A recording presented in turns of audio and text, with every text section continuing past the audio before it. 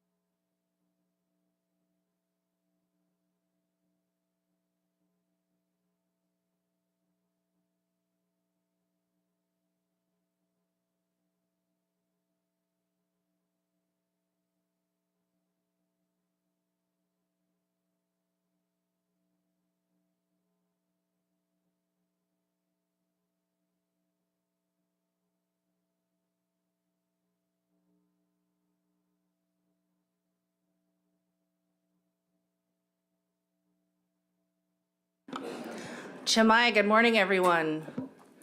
Welcome. My name is Marit Carlson Van Dort. I'm the chair of the Alaska Board of Fisheries. The time is 8:44 a.m. on Saturday, January 14th. I'm incredibly pleased to announce that there are 7 of 7 board members present. That's wonderful, and I would really like to welcome Mr. Stan Zare, our new board member, to the board. Good to see you here. Thank you for being here. At this time, we'll go ahead and go around the table and make board introductions, and I'll start over here with Mr. Carpenter. Thank you, Madam Chair. Good morning, everyone. Tom Carpenter from Cordova. Good morning, everyone. My name is Mackenzie Mitchell, Fairbanks. Good morning, Madam Chair. Good morning, everyone. I'm John Jensen from Petersburg. John Wood from Willow. Good morning, all, and Madam Chair. Mike Heimbuck from Homer. Good morning, Madam Chair and everybody. This is Stan Zare from the Village of Tanda. Thanks, and once again, I'm Marit Carlson Van Dort. I reside in Anchorage. And Mr. Commissioner, welcome this morning. Would you please introduce some of your staff today? Yeah, Doug Vincent Lang, Commissioner, Alaska Department of Fish and Game, and I'll introduce the head table here. We have our good Commercial Fisheries Director here, and Tom Talby is acting for for Dave Rutz, who recently retired at the last meeting, and then we have Lisa Olson working with the subsistence section, and they'll introduce their staff. Very good. Welcome, Sam. Thank you, Madam Chair, members of the board. My name's Sam Raybung. I'm the Director of Commercial Fisheries, and with us today is Forrest Bowers, our Deputy Director, Shalene Hutter, Regulations Program Coordinator, John Linderman, our AYK Regional Supervisor, Zach Liller, our AYK Research Coordinator, Chuck Brazil, AYK Management Coordinator, Dr. Katie Howard, our Salmon Ocean Ecology Program Lead Scientist, Sabrina Garcia, our AYK Regional Marine Research Biologist, Christy Gleason, our Yukon Fall Area Management Biologist, and Shane Ransberry, Yukon Fall Assistant Area Management Biologist, Bonnie Borba, Yukon Fall Research Biologist, Dina Jolin, Yukon Summer Area Management Biologist, Sam Decker, Yukon Summer Assistant Area Management Biologist, Fred West, Yukon Summer Research Biologist, Nick Smith, Kuskokwim Area Management Biologist, Ross Rennick, Kuskokwim Assistant Area Management Biologist, Sean Larson, Kuskokwim Research Biologist, Jim Menard, Arctic Kotzebue Norton Sound Area Management Biologist, Kevin Clark, Arctic Kotzebue Norton Sound Assistant Area Management Biologist, and Bill Templin, our Chief Fisheries Scientist. We've got a full house. Gang's all here. Thank you, Director Raybung. Deputy Director Tauby, would you please introduce the Sportfish staff today? Yes, thank you, Madam Chair. I would ask staff that they raise their hand or stand up so that the board can see them. Here today we have Jeff Defsison, the AYK Regional Supervisor, Klaus Wittig, our AYK Management Coordinator, James Severide, our AYK Research Coordinator, Andy Griska, the Tana Area Management Biologist, Brandy Baker, the Tana Assistant Area Management Biologist, Lisa Stubbe, the Yukon Area Management Biologist, John Cheithlick, Kuskokwim Area Management Biologist, Brendan Scanlon, the Northwest North Slope Area Management Biologist, and Allison Matter, the Regional Salmon Research Biologist. Thank you, Madam Chair. Thank you, Mr. Tauby. Ms. Olson. Thank you, Madam Chair. I'm very pleased to introduce subsistence staff to everyone today. We have Caroline Brown. She's our statewide research director for subsistence.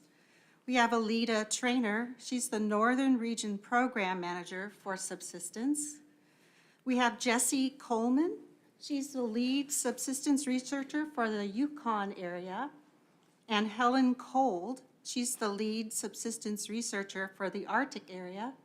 We also have Janessa Esquivel. She is, thank you, Janessa. She's here with us as a graduate intern on a project we're doing to document traditional knowledge of salmon on the lower Cusco. Thank you, Madam Chair. Thank you, Director Olson. Welcome, Mr. Pappas. Good morning, Madam Chair. George Pappas, Office of Subsistence Management, State Subsistence Liaison, and we have with us Holly Carroll, the Fish and Wildlife Service. She is the in-season federal manager for the Yukon drainage with a delegated authority from the Federal Subsistence Board. We also will have Aaron Moses, who is the Yukon Kuskokwim Delta Refuge Subsistence Coordinator. I don't see him here at the moment. And on Monday, we'll have some leadership from Office of Subsistence Management here. Amy Howard will be here. Good morning. It's great to be here. Thank you, Mr. Pappas. Good to have you all here today as well. Mr. Peterson. Good morning, Madam Chair, members of the board. Aaron Peterson with the Department of Law. Good morning. Captain Frenzel. Good morning, Madam Chair, members of the board. Aaron Frenzel, Alaska Wildlife Troopers, and with me is Sergeant Walter Blajeski out of the Bethel Post. Great. Thanks for being here this morning.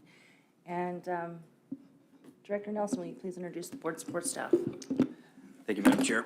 My name's Art Nelson. I'm the Executive Director for the Board of Fisheries. And with our staff here today, we have near the end of the table, Henry Lesia. He's our Publications Specialist and our Advisory Committee Coordinator for Southern Southeast.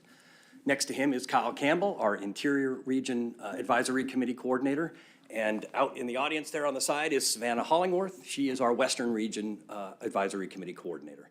We also have a number of advisory committee representatives here today. I know we have more than the names I'm going to list, but these are just the representatives that are going to be providing reports for the ACs here today. We have David Carl from the Central Bering Sea Advisory Committee, Alyssa Rogers from the Bethel Advisory Committee, Stanislaus Shepard from the Mid-Lower Yukon Advisory Committee, Denny Thomas Jr. from the Central Kuskokwim Advisory Committee, Barb Carlson from the Stony Halitna Advisory Committee, Carl Frank from the Minto Dena'ina AC, Karma Olvi from the Eagle AC, and Charlie Lean from the Northern Norton Sound Advisory Committee. Welcome to the meeting, and we really thank you all for your input and participation in the process. Madam Chair. Thank you, Director Nelson. And yes, thank you to the AC reps for being present here. It's really helpful. Appreciate your service. For those in the meeting room, if you have a hearing disability or need a little extra help hearing the meeting audio clearly, we have wireless headsets that tie into our sound system that could help you hear. You're welcome to request that from any of the board support staff sitting at the front table there. We'll get you set up if you need that. I would also ask people to silence your cell phones, especially those around this table, unless you want to buy lots of donuts.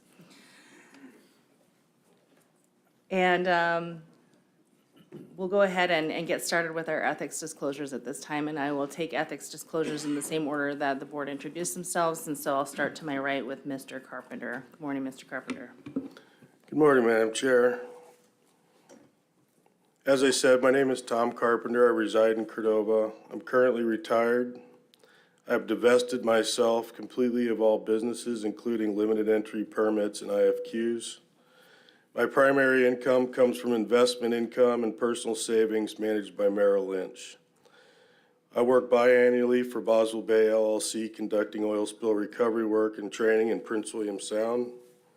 My wife is employed by the Cordova School District as an educator, and I, along with my wife and daughter, receive the permanent fund dividend, and I also receive a stipend for serving on this board. Neither I nor anyone in my immediate or extended family have any financial interest in any business which is related to fish and wildlife resources or belong to any organizations which any financial gain can be attributed. Upon confirmation, I resigned all my positions on boards, including the Copper River Prince William Sound Advisory Committee, as well as the Prince William Sound Aquaculture Board. There are no proposals before the board that will benefit myself nor anyone in my immediate or extended family. No member of my family or extended family is involved with any lawsuits against the state of Alaska or the Department of Fish and Game. And Madam Chair, I believe this statement to be true, correct, and complete. Thank you, Mr. Carpenter. Are there any board questions? Seeing none, Mr. Carpenter, I rule you can fully participate on the agenda that we have before us at this meeting. Ms. Mitchell. Thank you, Madam Chair. My name is Mackenzie Mitchell, and I have resided in Alaska since 2010. My immediate family consists of my mother and 2 brothers, all of whom reside outside of Alaska. In addition, I do not have any relatives that are from Alaska, reside in Alaska, or are involved in Alaska's fisheries. I will receive a stipend for service on the Board of Fisheries, and I do receive the permanent fund dividend as a resident of Alaska. I annually purchase a resident sport fish, hunt, and trap license for personal hunting and fishing recreation in the state. I teach economics and recreation management courses at the University of Alaska Fairbanks, and I am currently taking an aviation maintenance technician course. In addition to my work with the university, I work seasonally for hunting and fishing outfitters across the state, serving roles as sport fishing guide and hunting guide under a registered guide outfitter license, sport fishing guide license, and merchant mariner credential. In 2020 and 2021, I guided fishing charters in Prince William Sound in the Gulf of Alaska while basing out of the Port of Valdez. In the years prior to 2020, I guided fishing charters in the Gulf of Alaska basing out of the Kodiak Islands. I did not guide any sport fishing charters in 2022. I hold a commercial pilot certificate and flight instructor certificate and occasionally work providing flight instruction. I hold 2 business licenses in the state of Alaska, one for an air taxi service and one for a hunting and fishing outfitter company. Only the hunting side of the outfitting company is operational at this time, but it is my intent to at some point operate a sport fishing company in the South Central Sportfish area. Neither I nor any member of my immediate family are members of any organization or corporation that is involved in a lawsuit against the state, the board, or the Department of Fish and Game, or where the state, the board, or the department is party to the lawsuit. I do not believe that I have any conflicts with the matters before us, and I certify that to the best of my knowledge, the statement is true, correct, and complete. Thank you. Thank you, Ms. Mitchell. Any questions from the board? Seeing none, I rule that you may fully participate in the matters before us. Mr. Jensen. Yeah, thank you, Madam Chair. My name's John Jensen. I'm a small business owner and commercial fisherman residing in Petersburg, Alaska. I own and operate a recreational skiff rental business and marine storage facility. As a commercial fisherman, I hold permits in the red king and tanner crab fisheries in southeast Alaska. Other business interests include partnership in a real estate investment company, JHD Real Estate Investments LLC. My wife Pam works part-time as an administrative clerk for Petersburg Municipal Power and Light Department of the Petersburg Borough. I receive a stipend from the state of Alaska as a member of the Board of Fish. I'm also a member of the North Pacific Fishery Management Council and receive compensation for that. We receive an annual permanent fund dividend from the state of Alaska. I'm a lifelong resident of Alaska, and traditionally my family and I have always enjoyed hunting and sport fishing, and I participate in personal use fisheries. There are 3 members of my immediate family that are directly involved in the commercial fishing industry of Alaska. My oldest son, Jeremy, is a commercial fisherman. He owns and operates his own fishing vessel and holds permits in the following areas: Southeast Alaska golden king crab, and in Bristol Bay, a salmon drift gillnet permit. He occasionally participates in the Southeast tanner and red king crab fisheries. He's not the permit owner. My younger son, Sam, is a commercial fisherman. He participates as a crewman for Bristol Bay salmon, and Southeast Alaska. He owns permits for southern Southeast Alaska herring roe on kelp and dives for sea cucumbers. And I missed one. My older son, Jeremy, also has a northern Southeast Alaska herring pound roe on kelp permit. My brother Mark is a commercial fisherman. He holds permits in Southeast Alaska he has a drift gillnet permit and a hand troll permit and a Dungeness crab permit and a southern Southeast herring roe on kelp permit. With that, Madam Chair, I don't believe I have any conflicts with the matters before us. I certify that to the best of my knowledge, my disclosure statement is true, correct, and complete. Thank you, Madam Chair. Thank you, Mr. Jensen. Are there any board questions for Member Jensen? Seeing none, Mr. Jensen, I rule you can fully participate in the matters before us at this meeting. Mr. Wood. Thank you, Madam Chairman. In compliance with AS 3952, I'm John Wood, residing in Willow, Alaska. I have 3 children, none of whom is involved in any fishing-related work or business. I'm married to Mary Wood. I receive a pension from the state of Alaska after serving in the Alaska court system, the Anchorage Municipal Assembly, and as staff to the Alaska State Legislature. I also receive Social Security benefits and the Alaska Permanent Fund, as does my wife. I am also on contract with the state of Alaska on an hourly, as-needed basis, totally unrelated to any fishing issues. I fish recreationally and have a riverboat along with several rafts and other numerous gear, but I have no investments or other interests that are in any manner related to fishing work or business. I will receive a stipend for service on the Board of Fisheries. I have no personal or financial interest that constitutes a conflict of interest under the Alaska Executive Branch Ethics Act. My wife, Mary, is now retired. She is administrator of a trust composed of assets, none of which are related to any fish business. Neither I nor my wife or children have any interest in any business or organization related to fishery resources or in any proposal that may be considered by this board. There are no interests of a personal or financial nature that I nor any members of my immediate family has that may be affected by any of the proposals. Neither I nor any member of my immediate family or members of any organization or corporation that is involved in a lawsuit against the state, the board, or the department, or where the state, board, or department is a party to the lawsuit. I certify to the best of my knowledge the statement is true, correct, and complete. Thank you, Madam Chair. Thank you, Mr. Wood. Any questions from Member Wood? Seeing none, I rule that you may fully participate on the matters before us at this meeting. Mr. Heimbach. Thank you, Madam Chairman. I neglected to pull my written statement of conflict out, but I think I can wing it here. I'm a lifelong Alaskan. I've been a resident of Homer since 1975. I am now retired from commercial fishing. I own no assets nor participate in any aspect of business related to seafood. I do have a son and a brother that are still semi-active in commercial fisheries, and a daughter who is an advocate for some commercial fishing interests and also as a set netter in Kodiak. My wife is a retired school teacher here in Alaska, and we do both receive a PFD. I get an honorarium, a stipend for serving on this board here. And I have no conflicts, nor my wife or I, or anybody in our family associated with, in any manner, with any lawsuit against the state of Alaska, the Board of Fisheries, or anything associated with what we do today here. I have no conflicts, to the best of my knowledge, in any of the proposals before us here today, and I swear that this is all true to the best of my knowledge. Thank you, Mr. Heimbach. Good job winging it. Are there any questions? Seeing none, I rule that you can fully participate in the matters this week. Thank you. Welcome, Mr. Zare. Will you please put your ethics statement on the record? Thank you, Madam Chair. My name is Stan Zare, and I live in the village of Dena'ina on the Yukon River. I was born in Boston, Massachusetts, and moved to Alaska in 1973, and am married with 4 children, 3 of which reside in Alaska. I currently hold a CFEC Yukon River fish wheel permit, and my son has a similar gill net commercial permit.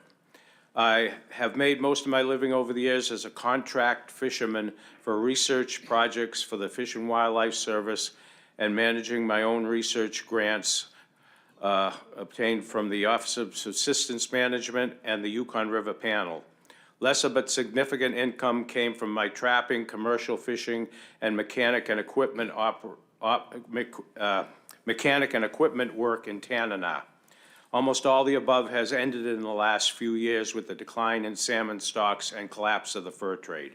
Presently, my income is derived from mechanic equipment work with the Dena'ina Tribal Council and City of Dena'ina, and as a contractor for 6 weeks in the summer for an ichthyophonus disease research project for the U.S. Fish and Wildlife Service. My wife and children were all raised at fish camp each summer, so they are affected greatly by subsistence as I am. My wife runs the environmental office at the Dena'ina Tribal Council. For many years, I have been secretary of the Yukon River Drainage Fisheries Association and chairman of the Dena'ina Rampart Manly Hot Springs Advisory Committee. Both were just given up to serve on this board. I receive a stipend for service on this board and also my Alaska PDF dividend. I have a permanent Alaska hunting, fishing, and trapping license, being 73 years old. I and no member of my family are involved in a lawsuit with the state of Alaska. I see no personal or economic potential conflicts with any of the proposals before us, except for proposals 82 and 88. I hereby state that the above is true, correct, and complete to the best of my knowledge. Thank you very much, Mr. Zare. And just for clarity, 82 and 88 primarily would potentially affect just your son's gillnet permit, right? Since we're dealing with gillnet specifications and that. And Yeah, the conflicts for those two were because of my son's net license permit. Very good, thank you. Any additional questions for Mr. Zare?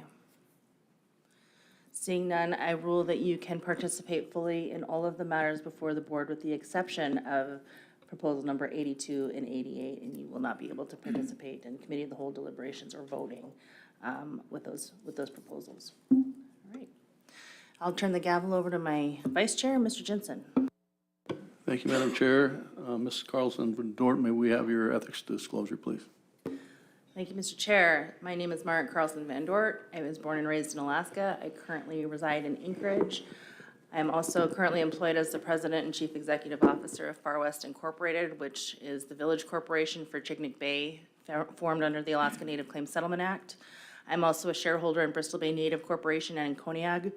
My significant other is a heavy equipment operator and member of the International Brotherhood of Operating Engineers, number 302. We both purchase resident sport fish licenses. I participate in subsistence when I can. Both he and I receive State of Alaska permanent fund dividends, and I receive a stipend for my service on this board. Neither I, my significant other, my employer, or any member of my immediate family have a financial interest in fisheries. Similarly, neither I, my significant other, my employer, or any members of my immediate family are involved in any lawsuits with the State of Alaska, the Alaska Department of Fish and Game, or the Board of Fisheries. Mr. Chair, this information is true, correct, and complete to the best of my knowledge. Thank you. Thank you, Ms. Carlson Van Dort. Are there questions or comments, board members? Seeing none, I really can participate fully in the matters before us, and I turn the gavel back to you, Madam Chair. Thank you, Mr. Jensen. All right, so some information before we get into staff reports, a little bit about access to board members. So we're here to work with you to develop policies and that regulate the fisheries of the state of Alaska, and it doesn't work without your participation and your providing information and sharing your knowledge with us. So we're available at breaks, before and after the meeting, at lunchtime sometimes, to meet with you and to learn from you. And so I would encourage you to share your information and to get to talk with board members. However, you can't do that behind this line. So there's a yellow and black line that, I think it's a yellow and black this week. That's called the sanctuary line, and we ask the public not to cross that line. If you'd like to speak with any one of us and you're trying to get our attention, just grab a staff member and they'll let us know that you'd like to chat, and we'll come across that line. So just wanted to let folks know about that.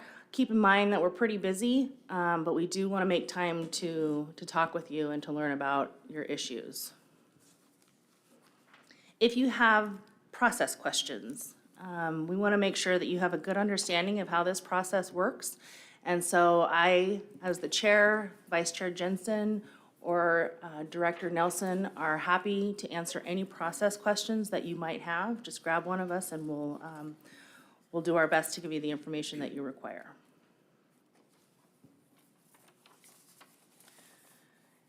The Alaska Board of Fisheries and ADF&G are united in support of fostering a respectful workplace, and we're committed to ensuring that our workplace and these meetings are free from negative, aggressive, and inappropriate behaviors. So harassment or aggressive behavior of any type is not acceptable and won't be tolerated. And certainly we appreciate everybody's assistance and cooperation in joining us and making sure we have a productive meeting. In accordance with the Open Meetings Act, the board staff has published notice in the Alaska Online Public Notice System. That notice is on the main website of this meeting as its designated posting place, and it's also distributed to a list of email recipients. I'm not going to take the time to read the notice here. You can look it up online, and there are copies that are available from the executive director for those who are interested in reading the complete text. Public notice and proposals were distributed to the local Fish and Game Advisory Committees. They're posted online, and they were also sent by email to interested organizations and individuals. Public comments were solicited, and the board has received copies of all of the on-time public comments, the timely public comments and timely advisory committee comments are available for the board's use, and they're also available to the public in the workbooks that are located at the back table in this room. So at the back of the room, there's a table, and it has lots of good material on there. I'd invite you to take a look at it and peruse it. Also, copies of the agenda for this meeting can be found on that table, and the agenda is tentative. It's subject to change, although I will do my best to try and stay on it as best as we can. A word about record copies. The board encourages the public to submit written comments on specific proposals or issues. Written public comments submitted before deliberations begin are limited to 10 single-sided or 5 double-sided pages in length. Please make sure that your written comments clearly state your name and your organization, if you represent one, at the top. It also is very helpful if you reference the particular proposal number that your RC is geared towards. Once deliberations on proposals begin at this meeting, the board will only accept written public comments that are no more than 5 single-sided pages or the equivalent double-sided, unless very specific information is requested by the board that requires more pages than is allowed under the standard. This year, the board is accepting RCs submitted electronically as a Word document or a PDF through the board's website. A link to the submission portal is prominently featured on the meeting page of our website, where all of the meeting materials for this meeting are posted. You can also turn in written materials to the board staff at the end of the table. Please note that unlike previous years, you only need to turn in 1 copy now. However, we won't print anything in color. So if you have something in color, we ask that you please provide 20 copies to the board support staff if that color is necessary for communicating whatever you need to the board. Individuals not attending this meeting can also submit written comments by fax to 907-465-6094.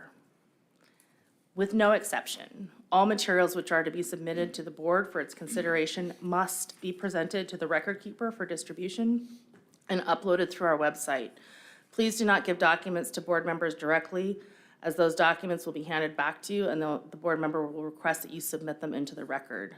All documents received at this board meeting will be assigned a log number called an RC, and all written materials submitted will be retained for the permanent record of the board. The record keeper will distribute copies of RCs in the morning before the meetings begin, after the noon break, and if there's an evening session, after the dinner break. This practice will ensure regular distribution of all written materials to all board members, as well as proper retention of board records as well. They're pretty good about getting these RCs to us quickly, and they're also incredibly good about getting them uploaded online. So if folks are looking for RCs, either in the room or folks that are listening in, those RCs are available on the meeting website, and they get up there pretty quickly. Just a couple more bits of information before we get rolling in staff reports. We'll talk a little bit about, I guess we can pause. We're not ready quite. When we get closer to public testimony, I'll give you some instruction on public testimony. But for those who would like to testify, I'll just say that there are some blue cards that are located at the table at the back of the room and that you will turn into the board support staff at the front table. Those guys here that recognized themselves earlier today. The tentative cutoff time for public oral testimony is going to be 10 a.m. tomorrow. We'll see where we get, how long it takes us to get through staff reports if we get started on public testimony this afternoon, and how much interest we have in public testimony. So right now, the tentative cutoff time is 10 a.m. That could be adjusted, so pay attention. But we'll shoot for 10 a.m. tomorrow. Thank you. Following public testimony, just in looking through the agenda, there's going to be 5 sessions of the board's committee of the whole. The committee roadmap shows which committees will be considered. In each committee session, everyone present is allowed to participate. There's no need to sign up for committee of the whole. And again, the agenda, which is available online or in the materials at the back of the room, shows where we tentatively plan to deliberate in between the committee group sessions. So while the subject the agenda is subject to change, we'll provide any updates along the way. And if you have any questions, again, about the process, please ask myself, Vice Chair Jensen, Director Nelson, or any other board support staff members. All right. I think that covers most of it for this morning. Gong. Let's go ahead and transition to staff reports. Mr. Wood. Just one item you normally caution the audience on, I'd like to do is give a caveat. There'll come a time during a meeting where the board will go into deliberations, at which time we don't have the interplay back and forth. So those people that would rely upon submitting a numerous of volumes of RCs, we have a limited amount of time to study them. So you'd be well advised to get your RCs in as early as possible rather than waiting to the last moment. Just word to the wise. Thank you for that, Mr. Wood. You know, we get lots of paper, and we do our very, very best to read through all of it. And so I think the advice and the guidance to try and get your paper into us earlier than later is a good one, in case we just kind of run out of time. Mr. Pappas, did you have a comment? Oh, Raybung, sorry. Thank you, Madam Chair. I apologize. I neglected to name one more of our staff members who is here, and that's J.D. Ferguson, a state pathologist. Thank you. Very good. Thank you for being here, JD. Mr. Pappas. I apologize, also did not introduce, we're going to have a RAC member, Myron Nanning from the YKD RAC, and also we will have, I believe, Charlie Wright from the Eastern Interior RAC. Thank you, Madam Chair. Excellent. Thank you very much. All right, let's go ahead and take about a 10-minute break while we get set up for staff reports, and then we'll get into those. Thank you.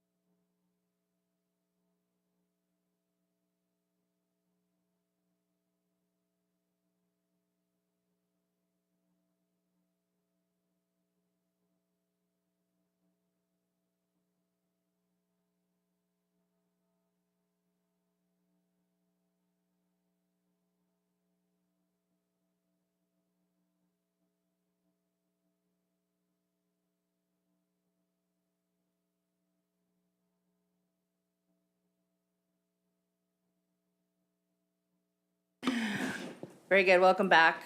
The time is 9:37, we're back on the record, and we're going to begin with staff reports. I believe the first one that we'll be taking up is Arctic Yukon Kuskokwim Region 2023 Escapement Goal Review.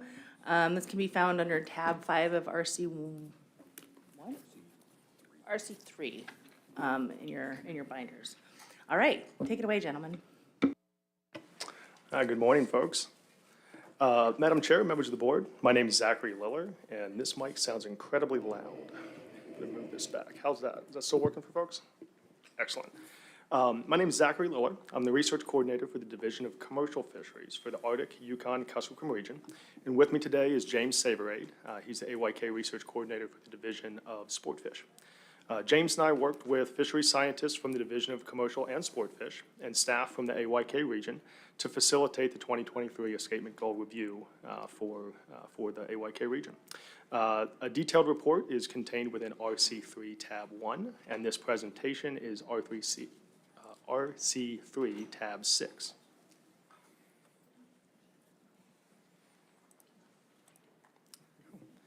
So throughout this presentation, I'll provide an overview of the 2023 Escapement Goal Review process.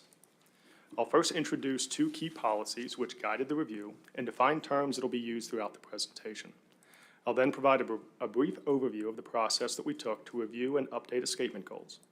And next, I'll orient the group to the existing escapement goals established for salmon stocks in the AYK region, followed by specific definitions made by the decisions, made by the Escapement Goal Committee. The review of escapement goals for salmon stocks that spawn in Alaska was based on the policy for management of sustainable salmon fisheries and the policy for statewide salmon escapement goals. Escapement goals in the AYK region have gone through 7 triennial escapement goal reviews since these policies were established. Escapement goals for Canadian origin Yukon River salmon are adopted by ADF&G based on recommendations from the bilateral Yukon River panel, following guidance contained in the Yukon River Salmon Agreement, which is Chapter 8 of the Pacific Salmon Treaty between the U.S. and Canada. Canadian origin salmon escapement goals are not included in this presentation because they're established through a separate process. However, we are happy to answer any questions that you may have during Q&A. There are 3 types of escapement goals found within the Sustainable Salmon Fisheries Policy, which have application to the AYK region. A biological escapement goal, or BEG, is a range of escapement that provides the greatest potential for maximum sustained yield. A sustainable escapement goal, or SEG, refers to a level of escapement that is known to provide for sustained yield over a 5 to 10 year period. It's used in situations where a BEG cannot be estimated or managed for. SEGs can be stated as either a range or a lower bound. An optimal escapement goals, or OEGs, are established by the board and are specific management objectives that consider allocative factors in addition to biological factors. OEGs may be the same or different than the BEGs or SEGs established by ADF&G. The AYK Escapement Goal Review process is best thought of as an ongoing cycle that repeats every 3 years. The cycle begins with ADF&G convening a cross-division review team. The review team inventories and updates escapement data sets and conducts escapement goal analyses. The AYK region shares escapement goal review plans and preliminary decisions with stakeholders prior to the Board of Fish proposal deadlines. And staff analyses lead to formal decisions to implement goal changes. Finally, our decisions are reported to the board through a memo, a written report, and oral presentations. The timeline this cycle was different compared to prior because the meeting was originally scheduled for January 2022. But COVID issues postponed the meeting 1 year. ADF&G decided that an additional year of data wouldn't change the outcome and developed all escapement goal decisions based on data available through 2020. Review activities began in April of 2020 and focused on data inventory, updates, and early analyses. Analyses were finalized and documentation of preliminary decisions were completed in 2021, including an advisory announcement to notify stakeholders of the department's review activities and options for engagement through the Board of Fish process. Final documentation was prepared in 2022. The AYK Escapement Goal Memo was released in March of 2022. However, record low chum salmon run sizes in 2021 and 2022 prompted the review team to revisit the drainage-wide Yukon River chum salmon BEG after the escapement goal memo was submitted to the Board of Fish. The stock of concern and escapement goal memos were read into record at the Board of Fish work session in October 2022. Following the work session, ADF&G identified a small change in the analysis for the Salter River BEG and amended the decision for publication in the final written and oral reports. And that timeline brings us to today in the AYK Finfish meeting. I'll now orient you to the AYK region outlined in red, which includes the Kotzebue Sound Arctic area shown in brown at the top of the map, the Norton Sound Port Clarence area shown in orange, the Yukon area shown in green, and the Kuskokwim area shown in pink. The management areas here are specific to the Division of Commercial Fisheries and are consistent with the structure of the escapement goal report provided to the board in RC3 Tab 1. I'll now orient you to the AYK escapement goals. Currently, there are 53 salmon escapement goals across the AYK region. 22 of the existing goals are established for the Kuskokwim management area, and nearly half of those are established for the Kuskokwim River Chinook salmon stock. There are 16 goals established for the Norton Sound management area, 13 for the Yukon management area, and 2 for the Kotzebue management area. The number of goals by species varies by area. There are 21 goals established for king salmon, and many of those goals are associated with a single Kuskokwim River stock group. There are 12 summer chum salmon goals, 7 coho salmon goals, 6 sockeye salmon goals, 4 pink salmon goals, all within Norton Sound, and 3 Yukon River fall chum salmon goals. There are 49 sustainable escapement goals, representing 92% of all goals in the AYK region. There are 4 biological escapement goals and no optimum escapement goals for the region. Before I delve into specifics, I'd like to quickly highlight the range of escapement goal decisions for the 2023 cycle. The review team has determined that 46 of the 53 goals be continued with no change, 1 goal will be revised, and 6 goals will be discontinued. The review team determined that no new escapement goals are warranted, and none of the escapement goal changes have implications for existing management plans.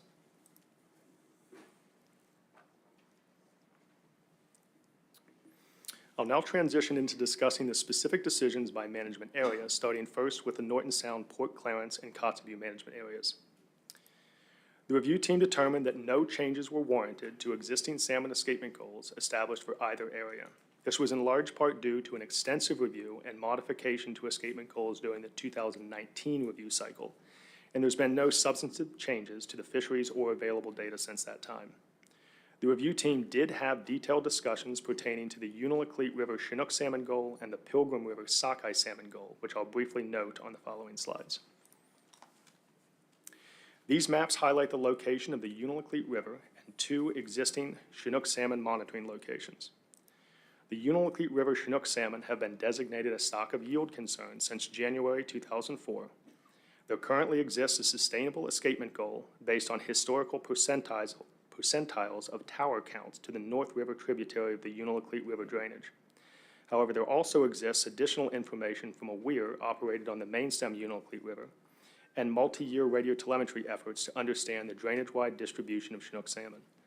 The review team determined that the tri-annual review of the North River Tower SEG was no longer beneficial. Instead, moving forward, we plan to develop a comprehensive escapement goal plan for the Unalakleet River Chinook salmon stock to include criteria for establishing a drainage-wide goal. The AYK review team also had detailed discussions surrounding the Pilgrim River Salmon Lake sockeye salmon escapement goal. This effort was aligned with prior commitments made to the Board of Fish during the 2019 AYK Finfish meeting. Salmon Lake is the northernmost notable spawning aggregate of sockeye salmon and is circled in red on the map. The lake has been fertilized since 1997, except for 4 years, by the Norton Sound Economic Development Corporation. The current SEG of 6,800 to 36,000 was established in 2019 based on historic percentiles of escapements past the Pilgrim River Weir, which is shown on the map as the red dot, minus upriver harvest. Concerns were expressed by stakeholders in 2019 that the upper bound of the goal was too high. and stakeholders suggested that additional information from salmon lake limnology and smolt outmigration studies could be used to establish a more informed goal. Subsequent efforts to review available data and estimate stock production have occurred. However, the AYK review team determined that any changes to the goal first require a better understanding of the long-term fishery objectives and fertilization plans. Currently, there is only a subsistence fishery for this stock, and the upper end of the escapement goal does not limit subsistence harvest opportunity. I'll now move on to specific escapement goal decisions for the Yukon management area. The review team found that the existing BEG range for Chena River Chinook salmon should be revised, and that the existing goal for the Salter River Chinook salmon remain unchanged. These decisions acknowledged a roughly 34% increase in new data and more robust results from a state space model that incorporates all sources of error into the analysis. BEGs for these stocks leveraged optimum yield profiles derived from spawner-recruit relationships. The review team sought BEG ranges that maximize the probability of achieving maximum sustained yield while minimizing the probability of overfishing. A goal with a range that is sufficiently broad to be useful for management was also desired. The revised goal for the Chena River and the existing goal for the Salter River have a 70% chance of achieving 90% of maximum sustained yield. Although no action was taken this cycle, we wanted to take a moment to update you on some recent advancements that may have future implications for Yukon River Chinook salmon escapement goal reviews. It's important to understand that Yukon River Chinook salmon consist of hundreds of distinct spawning populations that aggregate into 3 large-scale genetic reporting groups, or substocks, that are relevant to fisheries management. And those are the lower U.S., middle U.S., and Canadian stock components. Substantial new modeling initiatives have been completed within the past 1 to 2 years that produce a historic time series of total abundance and escapement for each of the major stock groups, and contribute noteworthy analyses to understanding implications of escapement quality and tributary diversity when setting escapement goals on stock aggregates. The review team will consider these new information in future review cycles. We'll now transition from Yukon Chinook to coho salmon. The review team determined that discontinuing the coho salmon SEG range on the Delta Clearwater River, or DCR, is warranted because it provides an unreliable index of coho salmon escapement for the Yukon River drainage and is not used to make fishery management decisions. The DCR is located within the red box on the map and is far upriver from where mainstem Yukon River commercial and subsistence harvest occurs. The timing of escapement surveys occurs after fisheries have ended. The figure on this slide demonstrates that the coho salmon escapement has a poor relationship with drainage-wide abundance, which is the top figure, and also escapement, the bottom figure, as indexed by the Pilot Station Sonar Project, which is shown on the map as a red dot. As such, in-season management of mainstem fisheries has no ability to predictably affect coho salmon escapement to the Delta Clearwater River. Within the DCR, the escapement goal is not used to make recreational fishing management decisions. ADF&G will continue to monitor escapement to the DCR and surrounding tributaries and can manage mainstem and Tanana River fisheries using information from the Pilot Station Sonar Assessment Program. Before we wrap up discussion of Yukon salmon, I want to briefly comment on Yukon summer chum salmon, which was considered by the review team. Record low run sizes in 2021 and 2022, concurrent with poor returns of other Yukon River salmon, resulted in no salmon-directed harvest opportunities in either year and extreme economic, cultural, and food security hardships. As such, the review team conducted a preliminary review of the Yukon area summer chum salmon BEG of 500,000 to 1.2 million. And that review was conducted in September of 2022 after the Board of Fish memo was submitted. The purpose of that evaluation was to determine if sustainable harvest could be identified at levels below the lower bound of the goal range. Analyses confirmed that escapements less than 500,000 should produce sustainable yield. However, the AYK review team decided that changing the goal was not warranted for several reasons, one of which is that the existing goal is set to provide the greatest potential to achieve maximum sustained yield, and it's the board's authority to establish an optimal escapement goal should it want to consider social and allocative factors. I'll now shift focus to the Kuskokwim River Chinook salmon.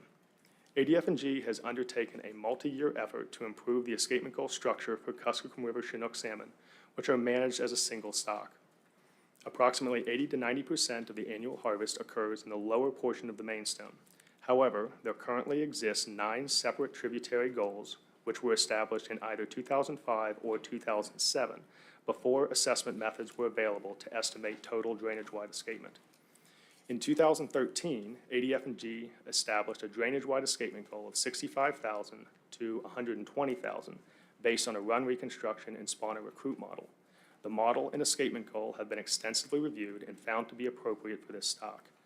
Leading into the 2023 review cycle, the review team planned to streamline the escapement goal structure and align remaining goals with management needs. The review team determined that discontinuing SEGs based on one-time peak aerial surveys for the Kuskokwim River, Aniak River, Salmon River, which is a tributary of the Aniak, and the Chinitnuk and Gagaraya rivers, which are both tributaries of the Swift River drainage, was warranted. Each of these goals are based on outdated methods, uncertain data sets, and were redundant with escapement goals established at nearby locations based on weirs. ADF&G will continue to conduct annual aerial surveys in each of these systems, and results will be used as inputs to the drainage-wide run reconstruction model used to assess the drainage-wide escapement goal. Discontinuation of the 5 aerial survey-based SEGs that I just mentioned will result in a streamlined escapement goal structure for the Kuskokwim River Chinook salmon.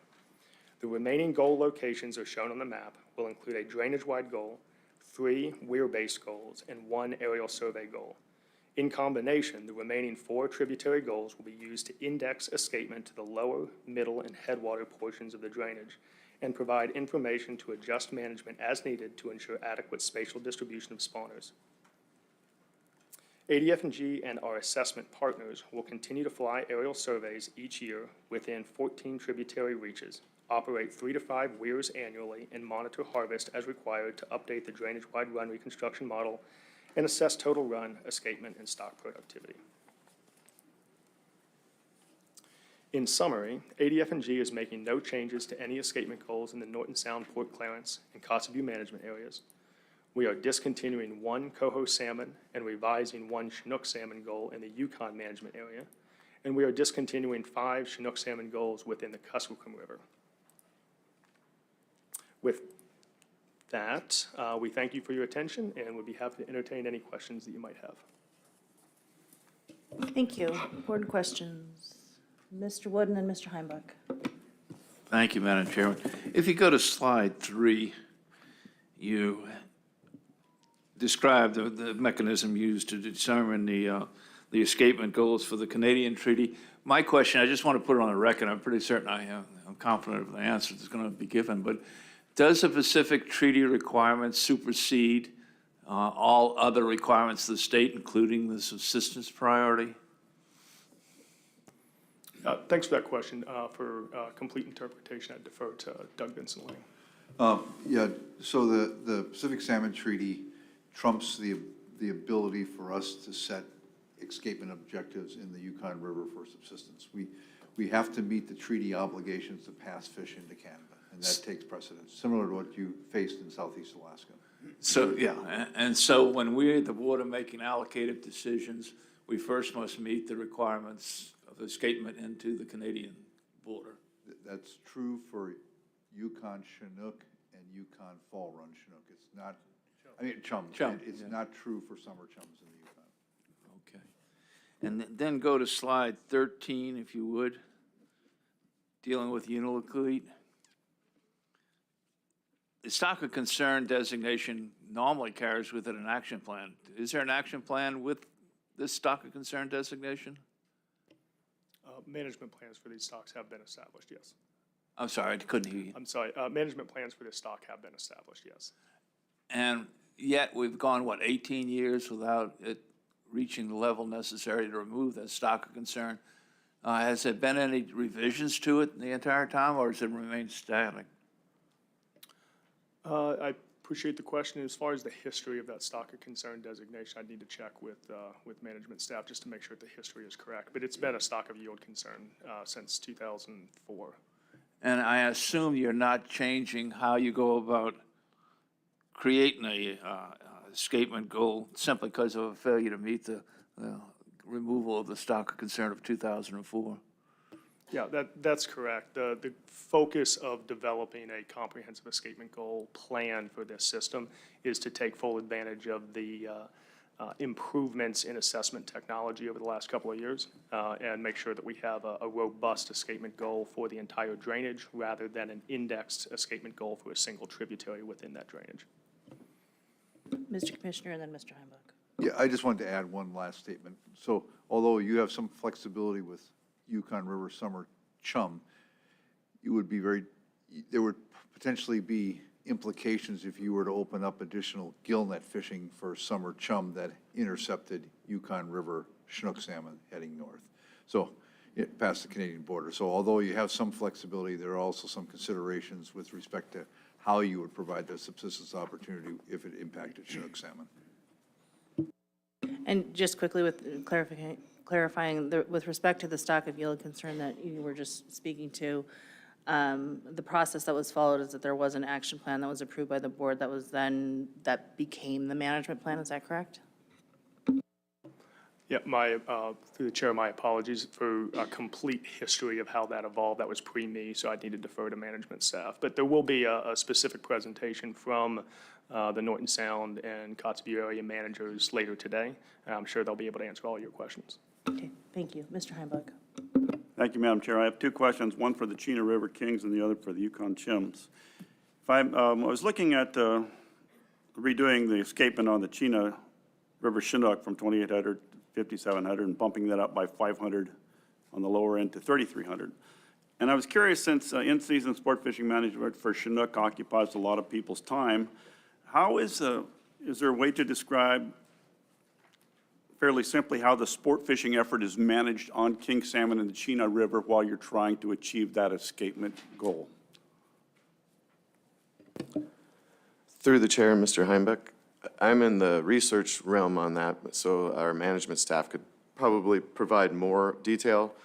But our sport fishery management in the rivers tends to mirror what's happening with commercial fisheries management in the lower river. So if we're seeing a poor run and there's getting restrictions to harvests and subsistence users in the Yukon itself, that typically will trigger some management action for sport fish division in the tributaries.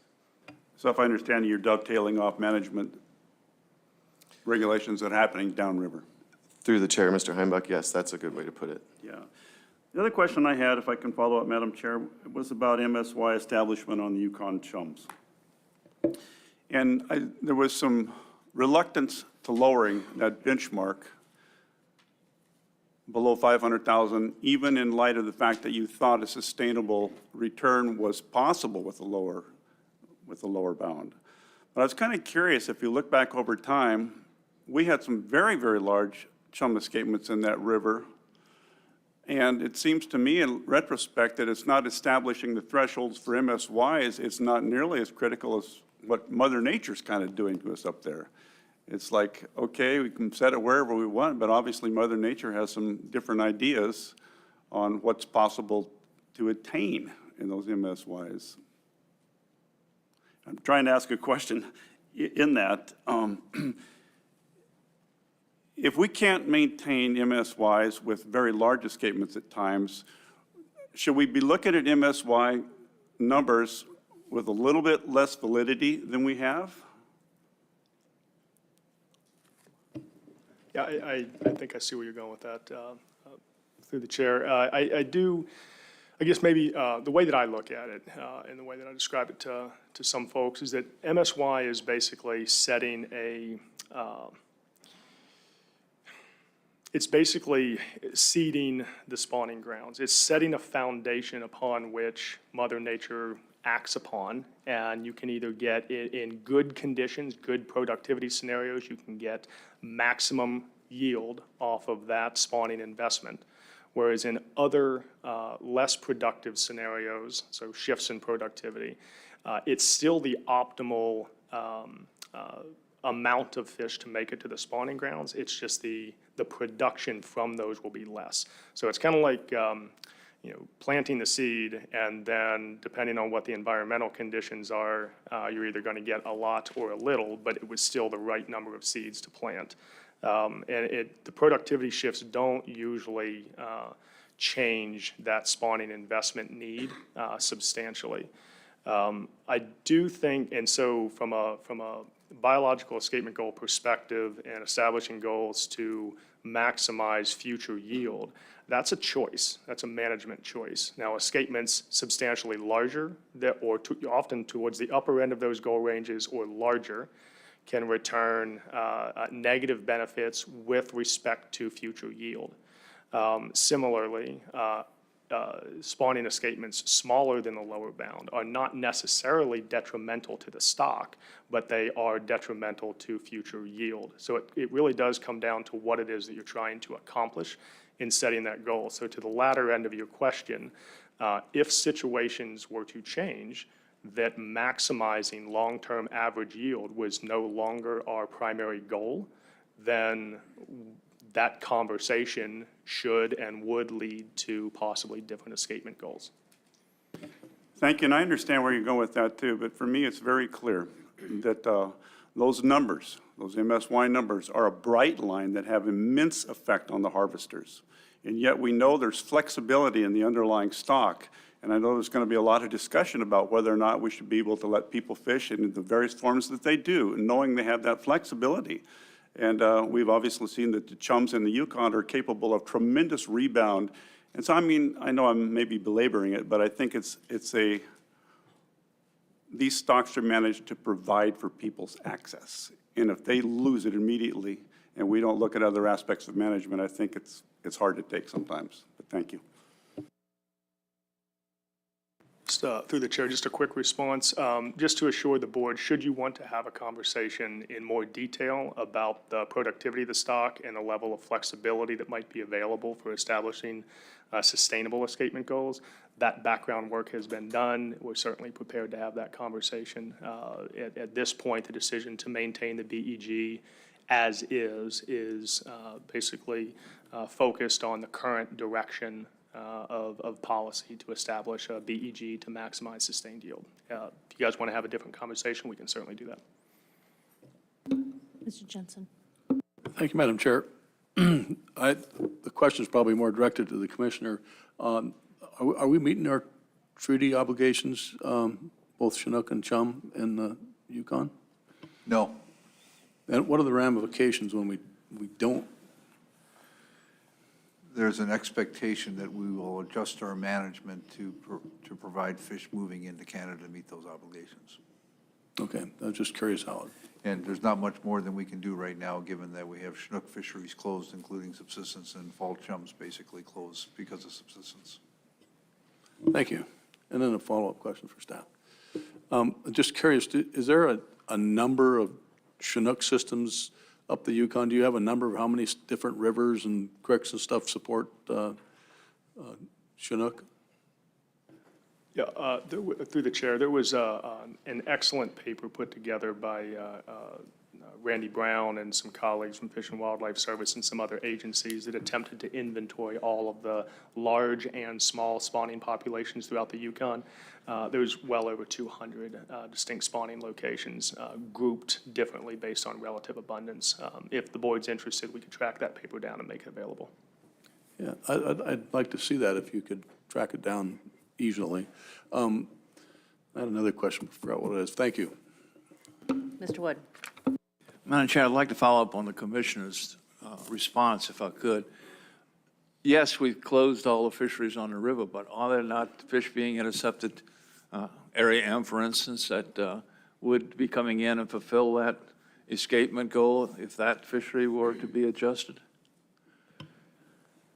We're talking primarily about fall chums, and there's a very low intercept of fall chums in Area M. But again, we are looking at that fishery, and at the appropriate board meeting, we'll come prepared to talk to you about the intercept of different fish in that mixed stock fishery. Okay, and if you develop an approach prior to that, I'd appreciate knowing it. Certainly. Thank you. Are there other fisheries where those fish are being harvested? I mean, where are those fish being harvested? I know it's not just potentially one location. I mean, are there there other things that the board should be aware of?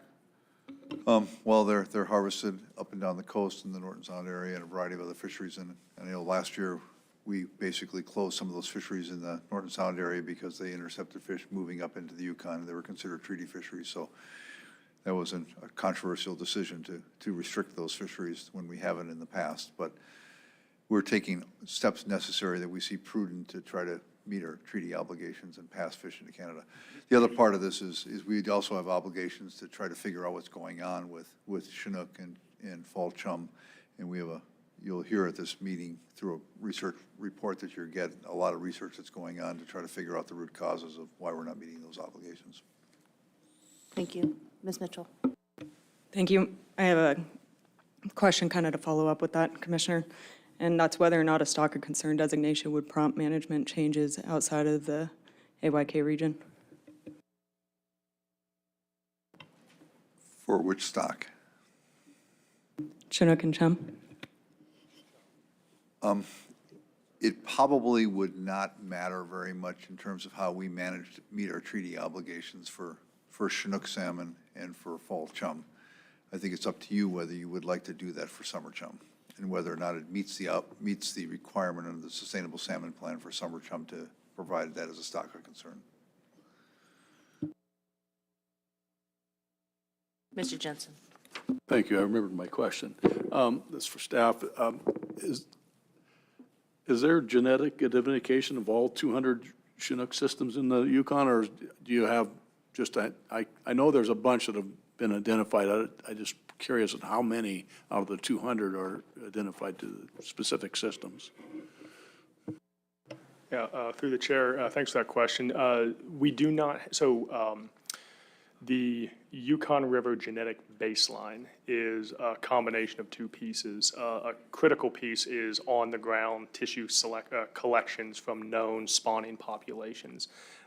There was recently an effort that was largely funded in part by the Yukon River Panel Research and Restoration Fund that helped to bolster those collections.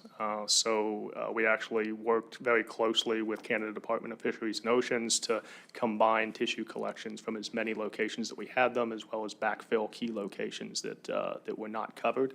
It's not critical to get tissue collections from every spawning population, but the current baseline does have nearly all of the major spawning populations covered. And that has, within just the last couple of years, severely improved our ability for stock differentiation down to a variety of different reporting groups, including individual assignment of fish to known locations. So our genetic tools have increased substantially in recent years. Okay, and then a quick follow-up of the 200 individual systems in the Yukon, how many are in Canadian waters versus how many are in U.S. waters? Thanks for that question. Through the chair, that is summarized quite well in that paper that I spoke to earlier. So I'll track that down and you'll have all of those details. They did a fantastic job of summarizing the inventory there, and I think it'll answer a lot of those questions. Well, thank you. I appreciate that. Thanks. I got a couple questions, if I might, and I might.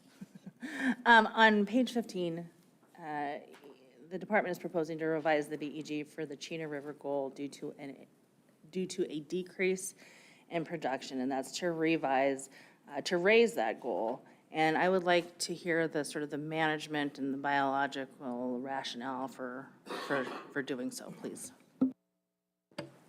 Madam Chair, the revision comes about when we see this decrease in productivity, and it's mostly within the last 10 to 15 years. When you're in that situation, if you have one spawner and you get, let's say, 4 recruits back, when you see a decrease in productivity, that return per spawner goes down.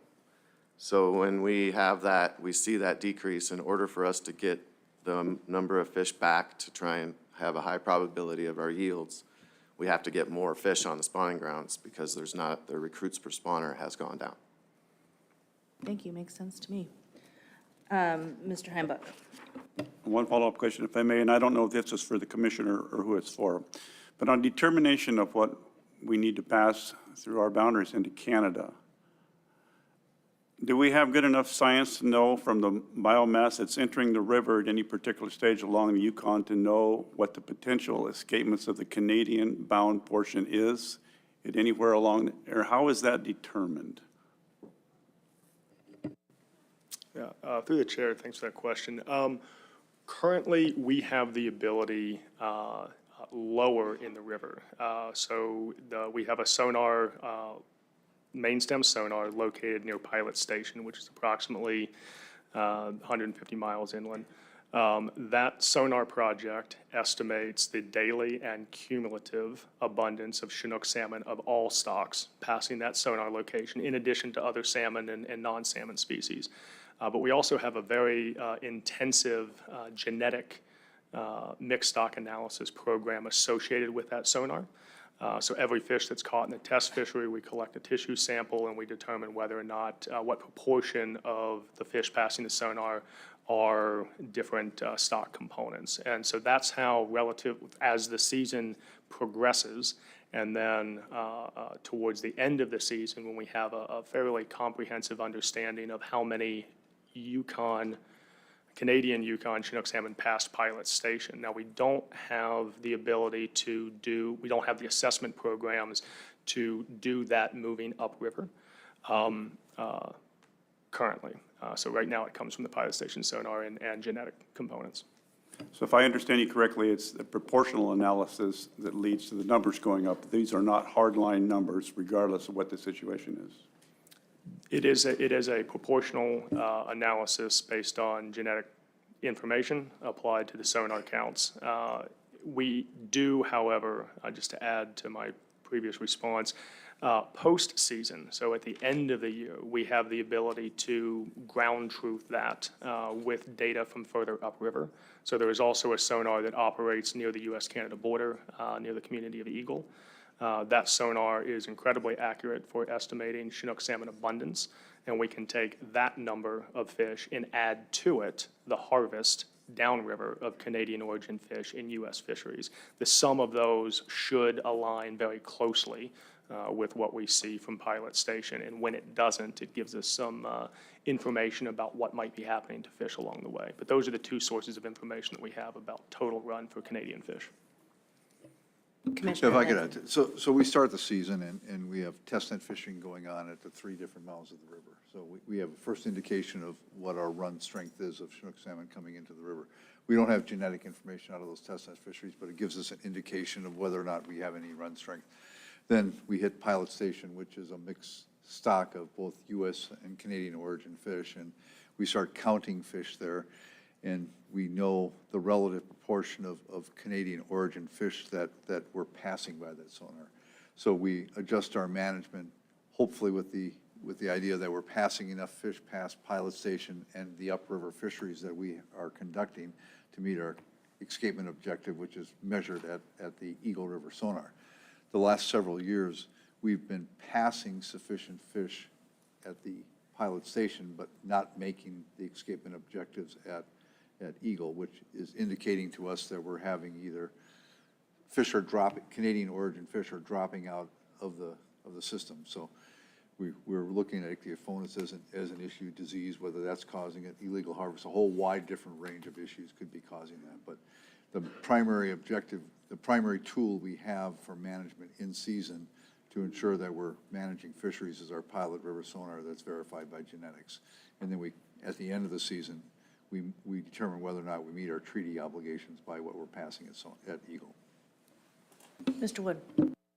Commissioners hit on exactly where I was heading. When I was talking with a bunch of people up in Dena'ina, they were telling me that the number of fish that are being counted at Pilot Point are nowhere close to what's passing by their sites, et cetera, or reaching Eagle. And they call them missing fish, okay? I saw somewhere recently where the department's undergoing some kind of study to find out what's happening with these, quote, missing fish. What is the extent of the study? How are you going about doing it? Are you trying to document that there's some harvesting going on that we don't know of, or what are you doing? I guess is what I want to know. So you're going to be hearing a couple of reports coming up here that give you a better idea of what we're doing out there, but we're looking at ichthyophonus as a major cause of what's happening to fish between pilot and eagle sonar. That's one hypothesis that we have, is that these fish are dying because of disease. So we have a multi-year study in place to look at that question. We are also looking at whether or not we would like to place an additional sonar somewhere between pilot and eagle to try to get a better handle on what's happening in that 1,000 miles of river between the two. And that's going to involve some radio telemetry work with king salmon sonar to figure out whether we're going to place it, where we're going to place that in the river, above the Tanano, below the Tanano, or where. So there's a lot of work going on that you'll hear about in subsequent presentations, but we are looking at those very questions to try to figure out what's happening in that river. Thank you, and I encourage you to continue with that vein. Mr. Carpenter. Thank you, Madam Chair. The last conversation had a lot to do with the question that I was going to ask about how we're enumerating king salmon at the pilot station sonar and then calculating the actual rate that's passing into Canada at the eagle sonar. And some of the diseases that have been identified that could be partly responsible for that treaty obligation not being met. I guess one thing that I was considering, and it's very valuable to understand, and one thing that I was thinking about the last couple of weeks was the addition of another sonar somewhere between pilot station and eagle to be able to see what the drop-off point of these fish are.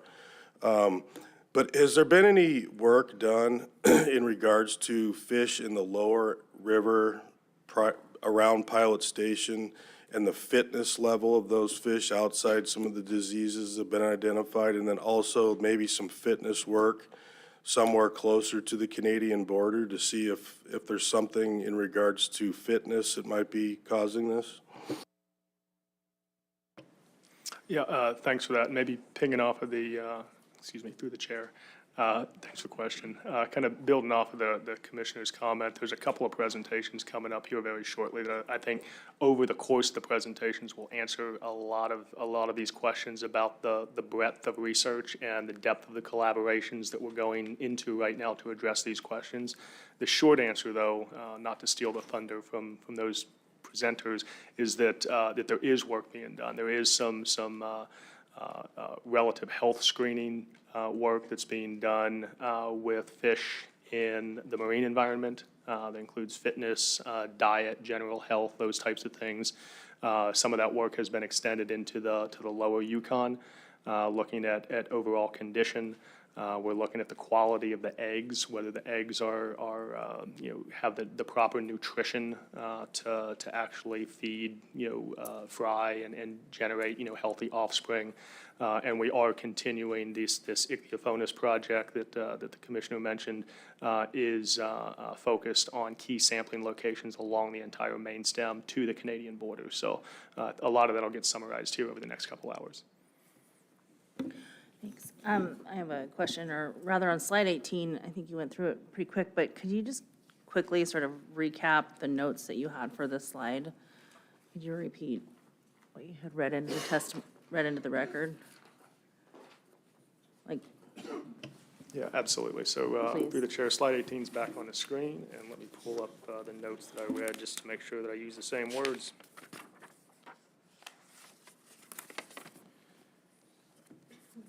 Okay. So the purpose of this slide was to briefly comment on Yukon summer chum salmon, which the review team did discuss. In particular, the rationale for the review team really taking on an evaluation of this stock was because of the record low run sizes in 2021 and 2022. As we mentioned earlier, these record low summer chum runs were concurrent with extremely poor returns of other Yukon River salmon, which for the first time resulted in no salmon-directed harvest opportunities of any kind in either year. That was a first for the Yukon management area. And obviously that had extreme economic, cultural, and food security hardships. As such, the review team conducted a preliminary review of the Yukon area summer chum salmon biological escapement goal, which is currently 500,000 to 1.2 million, And as I mentioned during Q&A, the purpose of that goal is to maximize long-term average yield. We conducted that preliminary analysis in September of 2022. That was after the Board of Fish memo was submitted, so it wasn't included in that memo. However, we did comment on that analysis during the work session. Ultimately, our analysis did confirm that escapements less than 500,000 should produce sustainable yield. However, the review team decided that changing the goal was not warranted for several reasons. One of which is that the existing goal was set to provide the greatest potential to achieve maximum sustained yield, and it's the board's authority, not the department's, to establish an optimal escapement goal should it want to consider social and allocative factors. The detailed written report that we provided to the board has a more extensive discussion of that deliberation amongst the review team and why we chose not to make a change without going through this board process, including a little bit more discussion about what our rationale was. Thank you. I can say that I appreciate,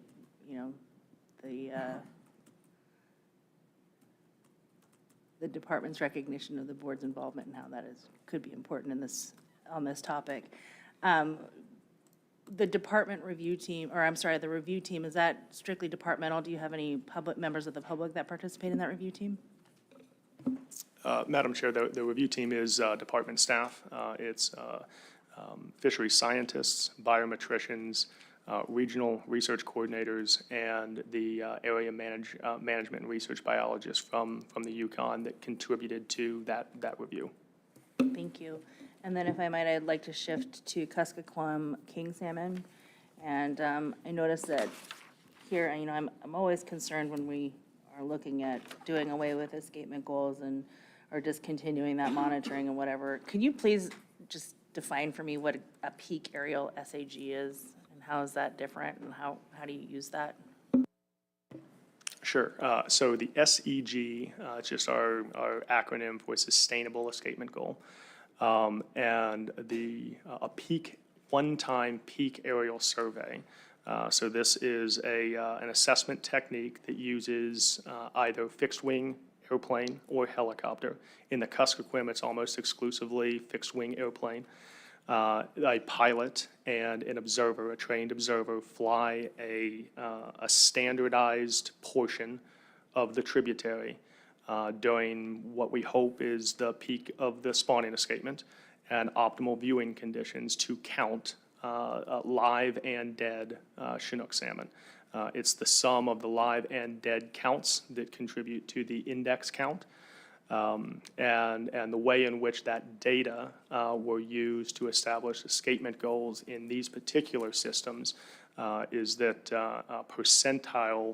percentages of the historical spawning escapement data set were used to bracket the lower and upper end of the escapement goal, with the idea that if you keep escapements consistent with what we've seen in the past, assuming that you were happy with the harvest opportunities and production that came off of that, continuing status quo should continue those fishery status quos moving forward. It's a very, very general way of looking at it. There's been a lot of work looked at evaluating what those historical percentages should be based on data quality, the type of fishery, things like that. But that's the short version of how those escapement goals were established. I think the key point, and I understand the apprehension to seeing the department get rid of escapement goals, I think it's critical to recognize that we're not getting rid of assessment. The assessment is still a high priority. The aerial survey assessment in those specific tributaries is still a priority for the department. It's actually essential data that feeds into the model that allows us to determine the drainage-wide escapement and evaluate the drainage-wide escapement goal. And we are continuing to maintain tributary escapement goals nearby using data from WEIRS, which is generally speaking, a much more high-quality escapement count. And those WEIR-based escapement goals provide the information for the department to understand whether the spatial distribution of spawners is adequate. Thanks. That's very helpful. And I think you answered my question, but so overall, it sort of feeds into these numbers while going away. So it's really the weir count numbers, if I understand it, that will be feeding into informing the overall SEG. Is that correct?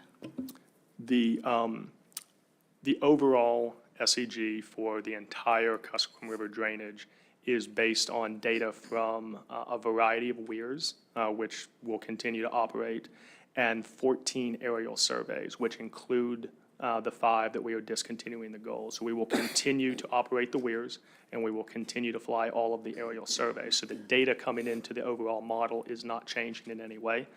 It's just which tributaries we have goals on. Thank you. And just for a bit of history, and I'm not sure if you're the person to provide this or not, but in 2013, what was the biological benefit of the streamlined escapement goal? I can understand what a management one would be, but what was the biological rationale for doing that? Madam Chair, the biological rationale for setting a drainage-wide escapement goal? Yeah, primarily, it's because the Kuskokwim River stock is one unit. And having an escapement goal that is aligned with the biological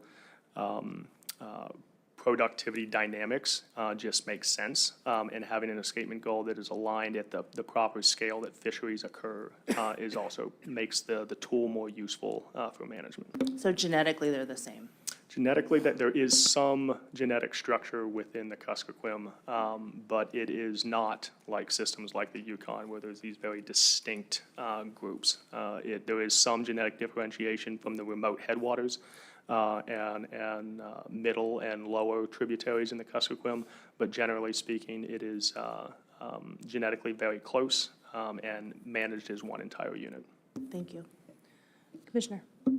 I just wanted to add one last statement regarding the research program. The department's conducting a lot of research, but unlike many other areas of the state, this is a very collaborative research program. We have a lot of efforts undergoing with the U.S. Fish and Wildlife Service, as well as with the National Marine Fisheries Service and some of the offshore work. So this is not something that we understand that we can do alone, and we have to do that within partnerships with other people. The other groups we're working closely with is some of the groups along the river that are private entities representing various Native associations and Native groups that we're working on how to place a sonar in place. So it's a very collaborative effort, and I wanted to acknowledge that moving forward. It's just not our effort. Thank you. Mr. Carpenter. Thank you, Madam Chair. Just a kind of a general question specific to these slides in general.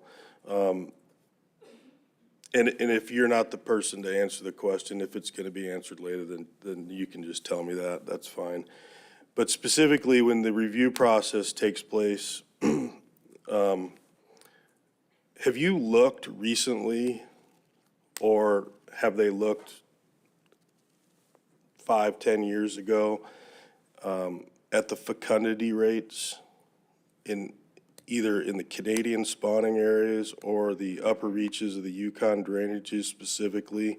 Because we've seen this anomaly across the state where fish are getting smaller and the fecundity rates are definitely changing. And I'm just curious if when you're reviewing and going through this process of looking at these goals, do you take that information and do you utilize that? Yeah, through the chair, when that data, those types of data are available, we do consider that in our review discussions. This particular slide, slide 16, this is one that I threw up here for the board's benefit, just to kind of, and the stakeholders as well, to tip folks off that there is a lot of new information available that will be able to be considered in future review cycles for specifically Yukon River Chinook salmon. The department staff, variety of federal agencies, and specifically the Yukon River Panels Joint Technical Committee have been doing, including academic organizations as well, have been doing a lot to look at quality of escapement issues, issues of changes in fecundity, and what that means within the context of setting escapement goals for aggregates, for groups of fish, especially in uncertain times and changing productivities.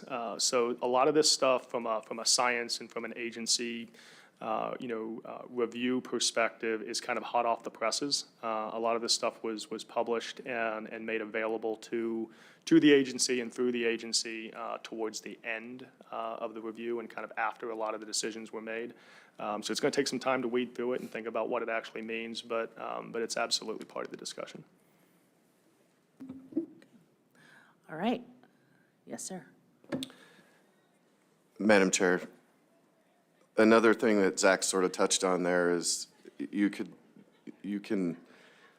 we don't have a lot of active research projects that are looking straight at fecundity, but when we have enough spawner recruit information over the years and we can do these models, some of that, if the fecundity is going down, that's where we probably not get as many recruits per spawners back. So when we see these productivity shifts, we don't necessarily know what exact mechanism it is, but some of that is inherently built into the model. Okay. I don't see any other questions. Thank you very much for your presentation today, and thanks for the discussion. Next up is AYK Chinook and Chum Salmon Marine Research Overview.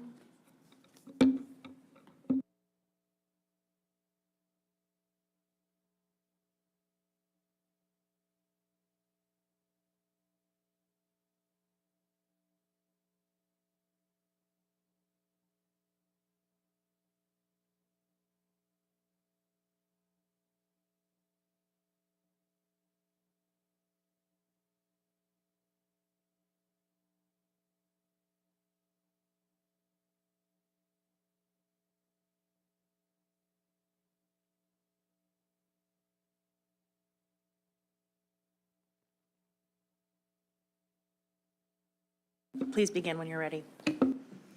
Good morning, members of the board. My name is Sabrina Garcia, and I am the marine research biologist with the Arctic Yukon Kuskokwim region and part of ADF&G's Salmon Ocean Ecology Program.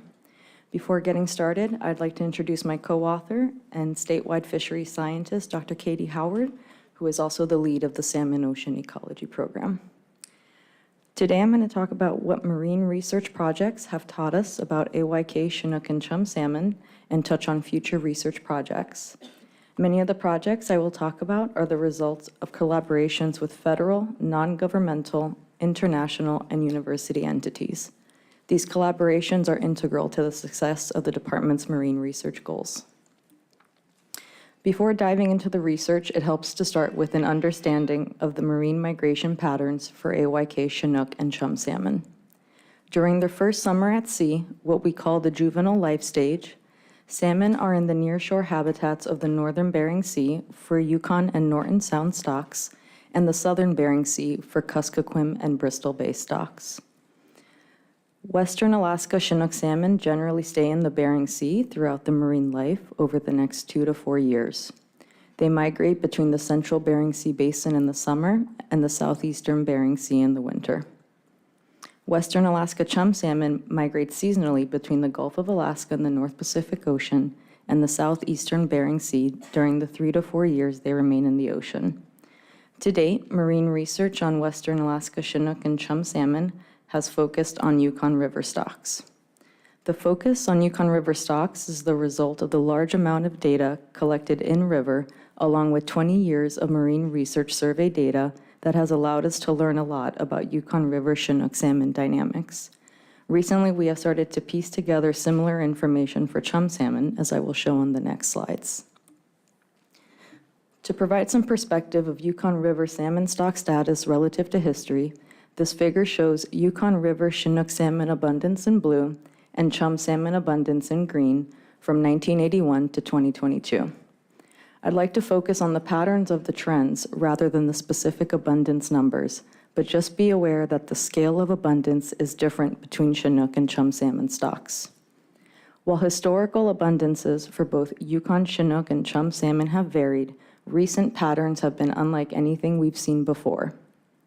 For Chinook salmon, we've seen chronic poor abundance for over 10 years, and in 2022, there was the poorest abundance ever observed. For chum salmon, we've started seeing poor abundance in 2020 through 2022. While both Yukon stocks are in decline, the timing and nature of the decline has been different for these species. So the questions we have are, what is driving these concurrent declines in Yukon River Chinook and chum salmon? Are both of these important salmon species responding to the same drivers? And at what life stage is the problem occurring? One of our long-term projects is the Northern Bering Sea Juvenile Salmon and Ecosystem Survey. This project was initiated by NOAA in 2002, and ADF&G joined as project partners in 2010. The survey location is shown by the white box, where surface trawl gear samples fish in the upper 60 to 70 feet of the water column across a standardized grid of stations. The survey location is the primary rearing habitat for juvenile salmon from the Yukon River. Juvenile salmon are assessed in September, after they have spent a few months in the ocean and just prior to their first winter at sea. These surveys have occurred annually for the past 20 years. Using the juvenile Chinook salmon catch from this survey, along with genetic stock composition analysis, we can estimate the number of juvenile Yukon River Chinook salmon in the Northern Bering Sea, which are shown by the gray figures on this bar. The gray bar on this figure. The black line shows the average juvenile abundance across the time series. The blanks represent years when the survey didn't operate in 2008 and 2020. Again, rather than focus on specific numbers, I'd like you to notice the trends over time. Juvenile Yukon Chinook salmon abundance has been variable through time, but has been consistently below average for the last 5 years. The 2022 juvenile Yukon River Chinook abundance is preliminary, so it is shown in a different color than the rest of the time series. What we see that's really exciting is that there is a very strong relationship between the abundance of juvenile Yukon River Chinook salmon, which is shown on the bottom axis here, and as a reminder, these are fish that have just spent their first summer in the ocean, and the number of adults shown on the left axis that return in future years from those juveniles. When we see more juvenile Chinook salmon in our survey, we tend to see more adults return from those juvenile cohorts. This relationship gives us two important pieces of information. First, it tells us that marine survival after we catch juvenile Chinook salmon in the survey is relatively stable across time. It also helps us pinpoint the life stages that are most important to determining productivity and abundance of adult returns in future years. For Chinook salmon, the important period for determining the strength of future run sizes is sometime before we catch the juveniles in September. So sometime between when we measure spawners on the spawning grounds and when we assess juveniles in September in their first year in the ocean. This may implicate freshwater or early marine drivers of production or both.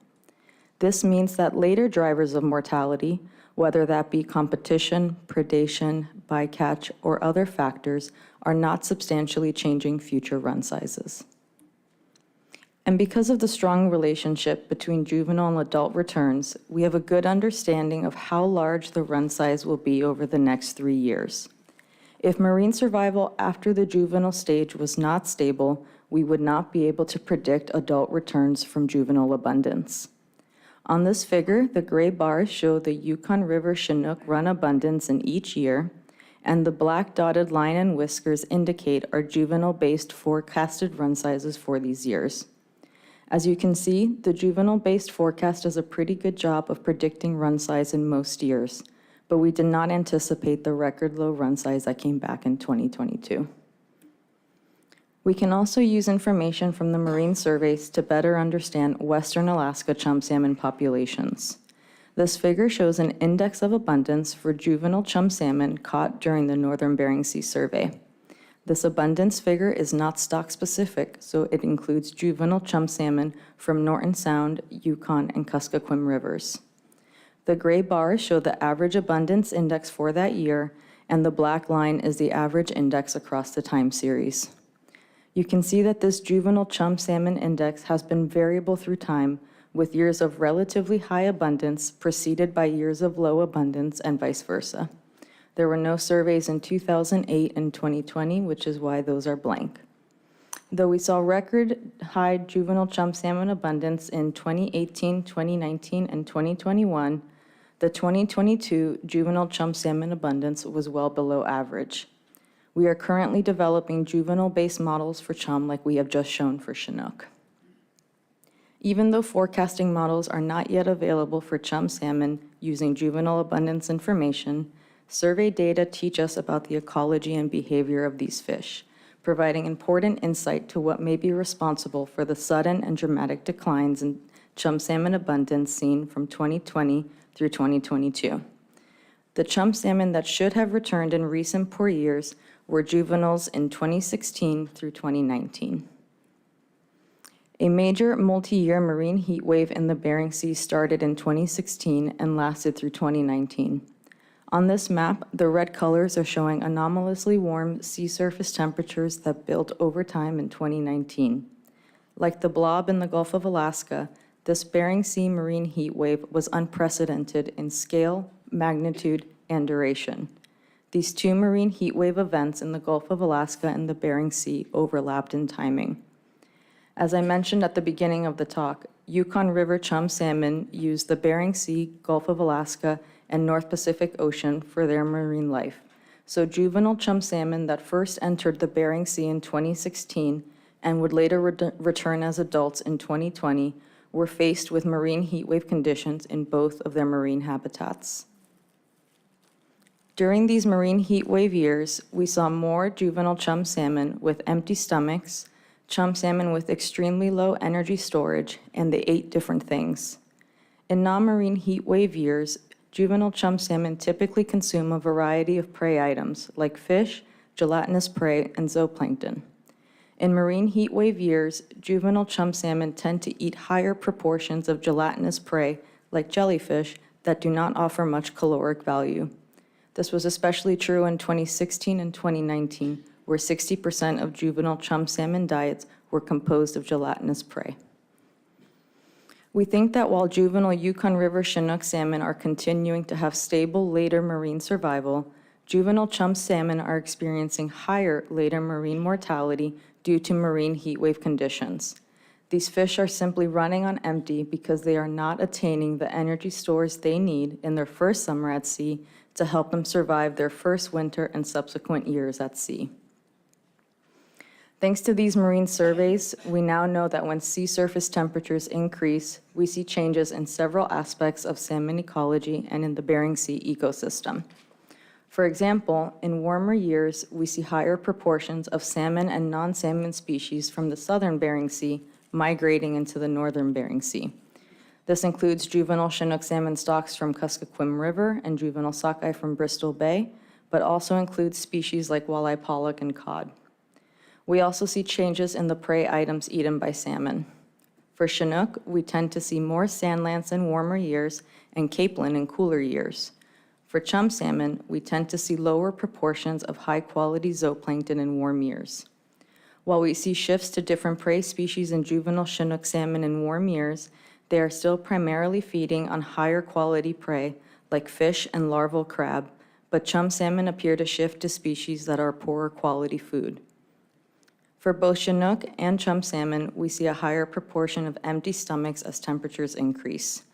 Finally, both Chinook and chum salmon exhibit lower condition in very warm years.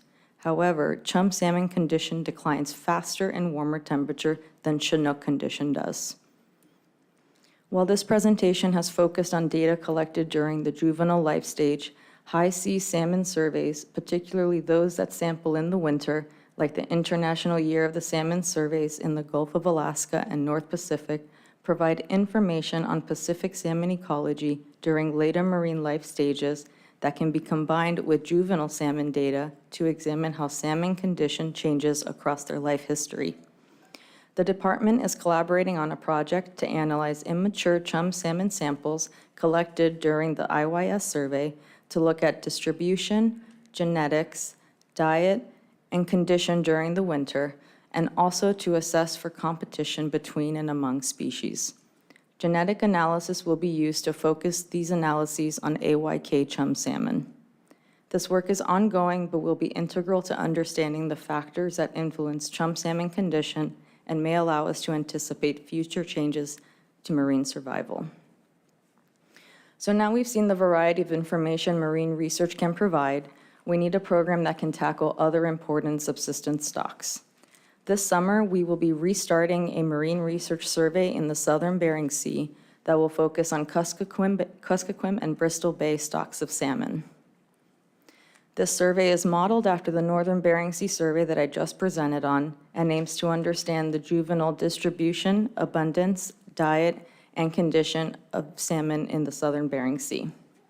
But we also want to learn about the Southern Bering Sea ecosystem, so we will be collecting data on environmental variables like water temperature and salinity, collecting zooplankton, the tiny animals that juvenile salmon like sockeye, chum, and pink salmon feed on, and collecting environmental DNA to look for other species that may be present but are not susceptible to capture in our trawl net, like marine mammal predators and sharks. Not all of our work involves large-scale marine surveys. We have recently received funding for new projects to fill in information gaps for Alaska salmon at sea. This includes partnerships with specialty experts at NOAA, the U.S. Geological Survey, and the Yukon River Drainage Fisheries Association to understand how diet and nutrition in the ocean, along with stress due to increasing temperatures and disease in river, may be affecting Chinook salmon and their eggs. This project was selected for funding by the North Pacific Research Board and will begin in summer 2023. My PhD dissertation project partners with NOAA and university researchers to use all the available information we have on Chinook salmon behavior and marine conditions to see if we can create daily predictions of Chinook salmon hotspots so that marine fisheries can use this information in real time to avoid fishing in those areas to help reduce unintended catch. We are also working with university experts to see if we can use salmon bones, which act like time capsules, to teach us about the marine life of fall chum salmon without needing the extraordinary expense and infrastructure required for these large marine surveys. Collectively, this suite of research will hopefully provide new insights for marine salmon ecology and will help us expand our understanding of what drives salmon populations in Western Alaska. Thank you all for your time. Both my contact and Dr. Howard's are on the screen. Please feel free to contact us with questions about our marine research program. The QR code you see on the screen will take you to our Facebook page where we post updates on our marine research projects. We also have stickers with the URL code, so you can come find us if you don't have time to snap a photo of the QR code. And Dr. Howard and I would be happy to take any questions from the board. Thank you for your presentation. Couple of questions for you. On all the graphs that you presented, why was the decision made to omit numeric values on the X and Y axis variables? Like, I understand that you're trying to illustrate trends, but numbers, we like numbers. Through the chair, thank you for the question. Yeah, we didn't want members of the board to get fixated on numbers that maybe don't matter as much as the trends that we were seeing. So if I say that there was 1 million juvenile salmon in one year and 500,000 in the other, those might not be important as knowing that the trend was that half of what was seen. That's a value assessment that you made, right? I personally would have appreciated having numbers to illustrate exactly what we're talking about. Similarly, with the video that you presented, what were the years that you were illustrating there with the temperature there? That video showed the temperature building up over 2019. 1 year? 1 year. And then my last question before we get into other board questions was, I was just it came up on slide 18 when I think you mentioned that you were focusing on juvenile chum salmon, and I'm just wondering why that focus on juvenile, and are you incorporating or are you looking at mature? Because that is, an important component to the folks in the room. Through the chair, for this survey specifically that I was mentioning on slide 18 was the Southern Bering Sea survey. We're going to look at the juvenile life stage, so the survey is focused near shore. We do sometimes catch immature salmon, and we will collect as much information as possible, but these surveys are really focused on that juvenile life stage. Thank you. Any other board questions? Mr. Jensen. Thank you, Madam Chair. Thank you for your presentation. Is the Pan-Pacific expedition going to continue? Is it a finished project? Through the chair. So the field portion of the International Year of the Salmon expedition is finished. That 2022, the winter of 2022 was the last field year. However, the program itself is attempting to continue on under the name Becky, and I cannot ever remember what that's supposed to stand for, but it's attempting to continue this collaboration across all of these different Pacific salmon member countries to share data and to continue trying to get some of this high sea salmon information on a broad scale, but there isn't specific funding to continue the survey. Okay, thank you. Commissioner, Yeah, and then- so I just got back from a Pacific Salmon Treaty Commission meeting down in Vancouver, and you are correct, the International Year of the Salmon has concluded its work out there, but Dr. Howard is correct. There, a group called Pisces, which is basically a collaboration of the governments associated with the North Pacific Ocean, is now initiating an effort called Becky. For the life of me, even though I saw it yesterday, I can't remember what it stands for, but they are looking at ways to collaborate with the Salmon Commission and other entities to continue some of this high seas work. Right now, they have a scientist hired that's coordinating the effort, and they're just starting the discussions about how to collaborate and get ship time out in the ocean. Mr. Zuray and then Mr. Wood. Yes, Stan Zuray here, and I'd just like to say that this is kind of amazing to hear this information, and and how it's focused on the warm water, like because at the beginning it was what's driving the concurrent declines in Yukon River Chinook and chum salmon, and it's mostly, I'm interested in this as far as like the chum salmon, and I was doing research back in 1996 it started, and we had a chum salmon crash in 97, 98, and it lasted up until 2004, and then in 2005 we had this enormous record run of chum salmon when they came back. And it seems like the focus of this, it started out as what's driving these declines, and it seemed like most of it, the conclusions are related to water temperature, from the El Ninos maybe. It's the warm water events out in the ocean. And I mean, that's, I don't hear much information on anything else. And is it like your opinion that, I get the impression from, the presentation that it is your opinion that the warm waters is probably the largest significant event causing these chums up and down cycles. I guess that was I just would like to hear something, from you on that, because I've been interested in this for a long time. So thank you. Through the chair. So we work very closely with a lot of different organizations, including NOAA, including university researchers. And in 2020, when we first saw the big decline in run abundance, we gathered as many of those other experts as possible to say, okay, what do we know is happening in the ocean right now that might shed some light? And that process of conversations kind of led everybody to this hypothesis that this phenomenon that we're seeing, certainly in Western Alaska, but really we're seeing it everywhere chum occur. So in 2020, 2021, we were getting reports from Russia, Japan, BC, lower 48. Everyone was seeing terrible chum runs. And it all seemed to be related to these really big, unprecedented marine heat waves that were occurring in the Bering Sea and in the Gulf of Alaska that lasted years and were, far more extreme, far larger in scale than we typically see marine heat waves. it is an opinion. It is an opinion that's shared by many other scientists as well, that it appears to be the most significant driver of these declines in chum because it's occurring on such a big scale.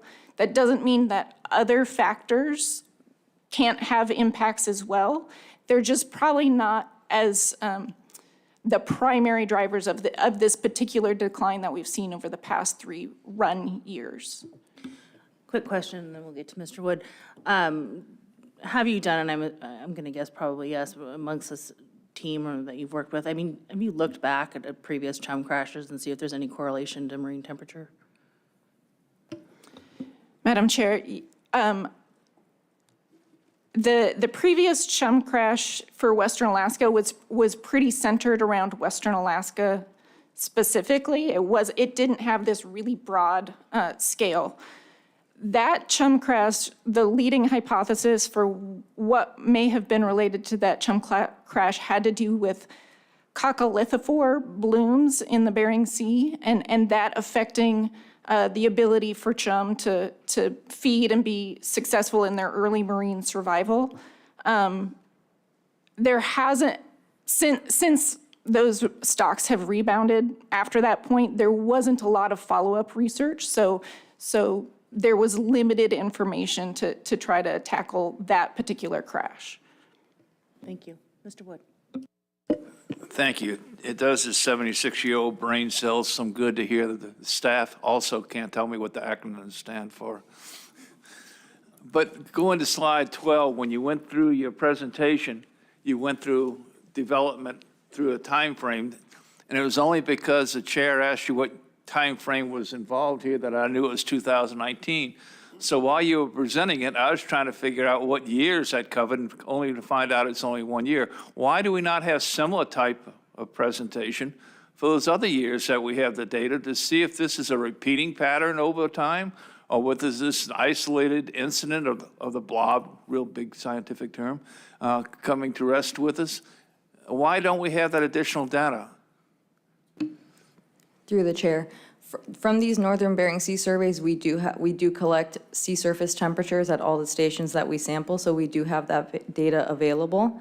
And those marine heat waves, they started in 2016. This one was just showing what they look like to show the scale and the magnitude of these heat waves, but we do have that sea surface temperature data available. But from my perspective, and I'm not a biologist, but from my perspective, that's only relevant if indeed it's unique to 2019. If this happens each and every year, and some years we do fine on abundance, and other years we crash, it may have no relevance whatsoever in the overall scheme of things. So if you got the data, I'd like to see it as far as the history of what's taken place.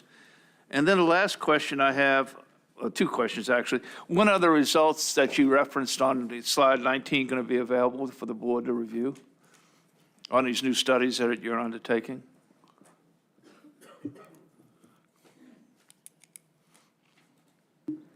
Through the chair, so for the first project that we mentioned, that project was just funded, so it's starting in 2023. It's being led by Dr. Howard. Dr. Howard, how long is that project? So we should have some interim products from that project in 2 years or so. We do have a publication coming out this spring. It's been accepted for publication. That is related to, that's sort of the setup for this project that relates to kinds of information that we're seeing in terms of the quality and the health of Chinook returning from the ocean and how that relates to the productivity patterns that we see in Yukon Chinook. Okay, last question. I'm almost afraid to ask it. Since we have all the tools to make our predictions, what's your prediction for 2023 for both the chum and the Chinook? Through the chair, unfortunately, we missed that survey in 2020, as I showed on the figure earlier in the presentation, and that juvenile year is the major contributor to the 2023 run that's coming this year for Chinook. So unfortunately, we don't have a forecast for 2023. So I don't want to make speculations. I'd imagine it'd be similar to what we saw last year. I hope it's more. And Okay, thank you. That's Mr. all, Reba? Madam Chair. Yeah, I just want to point out the reason that was missed was COVID and the feds tied up their vessels. Not that we didn't want to do it. Thanks. Before we go to Ms. Mitchell, quick question. So the predicted Chinook abundance based on SST and chlorophyll from 5 May 2019, first of all, what's SST? And then when is that the report that you referenced that's ready for publication, or? Through the chair, the report that Dr. Howard mentioned for publication was in reference to the first bullet on the screen. The figure that you just mentioned, that's this part of a species distribution model. That's part of my PhD that I just started this year, so I'm hoping to have results in the next year or two. And what that's trying to do is to link environmental variables with Chinook salmon locations to create these predictive maps. So that map is just an example of where we expect Chinook salmon to be based on sea surface temperature and chlorophyll on May 5th, 2019, using these models. And we hope to do these models for Chinook salmon in the Bering Sea to aid in bycatch avoidance in the pollock fishery. Cool, thank you. And go ahead. And just to follow up, the last project there is one that's ongoing, and we should have results hopefully by the end of summer. Thanks. Ms. Mitchell. Thank you, Madam Chair. I just have a question with regards to slide 3 and slide 9. There aren't any numbers on any of these tables, but what I do see is chronically poor Chinook runs from, I believe he said 2020 to 2022, and it's identified there on that graph. And then I'm looking at slide 9, and without any numbers or information about the data source that's being collected here, I see run sizes that are high in the last 10 years and do line up with run sizes from 20 years back. So are these pulling from different data sources, or?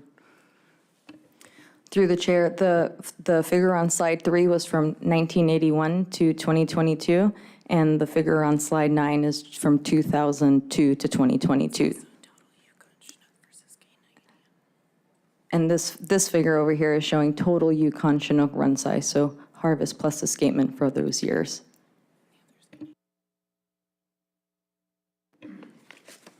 Okay, I think I'm just going to reiterate Member Carlson Van Dort's comments that a little more information on some of these tables would be appreciated. Commissioner. I have a question regarding slide 9. You know, and you did a really good job of predicting return run size in all years except for 2022. Is there any reason why 2022 suddenly fell outside the prediction range compared to the other 10 years before that? Do you have any hypotheses as to why that may be? Through the chair, these models do a good job of predicting overall returns, adult returns. Our biggest weakness in the model is to predict what age these fish are going to return as so that we can predict run size. And so we have difficulties with that. We don't have great ways of trying to predict at what age these fish will mature. The other thing that's specific to the 2022 forecast is that in 2019, those juveniles, there weren't, the abundance wasn't very large for Chinook salmon, but on top of that, they had the lowest energy content that we have seen for juvenile Chinook salmon. That's not currently a part of our forecasting model. It's the quality, the health of the juveniles. And so if that pattern continues, that's something we're going to look into incorporating into our forecasting model. That is not just about abundance, it's also about the health of those juveniles. Thank you. Ms. Mitchell, and I'm sorry, Mr. Heimbach, and then Ms. Mitchell. Thank you very much. Following up on the chair's reference to the lack of numbers here and the statements that have been made by y'all, I can understand why a salmon that has a much longer life cycle, the predictability is a little more difficult than a salmon that has, is 3 or 4 years old. But going back to, in particular, slide 10, it's clear the prediction models, which is what the black line with the bar across it, they are there, but what's really missing here is that this presentation is really good to let us know what's going on, but it's incumbent upon us to deal with the upriver stuff and developing MSY numbers, which this presentation really doesn't inform. I mean, it's a very different deal. So what I'd like to see is how the gross chum escapements plot over the top of slide 10 to know if it would behoove us, for social reasons, to take a much more flexible approach in MSY and OSY. If we don't have confidence that, for whatever reason, that these returns are going to be good, we have to provide some social relief at levels that don't harm stock. So the question is, I guess, Madam Chairman, can we get those numbers so that we know how escapement plots against prediction and actual returns?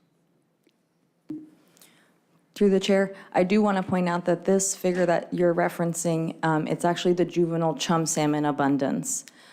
This is not in-river run size, so this was just to show that we are working on similar juvenile chum salmon models as the models that we showed for juvenile Chinook. Eventually, the goal is to create forecast models, but we're just not there yet. Absolutely, and I understand that, and I should have not said returns, but it would be nice to know what the juvenile abundance was in relationship to the escapement models, or the escapements, which we do have info for, I'm assuming. Thank you. Dr. Howard? Yeah, Madam Chair, and we do have, we're taking the notes about having the axes clearly defined.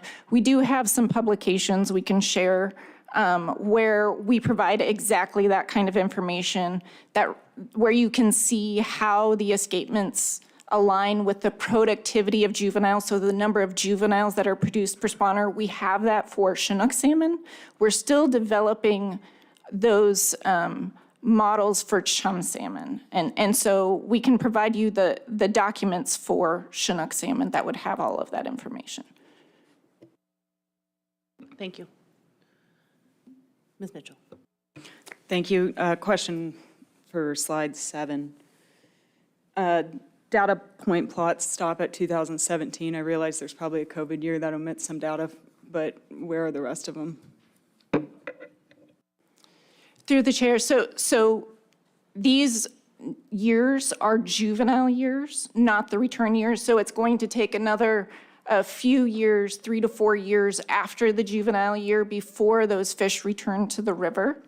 And I think the only reason why we don't have 2018, well, do we have 2018 on there? Is because we're still getting the return data by stock for the returns from 2022, if that makes sense. Mr. Carpenter? Thank you, Madam Chair. So I'm thinking of chum salmon, and then the typical chum salmon doesn't have the migratory pattern that the Yukon chum salmon has, that's for sure. They're usually really short rivers. This is a completely different animal than what I'm used to. The thing I've been thinking about is specifically to the in-river temperature of the Yukon River, because these out-migrating smolts spend so much more time in freshwater out-migrating than just about any other chum probably in the world. What sort of effect is warmer temperatures having on the out-migrating smolt before they enter the Bering Sea, where there could be a predator-prey relationship that's being disturbed also by temperatures? And I guess my question is there any work being done on the upper river and the lower river in regards to smolt out-migration to see if there's a real die-off between the upper river out-migrating smolt and the lower out-migrating smolt? Maybe I'll answer that question. So these are our marine researchers. They're not doing the smolt work. That is a shortcoming in much of the research and one of the information needs that we have. And we have actually been looking at ways to conduct juvenile work in both for Chinook salmon across the state. There's new technologies that have been identified in the Columbia River using a variety of different pit tags that allow you to look at the timing, duration, and dropout of juvenile fish as they move down river systems like in the Columbia River through the dam system. We have actually started looking at putting together feasibility research projects to fund some of that work. However, unlike the Columbia River, this requires a lot of infrastructure up and down the river to place radio telemetry systems to basically pick up those pit tag and inform that all the way down the river. We think it's necessary to do that work, but it's not going to be something we're going to have in the immediate future, but we're examining ways to do that given the new technologies. Ms. Garcia? Through the chair, I did just want to add that there is a project that is a collaborative effort between NOAA and YDFA, and YDFDA, and they do have a smolt outmigration study that's been going on since 2014, and so they do go out and sample these outmigrating smolts and salmon and non-salmonids and look at their size and diet, genetics, and energy. So I did just want to let you know that there is some work in the Yukon River for those outmigrating smolts, and that's at the mouth of the river. All right. Thank you very much for your presentation today. Appreciate it. Let's go ahead and take a 15-minute break, come back at exactly 11:30, and we'll take up the ethnographic overview. Thank you.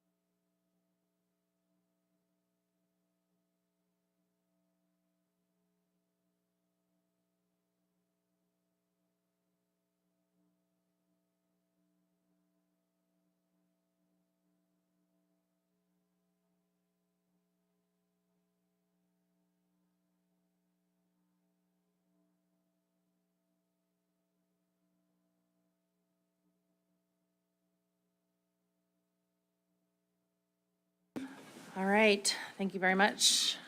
Back on the record, the time is 11:32, and I'd like to move into our third presentation, staff report. And whenever you're ready, please begin. Thank you for being here.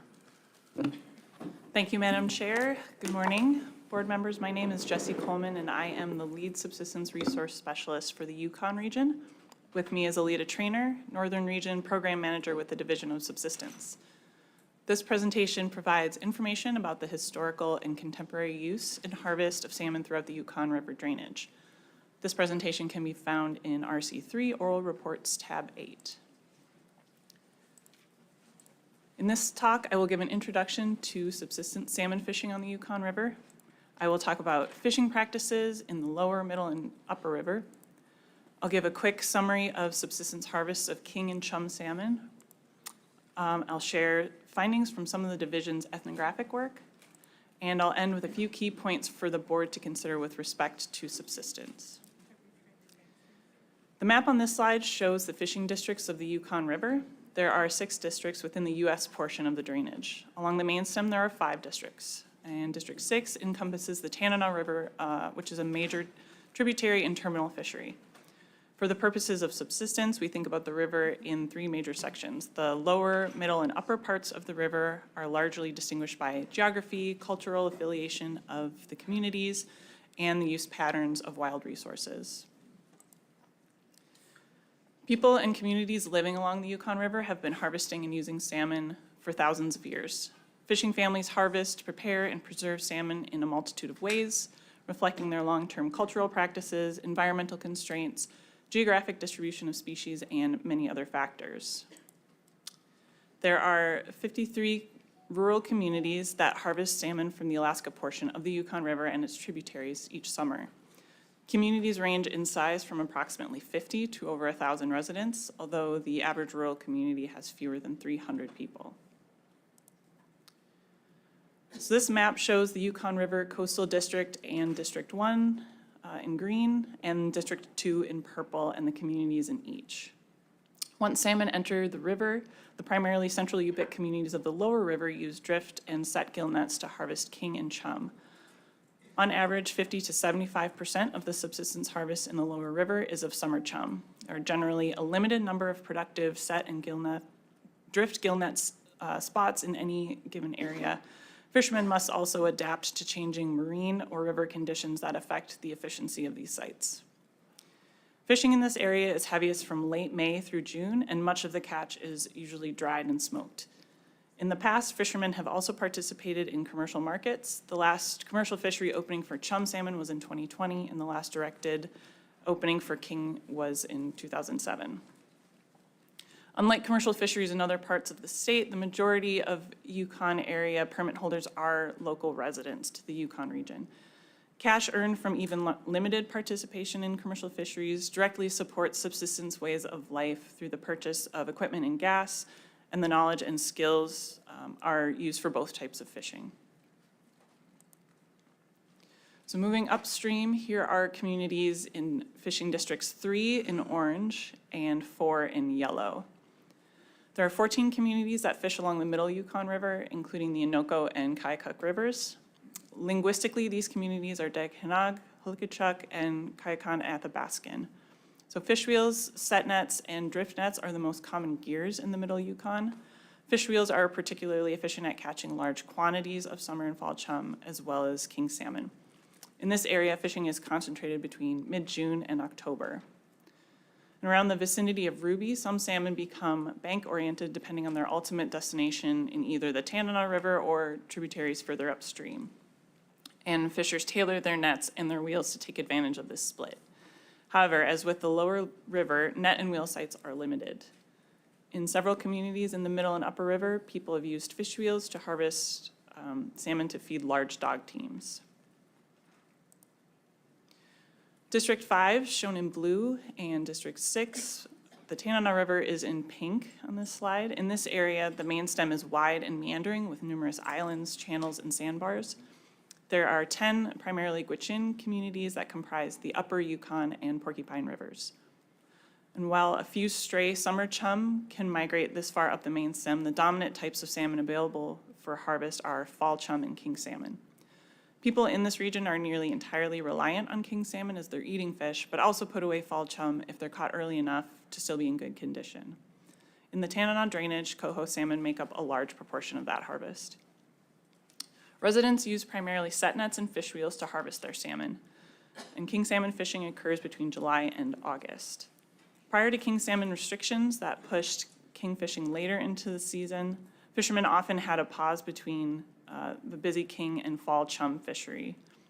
When there is opportunity, fall chum are harvested as late as October when ice may be present on the river. So with that orientation, I want to highlight some quantitative harvest patterns. The data shown here are from the Division of Commercial Fisheries Post-Season Subsistence Harvest Survey. And subsistence harvest in number of fish is on the y-axis and year is on the x. The subsistence harvest of king salmon was relatively stable until 2009, and harvests of summer and fall chum dipped in the early 2000s, but rebounded until recently. And as we heard in previous presentations, subsistence salmon fishing was closed in 2021 and again in 2022. And I'll come back to the impacts of king and chum declines in a moment, but I'd like to put salmon harvests into the context of the larger subsistence round. So residents don't just harvest salmon, they harvest a large variety of subsistence resources, including large land mammals, marine mammals, birds, non-salmon fish, and vegetation. And the figure shown on this slide illustrates the relative contribution of salmon to the total subsistence harvest in 3 communities in different parts of the river. We selected these 3 communities because their harvest patterns are somewhat typical of the regions they occupy, and the data are relatively recent, but not necessarily affected by the closures of the last 2 years. So the first pie on the left shows Pilot Station's subsistence harvest by resource category. Pilot Station is located in the lower river where residents have access to marine mammals and abundant moose populations. Salmon account for about 27% of the total subsistence harvest by edible weight here. The second pie represents Grayling, located in the middle river. Here, salmon account for 50% of the total harvest. So as we move upriver, away from the ocean, fewer resources are available and salmon begin to account for more of the total harvest. And the third pie on the right shows data from Fort Yukon in the upper river. And here you see a much less diverse composition of wild food harvests. Salmon and large land mammals such as moose and caribou dominate the annual subsistence harvests here. In the absence of marine mammals, salmon become a more critical food source. Some of the division's recent work has highlighted the role of resource exchange and sharing networks in subsistence economies. This figure shows the cumulative percentage of Pilot Station salmon harvest in pounds on the y-axis and the cumulative percentage of households ranked from highest harvest to lowest on the x-axis. So in 2018, 16% of Pilot Station households accounted for 70% of the community's salmon harvest.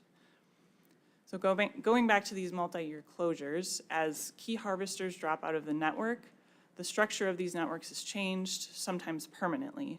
And often this means that a smaller number of productive fishermen become responsible for providing salmon for non-fishing households.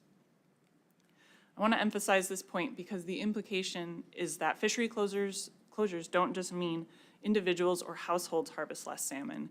There are almost always ripple effects that spread through these networks to the entire community. So moving to qualitative data, I'll share a few findings from key respondent interview data collected by the division over the past 15 years. These findings describe the impacts of salmon declines on ways of life on the river. Beginning in 2021, allowable gears were limited to those targeting non-salmon species, mostly maximum 4-inch mesh gill nets, also dip nets. Many people said that they didn't fish, even for non-salmon, and expressed frustration with the gear restrictions and also communication of these regulations within the community. As I showed in a previous slide, the harvest composition in the communities is generally diverse, although the degree of diversity varies along the river. However, this doesn't mean that salmon are replaceable in the wild food diet of residents. Other resources are not always available at the time when wild food is needed. Further, efforts to harvest alternative resources are not always economically feasible, and individuals who have the specialized knowledge to harvest salmon may not be able to harvest other resources. Fish camps and dog teams are two tangible examples of the impacts of poor returns to the customary and traditional uses of salmon. Fish camps are places where traditional knowledge and values about how to harvest and care for salmon are shared with younger generations, and where people honor their connections to the lands and waters that provide for them. Yukon River residents are mourning the loss of fish camps where extended families gathered for salmon fishing. And dog teams have long been a part of subsistence economies in the Middle and Upper River. Sled dogs are typically fed with harvest of fall chum salmon and accounted for 50,000 salmon harvested in 2019. And households that fish for dog food are often high harvesters and providers in their community. Without fall chum salmon, people have been forced to make difficult decisions about their participation in this cultural practice. So I'd like to end this presentation with some final thoughts. First, salmon remain an incredibly important resource, and salmon is vital to the social, cultural, and economic well-being of many communities and is foundational to food security. For years, declines in king salmon abundance have negatively impacted residents of the river and have forced them to adapt their fishing practices and sharing networks. The baseline, however, has shifted. The amount necessary for subsistence has not been met for king salmon in 13 of the last 20 years, and so even though the loss is still felt very strongly, it is no longer novel. We're now in a new paradigm where people must navigate not only king salmon declines, but declines in chum salmon as well. This is the biggest change that has occurred since this board last met, and it's unprecedented. These multi-species failures mean communities are struggling to harvest the food they need. Culturally, the loss of salmon fishing activity has been devastating, and socially, this change has made it more difficult to build consensus around management actions and to find solidarity along the river. However, there are a few key areas of consensus. People understand that many of the drivers of these declines are beyond the control of managers and decision makers. However, fishers have also expressed concern with how Yukon-bound salmon and the state's subsistence priority may be affected by other fisheries. This issue and related proposals will be discussed at future board meetings, including the Alaska Peninsula Aleutians and Chignik Finfish meeting at the end of February. Thank you, Madam Chair and members of the board, for your time. I would also like to extend my sincere thanks to the communities along the Yukon River who continue to share their knowledge of the fishery with us through our research efforts, even when it is truly difficult to do so. And with that, I will take any questions that you have. Thank you. Any questions? Mr. Wood? What I didn't catch was the 13 out of 20 years, something happened. I didn't catch what it was that happened. Through the chair, 13 out of the last 20 years, the amount necessary for subsistence has not been met. Thank you.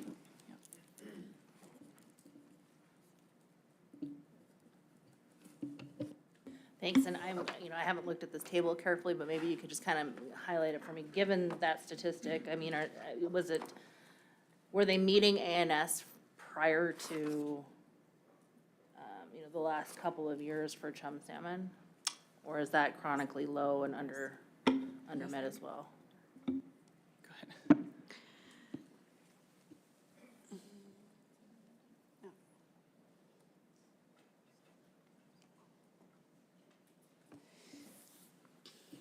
Madam Chair, prior to the last 2 years when we've seen these unprecedented declines of fall chum salmon, they were returning to the Yukon in mass abundance. They were enough to provide for subsistence as opportunity as well as allow for commercial fisheries. Mr. Carpenter. Thank you, Madam Chair. I was interested to know what your thoughts were as on slide 10, where you give the three different areas, Pilot Station, Grayling, and Fort Yukon, and kind of break down the dependence of the different kind of resources there.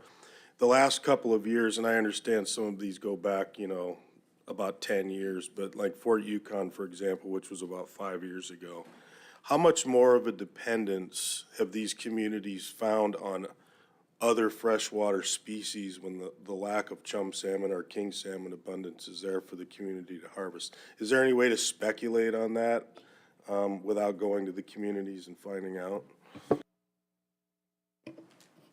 Through the chair, I wouldn't say that it's speculation. We actually have been able to work in a number of Yukon communities prior, during, and currently in relation to this decline.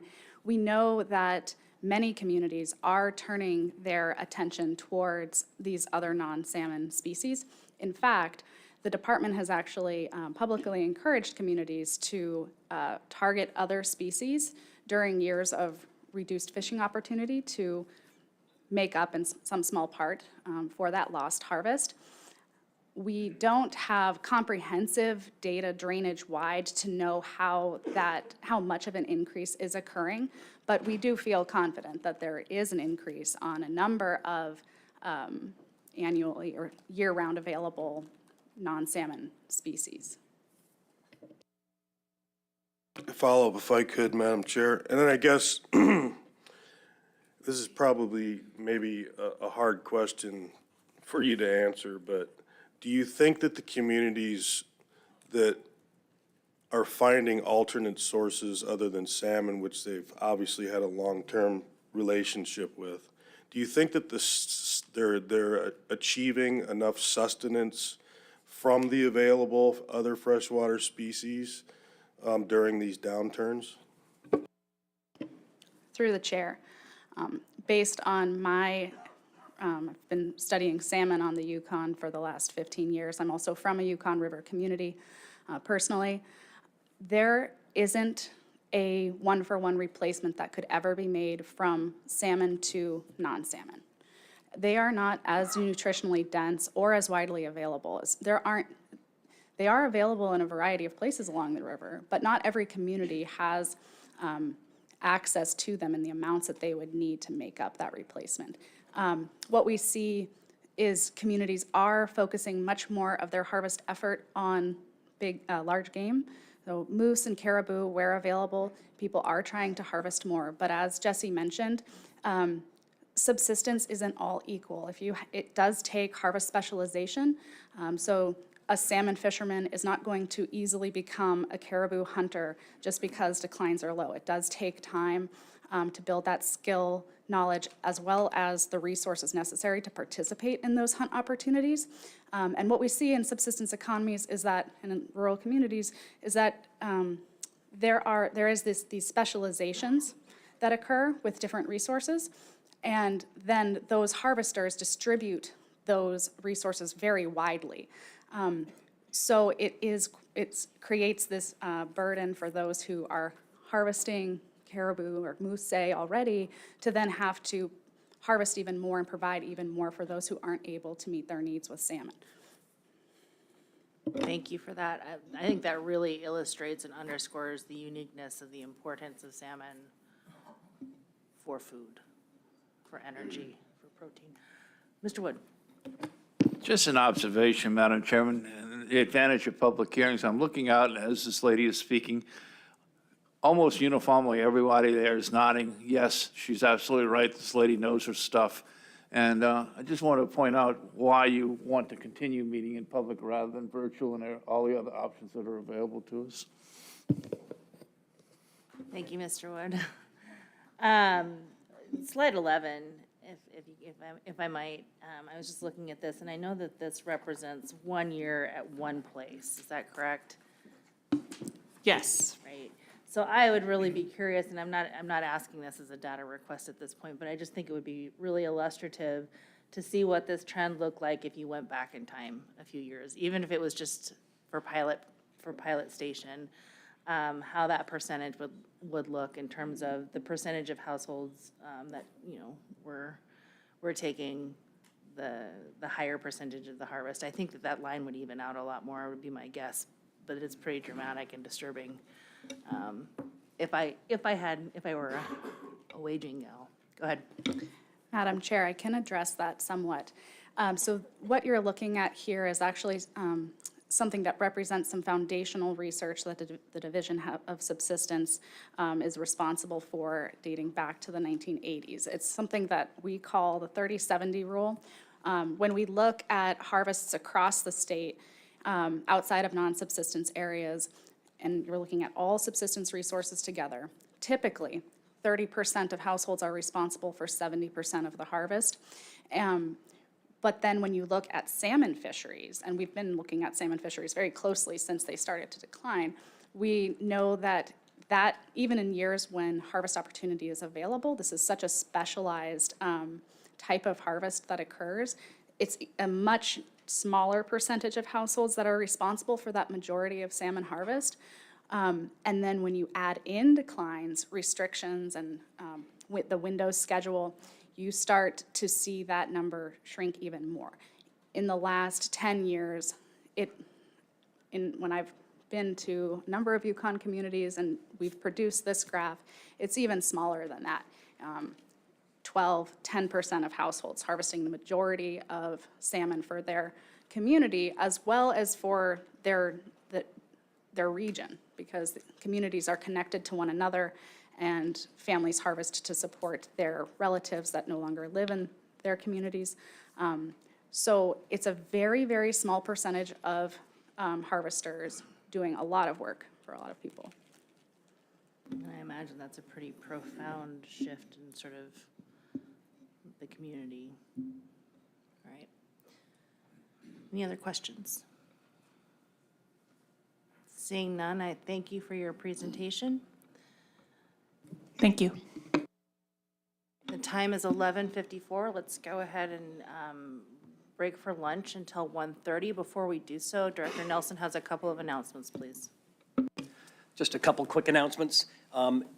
Advisory committee representatives, if you have not checked in with Savannah yet, please do. She's over there by the speaker waving her hand. I know I introduced several of the AC representatives that we had here, but please, if you haven't checked in with her, we want to make sure you get signed up for your public testimony and for your advisory committee report. Also, just probably about 5-10 minutes after we break for lunch here, and once the room kind of clears out, I'll give a brief talk about what people can expect for the rest of the meeting, and so it might be really helpful for anybody who's not familiar with the board meetings and the board process, if you want to stick around, and then we'll have an opportunity for question and answer, and then you'll still have time for lunch.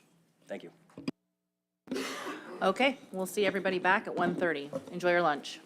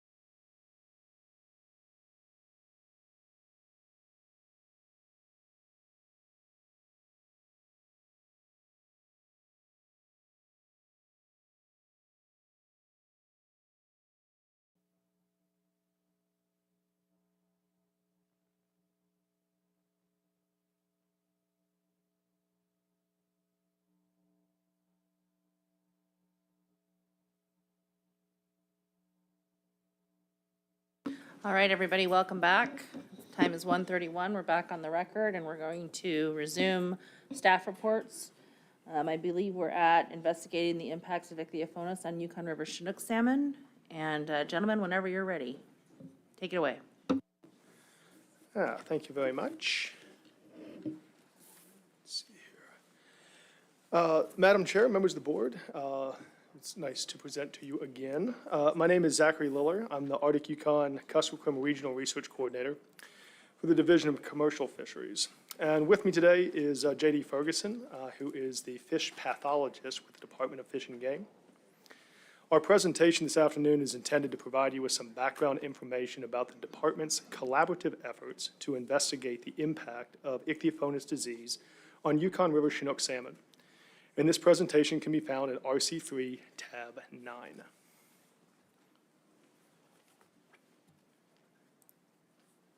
So you may be wondering why the department's providing you with information about fish health during a regulatory meeting.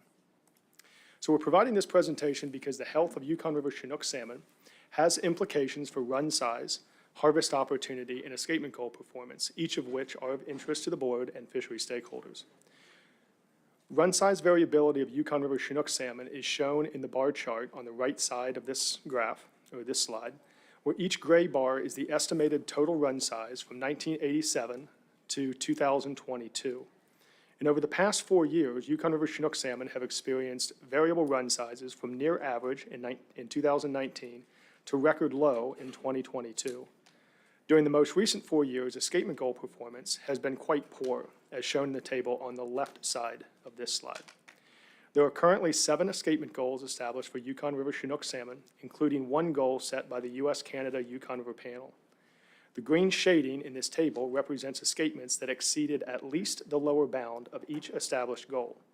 The U.S.-Canada goal for Canadian origin stock has not been met in any of the past 4 years, and most U.S. tributary goals have not been met since 2019.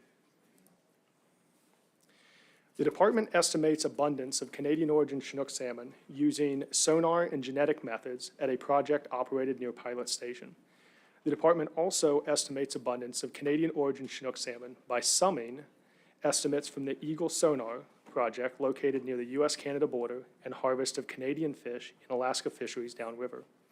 Ideally, these 2 methods would produce similar results. However, this graph shows that the annual abundance estimates from the Pilot Station sonar in blue have been consistently and dramatically larger than the estimate produced by summing Eagle Sonar passage in dark green and the Alaska harvest of Canadian fish in light green. 2022 was an extreme example, whereby Pilot Station sonar estimated just over 48,000 Chinook salmon of all stocks and determined that 45% of those were Canadian origin based on genetics. That produced a Canadian run estimate of approximately 21,600. However, only 12,025 Chinook salmon were estimated passing the Eagle Sonar, even though all salmon fishing was closed in the Yukon River last year. This difference in abundance estimates strongly suggests that many of the Canadian origin stock died naturally during their migration between Pilot Station and Eagle. Currently, ichthyophonus disease-associated mortality is the leading hypothesis to explain the difference between estimates, which poses a severe management challenge. So now that we've set the stage for why you're receiving this presentation, I want to highlight the range of information that we're going to cover. First, we'll clarify what ichthyophonus is and share a little bit about what is known about ichthyophonus and Yukon River Chinook salmon. Then we will share what we have learned from our 2022 collaborative sampling efforts and briefly introduce our plans moving forward. Before we really dive in, I want to emphasize that ichthyophonus is exclusively a fish disease. It cannot harm humans or pets who might consume salmon infected with ichthyophonus, although it may be aesthetically displeasing. Ichthyophonus is a naturally occurring parasite that occurs as waterborne infected cells in the marine environment. Fish species become infected by either consuming the cells directly or consuming infected prey. Once ingested, the parasite enters the bloodstream and eventually lodges itself in blood-filtering organs like the heart. There are multiple species of ichthyophonus parasite, and worldwide, ichthyophonus infection has been documented in over 140 species of fishes, mostly marine fishes. Within Alaska, ichthyophonus infection and resulting disease is a relatively new fish health concern. ADF&G Pathology Laboratory first documented ichthyophonus in Alaska in 1988, and that infected fish was a Chinook salmon harvested in the Yukon River. Since that time, opportunistic samples submitted to the ADF&G Pathology Lab confirm that ichthyophonus infections have occurred in a wide range of species and locations, as shown by this timeline of first recorded infections. The inset map is specific to Alaska salmon, where the green dots represent the approximate locations of Chinook salmon infections, the blue dots are chum salmon, the red dots are sockeye salmon, and the purple dots are coho salmon. Severely diseased fish will often display clinical or visual signs of infection. In the case of salmon, the meat often has white streaks or pockets of pus and may smell fruity, which impacts the meat quality and processing options. Also, the blood filtering organs, such as the heart shown in this photo, may have white spots on the surface and throughout. Infected organs often appear dull and squishy instead of bright and firm like a healthy organ. Unfortunately, there's currently no non-lethal method to determine if a fish is infected with ichthyophonus. Therefore, laboratory examination of infected tissue, typically the heart, is required to diagnose ichthyophonus. It's also important to remember that infection is not the same as disease, which we will expand on in the next slide.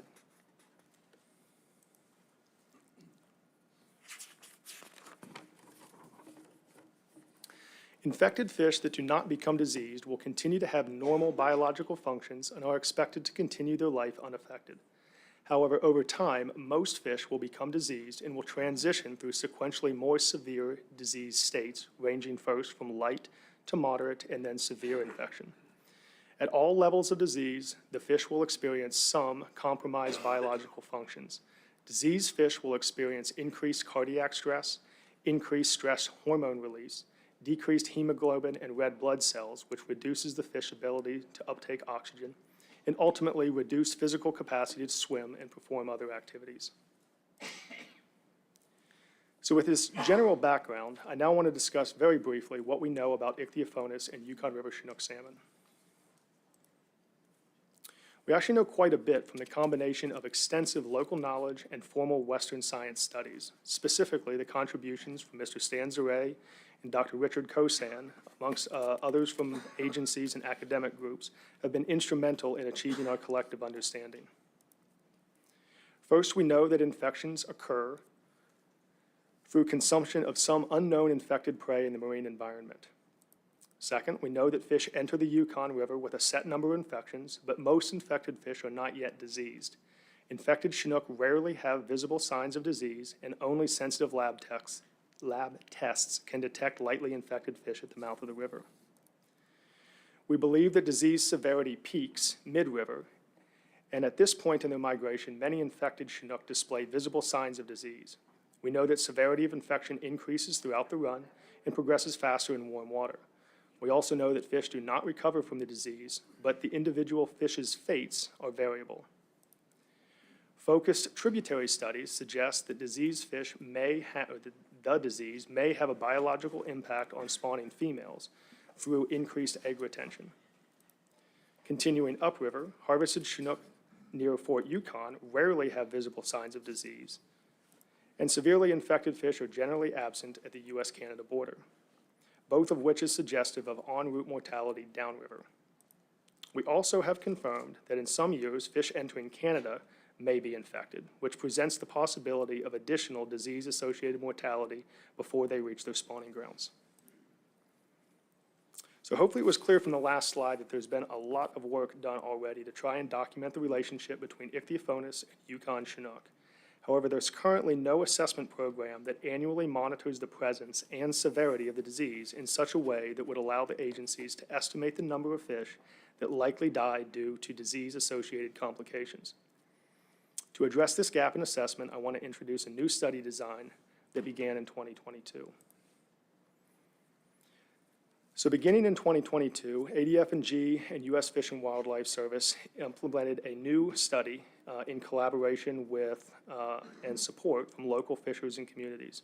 The project objectives were to develop an annual ichthyophonus monitoring program and build a new predictive tool capable of providing timely information about the level of Chinook salmon mortality associated with ichthyophonus disease. If after years of development, the project is successful, it would provide necessary information to encourage precautionary management when disease levels are high and allow for better management protections of Chinook salmon for years to come.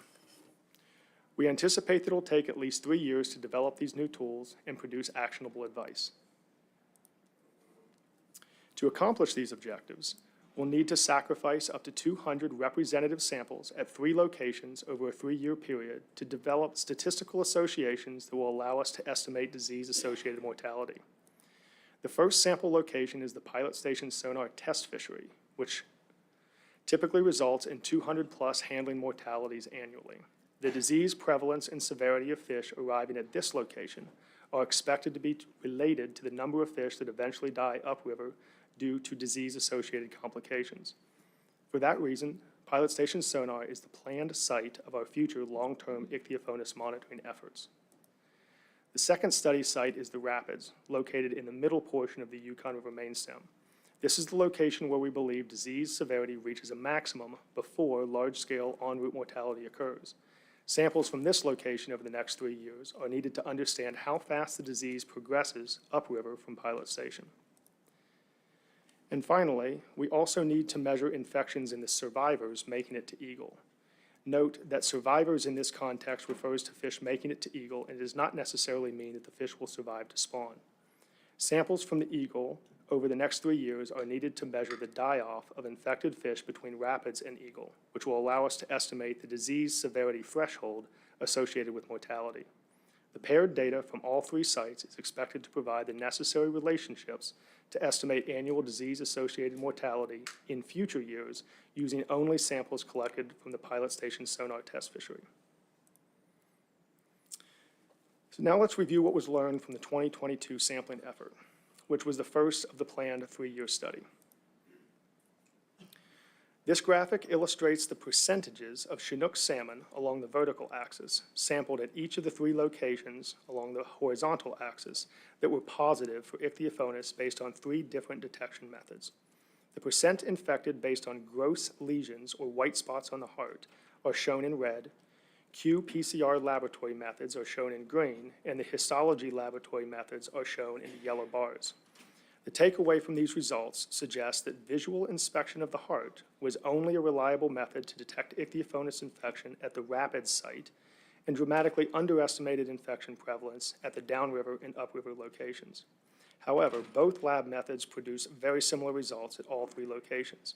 And based on these lab methods, the 2022 sampling effort confirmed that approximately 40% of the Chinook salmon sampled at all locations were infected with ichthyophonus, which is near record high levels based on prior years of study.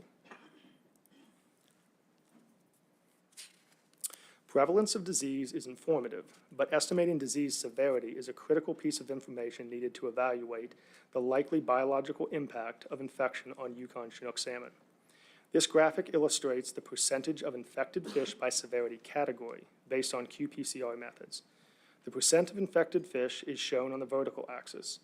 Low-level infections are represented by the green bars, intermediate-level infections in orange, and severe infections are represented by the red bars. The change in disease severity followed expected patterns from downriver to upriver sampling locations. The disease severity and percentage of heavily infected fish increased significantly between Pilot Station and Rapids, and there were no heavily infected fish detected at Eagle, which is suggestive that heavily infected fish died en route. However, there was still a large percentage of infected fish at Eagle that were moderately infected, which presents questions about the potential for additional disease-associated mortality in Canada. While there's still much work to be done to summarize the 2022 data, we can share some general impressions based on preliminary findings. First, ichthyophonus infection and disease did impact the 2022 run of Yukon River Chinook salmon. In fact, the prevalence of infection was one of the highest recorded for Yukon River Chinook, and the disease progression followed expected patterns between sample locations. While it's premature to conclude that observed differences between estimates in 2022 was caused by ichthyophonus-associated mortality, it does remain the leading hypothesis and warrants continued study. I'd next like to briefly share our plans moving forward. In short, our next steps include final analyses and reporting of our 2022 results, including summarizing our findings by genetic stock of origin. We were successful in securing grant and internal agency funds to continue this research for the 2023 and 2024 seasons. Given that, community and stakeholder outreach is a primary task over the coming months. We have generated information flyers for public dissemination, and we actually did provide one such flyer as RC5 for the board and stakeholders that are attending this meeting. We are also engaged in a series of public meetings, including State of Alaska Advisory Committees, Yukon River Panel, among others, and we are happy to discuss this work at a range of venues upon request. Before we wrap up, I'd like to share some closing thoughts. This project has been and will continue to be a truly collaborative effort. The ichthyophonus investigation is one important piece of a broader multi-agency effort to understand what is driving the poor abundance of Yukon River Chinook salmon stocks. Other programs include marine studies, analyses of environmental correlations, drainage-wide radiotelemetry studies, egg thiamine investigations, female fecundity data collection, heat stress evaluations, evaluation of freshwater life history, feasibility of non-lethal methods to screen for ichthyophonus, and a range of other general fish health screening activities. We acknowledge that there is and will likely continue to be a broad range of support for this work. Some stakeholders have provided encouragements and others have requested that we stop until run sizes rebound. We understand that lethal sampling when run sizes are at record low levels and fisheries are closed is unpopular and often controversial. Please know that the decision to undertake this study was made thoughtfully and intentionally, and we are doing this work now because we believe that it's necessary to quantify the biological impact of this disease and provide responsible and actionable advice to fisheries managers. With that, I'd like to acknowledge the project leaders from ADF&G and U.S. Fish and Wildlife Service that have been instrumental in co-developing the study design and leading data collection and analysis. I'd also like to recognize that the work wouldn't be possible without the dedicated field staff and partnerships with local experts, fishers, scientists, and tribal and community members. We also appreciate all of the stakeholders who attended preseason planning and in-season outreach meetings to offer their perspectives on this work. So I'll leave you with a slide that has contact information for key project leaders. And at this point, JD and I would be happy to answer any questions that you might have. Mr. Wood and then Mr. Carpenter. Thank you. From their first exposure to whatever the cause of this ick is, to the time where they develop noticeable lesions or whatever the first indication is of a light exposure, what kind of time frame are we talking about? A week, 2 weeks, a month? Or do we know? Thanks for that question through the chair. I'll handle the first part of it and then hand it over to JD for some more detailed information. Generally speaking, it does take time, and a lot of it does have to do with the general health of the fish. Just like an infection that we might incur if we're relatively healthy, and there's a lot going on in our life that makes us robust and resilient to disease and infections, it can take longer for it to manifest. Whereas if we're under severe stress or the environmental conditions are suboptimal, those clinical signs and the impact of fish can materialize much faster. You have anything to add? I guess I could add a little bit. So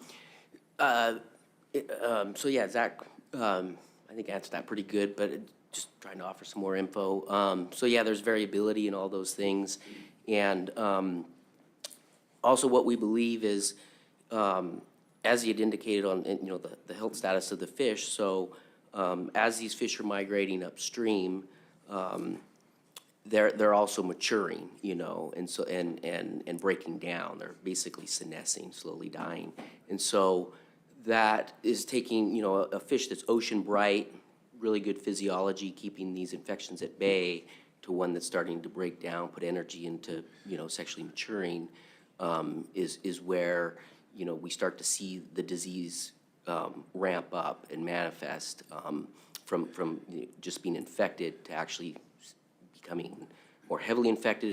It can disseminate through the fish once they start breaking down like that. And so for a timeline, where we see it highest is at Rampart Rapids. And I think, I'm not sure on how long it takes, a couple weeks to swim to Rampart from the mouth. So that would be the timeline. However long it takes to swim from Pilot to Rampart, that's where we see the disease really, ramp up as they're breaking down. And your studies have focused on the river itself. Is there any reason to believe that this phenomenon is not happening out in the blue water? Yeah, thanks for that. And we do think that that's where the infection is occurring, is in the marine environment.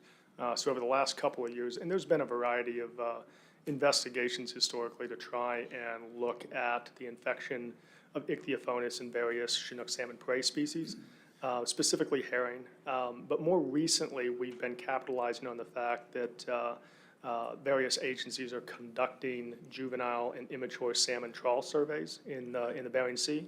And we've been collecting tissue from those fish and evaluating the prevalence and severity of the disease in both juveniles and immatures. So in addition to the warming trend that we were told about this morning, this may very well be contributing to lower numbers of fish making it even to the river, if I understand what you're saying. It's absolutely a question that's worthy of investigation. We have recently started to pursue options to get some grant funding to investigate what the mechanism, what the pathway for infection is in the marine environment, and what the severity and prevalence is within different life stages in the marine environment, which, depending on what we learn from that, could start to shed light on survival from the marine environment to the mouth of the river and contribute to just what you're saying. Yeah, in one of your slides, I didn't make note which it was, you're saying it has a biological impact on the breed, on the fish as well, for those that do survive. I presume they produce either smaller fish or something. What is the impact? Yeah, thanks for that question. There was a couple of years of focused investigation on the spawning grounds, specifically a couple tributaries within the Dena'ina. And in those studies, what they identified was that fish that were in females that were infected with ichthyophonus had a slightly higher retention of eggs. So they did not expel all of their eggs at the same level of fish that were uninfected. Now, statistically, there was no difference, but common sense suggests that even small increased retention of eggs could have a cumulative impact. One other piece that I would offer is that there was a couple of years of investigation in Canada at the Whitehorse Rapids fish hatchery. So fish making it back to that location. Some of the females were investigated, and those that were infected with ichthyophonus, they separated, for lack of a better word, they separated those eggs out, and they looked at the fry when they hatched, and those fish were not infected. So there didn't appear to be, through that limited investigation, lateral transfer from mother to offspring. With the indulgence of the chair, I just have one with the line of questions on slide 19. The way I look at that slide is that Pilot Station should, as far as your base, be reflected in progress as it goes up the river. And the source for the yellow or medium level should have been seen earlier at Pilot Station as either medium or low, and same thing for the high. So as you progress to Eagle, it would seem to me that this graph is out of whack in that you're reflecting percentages that don't show up in the first two stations of inspection. Where am I going wrong here? Respectfully, through the chair, I'm not sure that you're going wrong at all. It is the out of whack that we're kind of looking for. And so what we think is happening here is in order for a fish to show up in that as a green bar, as an example, the fish has to be infected, and it has to be infected at a level high enough to be detected by the laboratory tools that we use.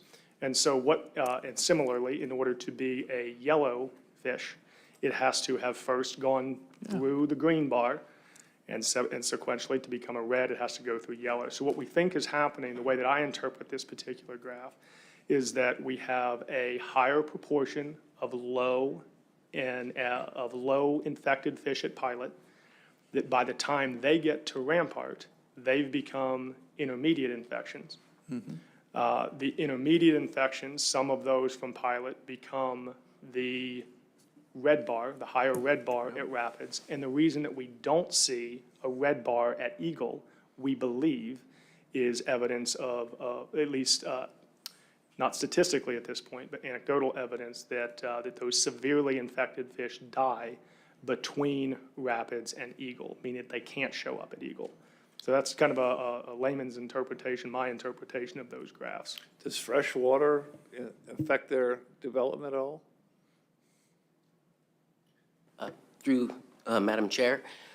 So it is a marine parasite, and it doesn't survive well in fresh water. It's been shown in the literature. We've also put it in fresh water in the lab, and they just lice open and die. So the parasite is, it's a saltwater pathogen, and so if it's released into the freshwater environment, it's probably not going to be infective very long at all. Thank you, Madam Chair. Thank you, Mr. Carpenter, and then Mr. Zaret. Thank you, Madam Chair. Well, Mr. Wood asked several of the questions that I was going to ask, but I appreciate your direct answers, and it was very helpful. But the one thing I keep thinking about is some of the different diseases that infect different species of salmon, like IHN or BKD, things like that. And a lot of those result from freshwater species. It might be carriers of that, you know, infect some of these fish in the spawning habitats.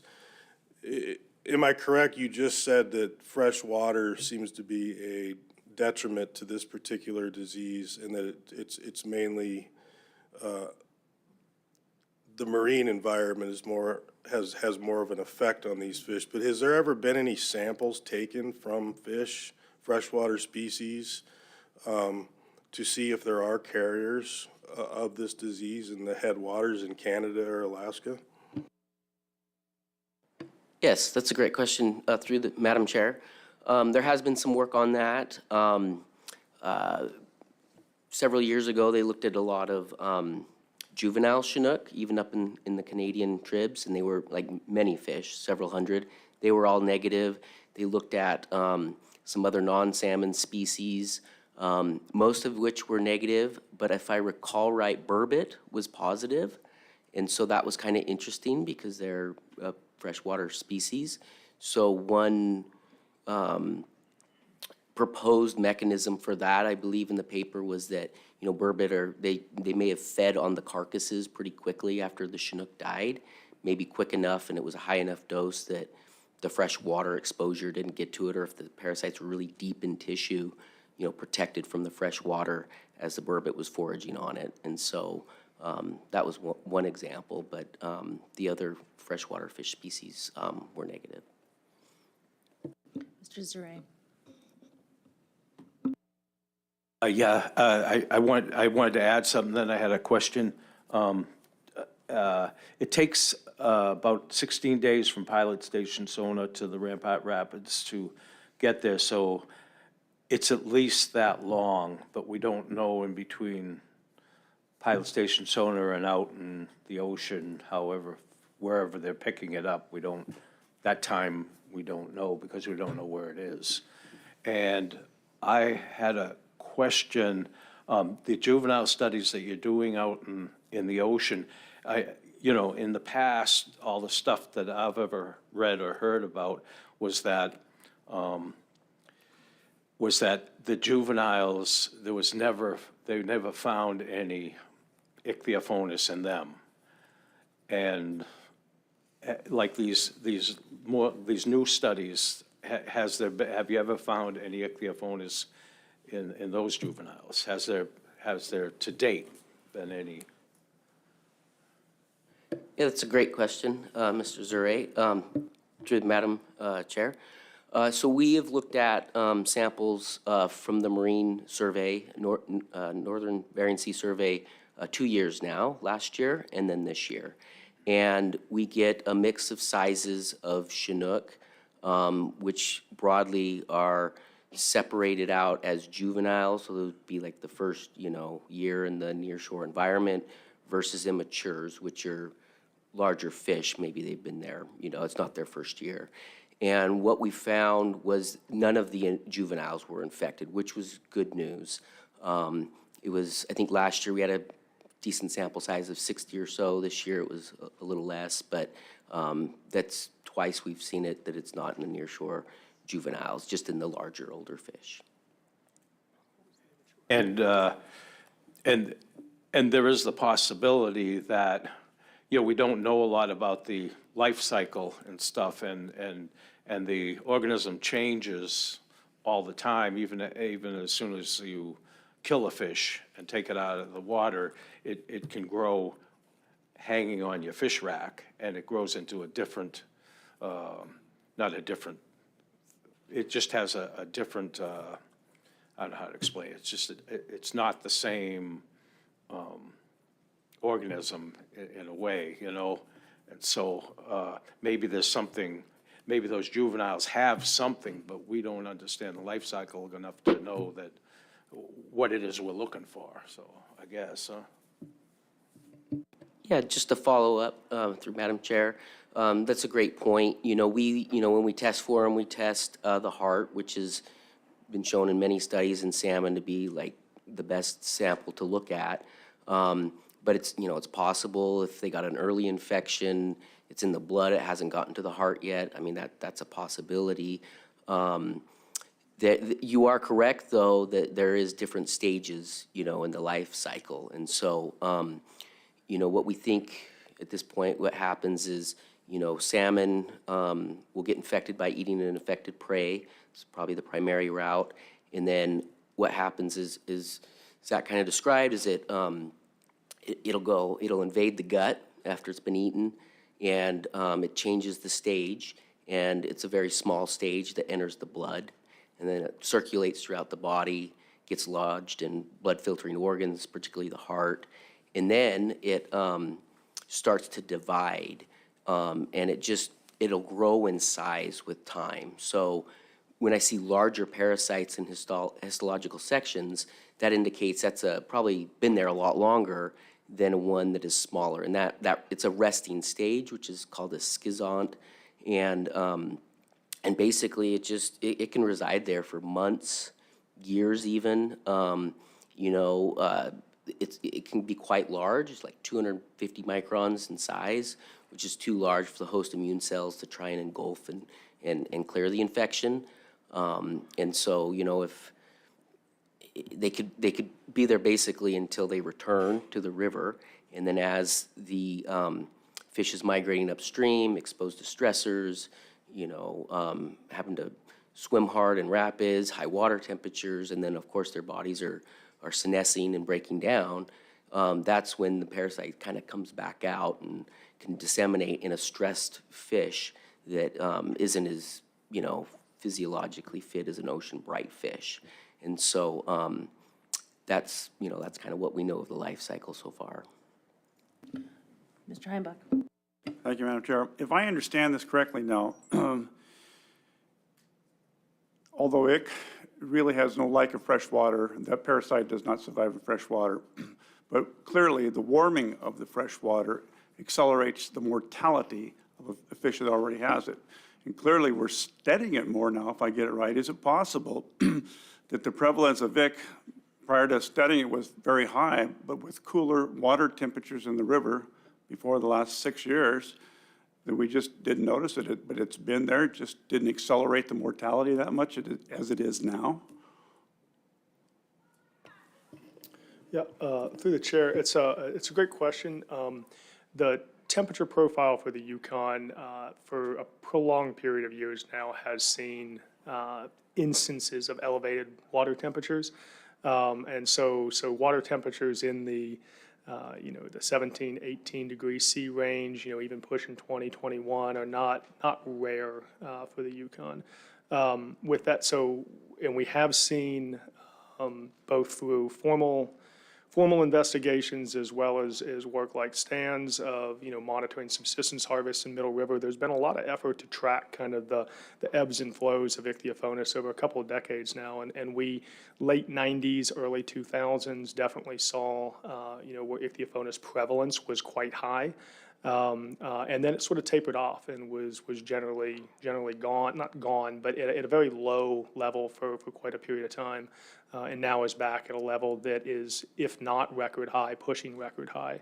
But we have seen instances of ichthyophonus co-occurring in years where, water temperatures are, warm to slightly elevated. So there's definitely probably some confounding factors here, co-occurring stressors that are resulting in this en route mortality phenomenon that we think is going on. But step one is to confirm that it's happening. Step two is to start to develop the tools to figure out what we can do about it.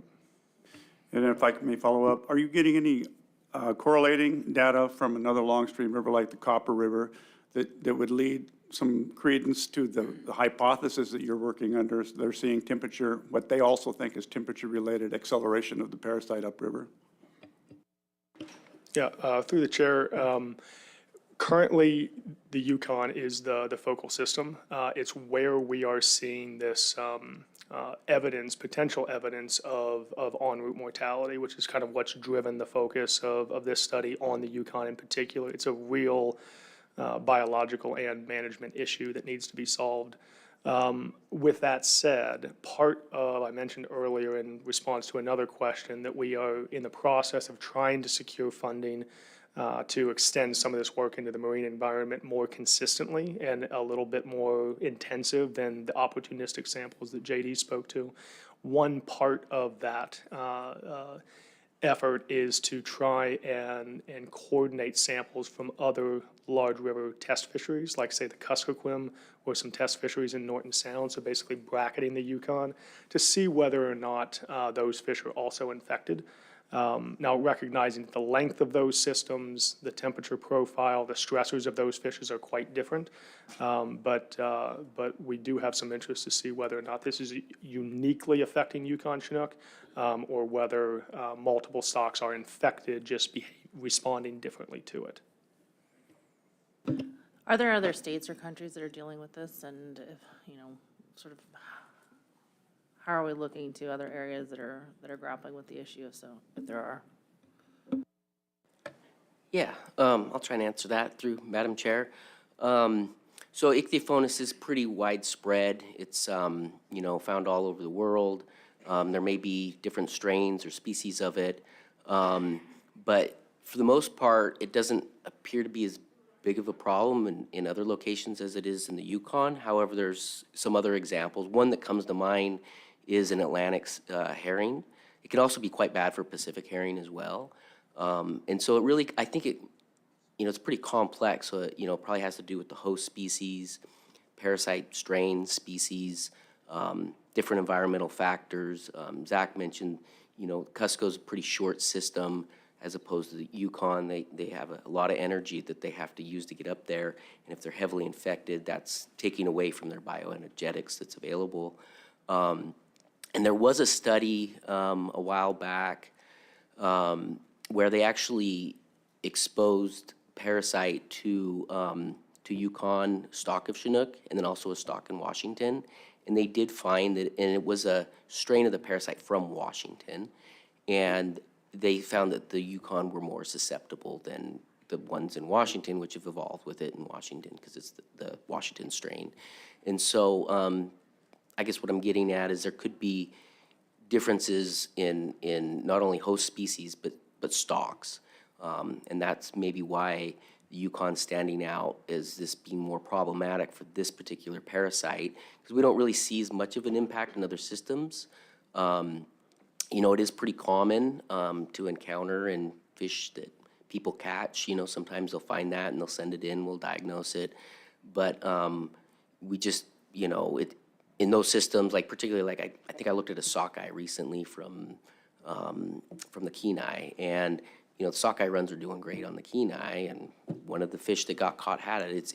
It's been around for a long time, but some stocks are more sensitive than other stocks, and it probably has to do with also environment, how much they get exposed to in their migration, and then what they have to deal with on the return is kind of the working thoughts on that, how it affects different different fish differently, but there have been impacts shown in different hosts of this ichthyophonus parasite that may be a mix of several species or strains in herring in particular, both Atlantic and Pacific herring.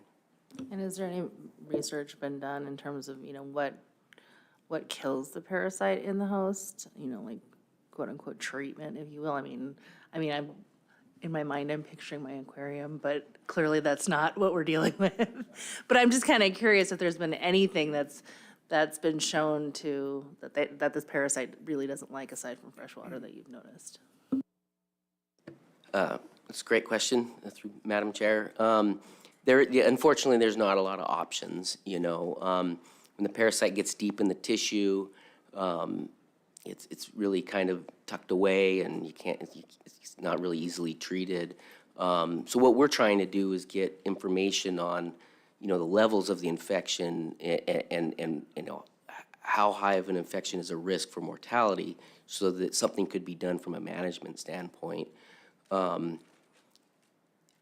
Another thing I don't know, I've thought about before is like, if you could do a freshwater rinse, I guess, if you were harvesting, saltwater fish or whatever, and, before, if you're dumping them at sea or whatever, you could try and knock down the numbers that then go back into the cycle. And so that would be maybe the only thing that I could think of at this point. Thank you. Appreciate your presentation today. Oh, Mr. Commissioner.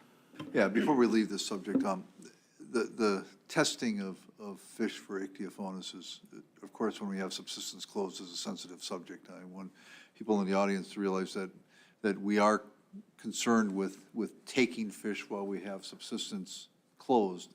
However, this is a significant enough question to be able to meet our treaty obligations that we feel it's important to be able to continue the sampling. I received a letter from Canada asking us to cease all sampling this year, and we responded by replying that we considered it an important enough question to answer, but we did reduce our sampling rates. But we understand the sensitivity associated with sampling, but it's our intention to continue this at some rate for the next several years until we get our answers resolved so that we can put this question to rest. Thank you for bringing that up, Commissioner, because that was one page that I had flagged on 16. You said sacrifice 200 representative samples. Is that what you're talking about, 200 fish collectively throughout the season, the sampling season? Through the chair, it's excellent clarification. Up to 200 samples per location. And moving forward, we currently have 4 locations integrated into the study design. That's Pilot Station, the Rapids, Fort Yukon, and Eagle. And are those numbers representative because that's what you need in order to justify statistics, future statistics? Yeah, through the chair, that's correct. I mean, they're not arbitrarily selected. They're absolutely what's needed in order to get the statistical precision necessary to develop the tools that we need to provide advice to managers.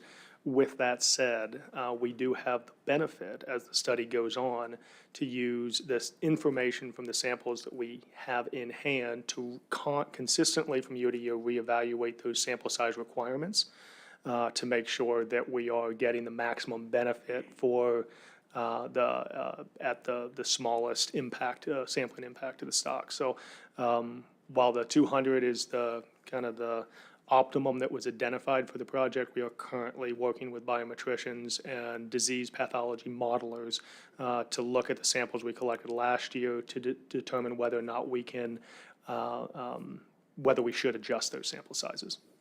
Thank you. And I might just add that any fish that we see that are fit for human consumption are distributed back into the communities. Thank you. Mr. Wood. Yeah, probably an erroneous assumption on my part, but if Canada wanted us to suspend sampling, I assume that they would also suspend the escapement necessary to go across the border at the same time.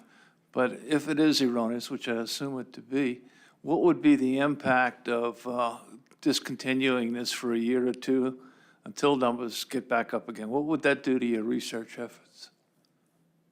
Well, we wouldn't have an answer to the fundamental question of why we're passing sufficient fish at Pilot that we're not getting past So we would probably have to delay any provision of providing for subsistence opportunities if we thought we were going to meet our Canadian escapement objectives. Okay, thank you. All right, thank you very much.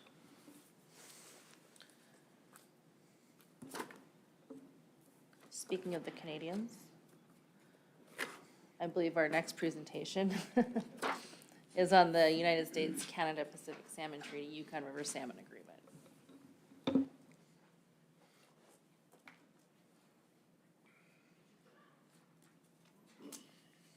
Welcome, Mr. Linderman.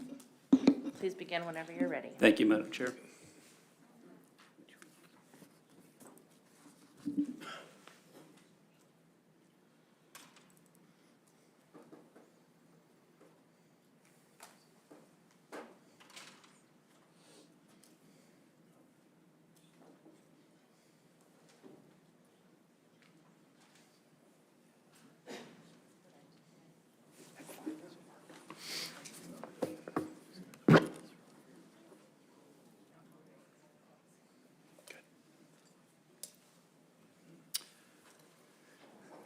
Madam Chair, Board of Fisheries members, my name is John Linderman with the Alaska Department of Fish and Game.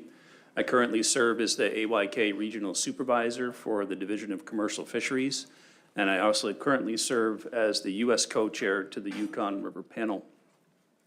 Today I'll be providing a presentation on the Yukon River Salmon Agreement under the Pacific Salmon Treaty between the United States and Canada. This will be an overview presentation that I think will probably help to provide some additional insight in some of the questions that board members were posing so far in this meeting. So I hope it's helpful in that regard. You can find a copy of this report under RC3, tab 10.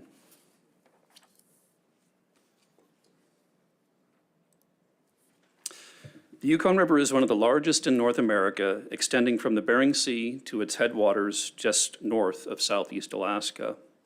Approximately 2/3 of the drainage is in Alaska, and the upper 1/3 is in the Yukon Territory of Canada. Depending on the species, Yukon River salmon spend 1 to 5 years growing in the ocean and then return to tributaries in Alaska and Canada to spawn. On their return to the spawning grounds, adult Yukon River salmon are harvested in mixed stock fisheries in both countries. The Yukon River maintains populations of king, summer chum, fall chum, coho, and pink salmon. However, these populations are not spread equally throughout the Yukon River drainage. Yukon River summer chum and pink salmon populations are contained 100% within the Alaskan portion of the drainage. Their range extends not much further upriver from the Dena'ina River confluence with the main stem Yukon River. The majority of Yukon River coho salmon populations are also contained within the Alaskan portion of the drainage, although small numbers of coho have been observed in the Canadian portion of the drainage. These 3 species rear in Alaskan tributaries of the Yukon River before outmigrating to marine waters, where they spend 1 to 5 more years before returning to the Yukon River as adult salmon during their annual spawning migration. As a result, all the summer chum and pink salmon and the vast majority of coho salmon harvested in Yukon River subsistence, commercial, personal use, and sport fisheries were migrating towards spawning grounds within Alaska only. This is not the case for Yukon River king and fall chum salmon populations, and they are considered transboundary species in the Yukon River. Approximately 59% of Yukon River king salmon are comprised of Alaskan populations, and 41% are comprised of Canadian populations. Approximately 75% of Yukon River fall chum salmon are comprised of Alaskan populations, and 25% are comprised of Canadian populations. It is the transboundary nature of Yukon River king and fall chum salmon populations that is the basis of the Yukon River Salmon Agreement under the Pacific Salmon Treaty between the United States and Canada. These transboundary salmon species are harvested annually in a variety of fisheries in coastal marine waters and predominantly in the freshwaters of the Yukon River drainage. They are important to people living in communities along Bering Sea coastal areas and from the Yukon Delta at the mouth of the Yukon River to the headwaters in Canada. King and fall chum salmon are harvested in subsistence fisheries in Alaska and First Nations fisheries in Canada, and these fisheries have the priority use in their respective countries.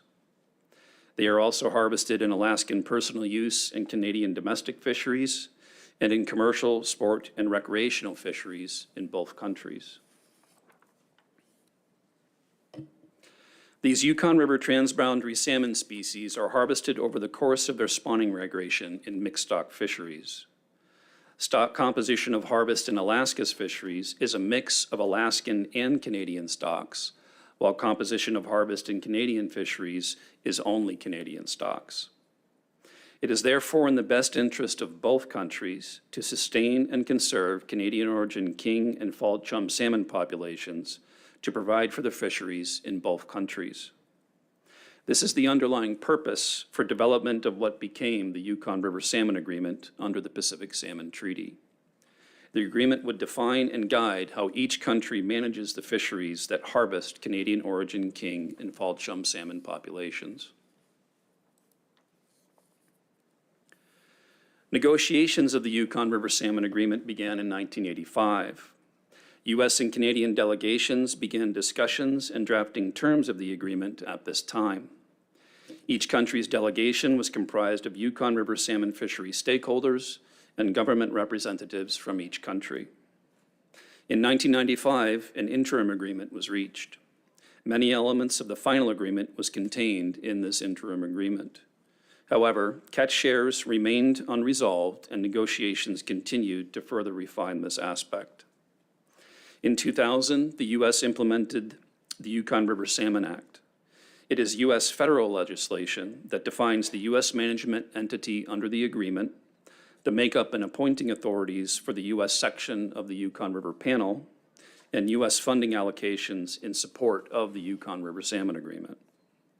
In 2002, the final agreement was signed by both countries and has been in place ever since. The Yukon River Salmon Agreement is quite comprehensive. It directs each country to designate their respective management entities tasked with implementation of the agreement. The U.S. management entity is the Alaska Department of Fish and Game, and the Canadian management entity is Department of Fisheries and Oceans Canada. The agreement formally established the bilateral Yukon River Panel to serve as an advisory body to the management entities in each country. The Yukon River Panel is comprised of two primary sections, a U.S. section and a Canadian section, and the members of each section is comprised predominantly of Yukon River salmon stakeholders from both countries, as well as government agency representatives from each country. The Yukon River Salmon Agreement defines the Yukon River Panel's responsibilities, principles, and guidelines, and the panel functions by seeking consensus between the U.S. and Canadian sections.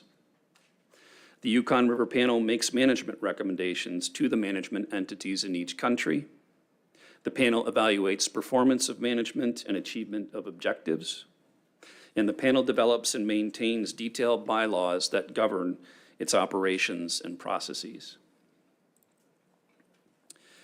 The Yukon River Salmon Agreement maintained the Bilateral Joint Technical Committee, or JTC, to serve as a technical advisory body to the Yukon River Panel.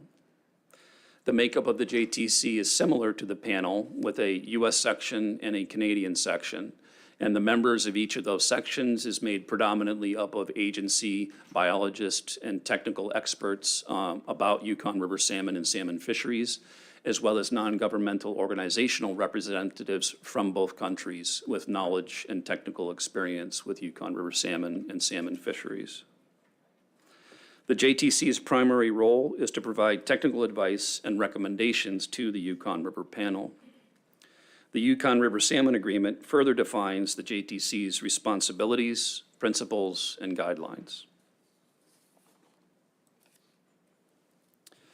The treaty agreement established escapement objectives, or escapement goals, for Canadian origin king and fall chum salmon populations. The agreement allows for the Yukon River Panel to update or implement interim escapement objectives based on recommendations from the JTC. The Yukon River Salmon Agreement established each country's harvest shares of Canadian origin king and fall chum salmon.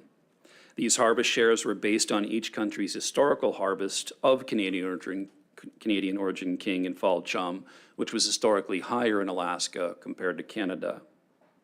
For king salmon, the Alaska harvest share is 75% of the annual total allowable catch, or TAC, and the Canadian harvest share is approximately 25% of the annual TAC.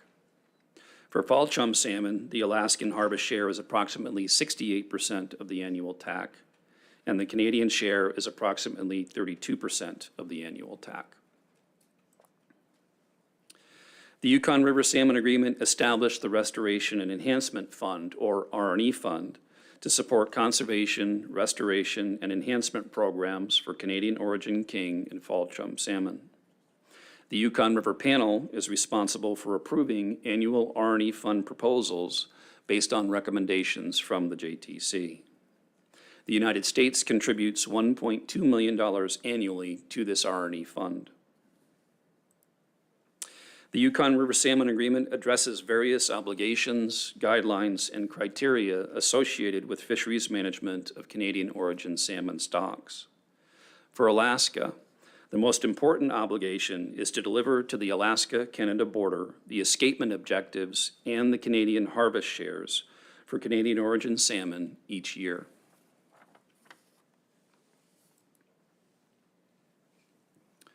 The Yukon River Panel and JTC meet at least twice a year. Preseason meetings occur in the spring to develop and receive forecasts and management outlooks for the upcoming season.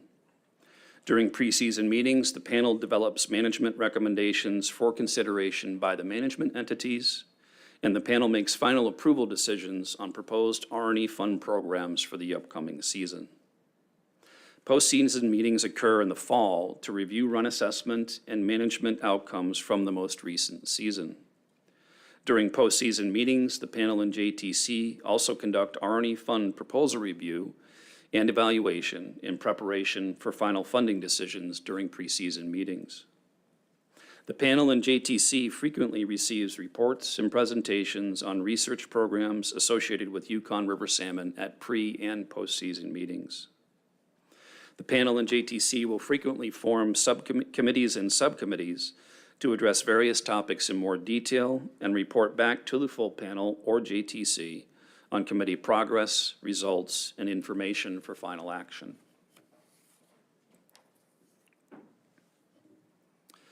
The Yukon River Salmon Agreement establishes various fisheries management objectives, guidelines, or principles for Canadian origin king and fall chum salmon. However, it does not maintain any inherent regulatory authority and was not intended to bypass or override existing fisheries management authorities in both countries. The signatory countries to the agreement are expected to achieve bilaterally agreed to objectives using the existing authorities of their designated management entities. As the designated management entity for Alaska, fisheries management under the Yukon River Salmon Agreement is facilitated through the regulatory authorities and responsibilities of the Alaska Department of Fish and Game and the Board of Fisheries process. In general, when there is bilateral consensus on fisheries management objectives, guidelines, or principles as described under the Yukon River Salmon Agreement, the Alaska Department of Fish and Game and the Board of Fisheries is expected to act on their respective authorities to achieve them.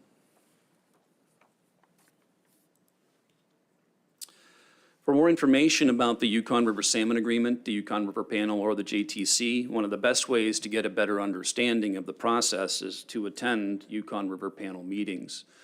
Each panel meeting is comprised of a section that is dedicated to a public session where organizations or individuals are welcome to attend that public session. And it's also broadcast, live streamed online over the internet, similar to how Board of Fisheries meetings are now live streamed as well. So individuals can observe meeting proceedings over the internet now as well. There's also opportunity during those public sessions for any individuals or organizational representatives to provide testimony to the panel, post questions, or express concerns, et cetera, and that can be done both in person or online. Another excellent resource is the Yukon River Panel's website, which the web address is here in the presentation. There's a wealth of information on the Yukon River Panel's website. It's maintained by the Pacific Salmon Commission based out of Vancouver, British Columbia. And you can find information about meeting agendas, meeting scheduling, all the various presentations given at panel meetings, as well as meeting minutes, press releases from the Yukon River Panel. There's copies of the Yukon River Salmon Agreement, the bylaws of the panel as well, and there's an excellent mapping section that shows a map of the Yukon River drainage with icons that represent both current and historical R&E Fund operated programs. By clicking on those different icons, you can find out the location, the date or duration of the project, who operated it, the reports from that program. There's also links to external publications in both Alaska and Canada on various Yukon River salmon publications and documentation, both research and management oriented. So anybody that has interest in getting more information about the panel process, the Yukon River Salmon Agreement, I highly recommend going to the panel's website. You'll probably be overwhelmed with the amount of information that's available to you on that site. That concludes my presentation on the Yukon River Salmon Agreement. One additional comment I would like to make is that the Yukon River Panel did just meet this past December in its 2022 postseason meeting. Obviously, there'll be additional presentations that the board will be receiving and information that I'm sure you've already received about the current status of Yukon River salmon, even came up during recent presentations so far today, that there's been severe hardships, major concerns and considerations for the current status of Yukon River salmon. This has certainly not gone unnoticed by the Yukon River Panel. The Yukon River Panel maintains significant concerns about that status as well as its impact on fishermen in both Alaska and Canada. And recognizing also that it's not just Canadian origin stocks that are in severe decline, it's also Alaskan stocks, including those that are not transboundary, such as summer chum in that regard. So I did want to mention that this is something that's of major concern to the panel. We'll be certainly having ongoing discussions with the panel in coming meetings and years on that topic. And with that, I'd be happy to address any questions from board members. Thank you, John. Any questions? Mr. Wood? Just real quick, what kind of gear is used in the Canadian sector for commercial harvest? I mean, obviously you don't have seiners up there. Yeah, it's that, to be clear, the commercial fishery in Canada has not occurred for many decades. I think, don't quote me on this, but I think you have to go back into the 90s to even find any harvest from that commercial fishery. And it was always a relatively small fishery. It really was just feeding local markets more than anything. So it was small by comparison to any of the commercial fisheries that have occurred historically in Alaska in that regard. But it was predominantly, to directly address your question, Mr. Wood, it was predominantly a gillnet fishery. Okay, thank you. Thank you for your time today. Appreciate you being with us. Thank you. The next presentation we'll go through is the Yukon River King and Summer Chum Salmon stock status. Just in case anybody was wondering, I'd like to get through this presentation, then maybe take a short break and then see how far we can go through the remainder.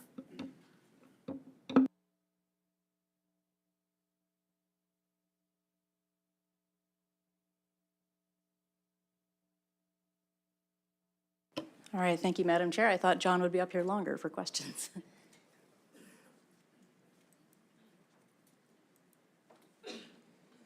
All right, you should be able to see the presentation. Good afternoon, Madam Chair and members of the board. For the record, I'm Dina Jallin, the Yukon River Summer Season Manager, and with me is Fred West, the Summer Season Research Biologist. This is Yukon River King and Summer Chum Salmon Stock Status Report, which can be found under RC3, Oral Reports tab 11, and Written Reports tab 4. Throughout this presentation, I'll be covering Yukon River King and Summer Chum Salmon information, so there will be some switching back and forth between the species as I go through the slides.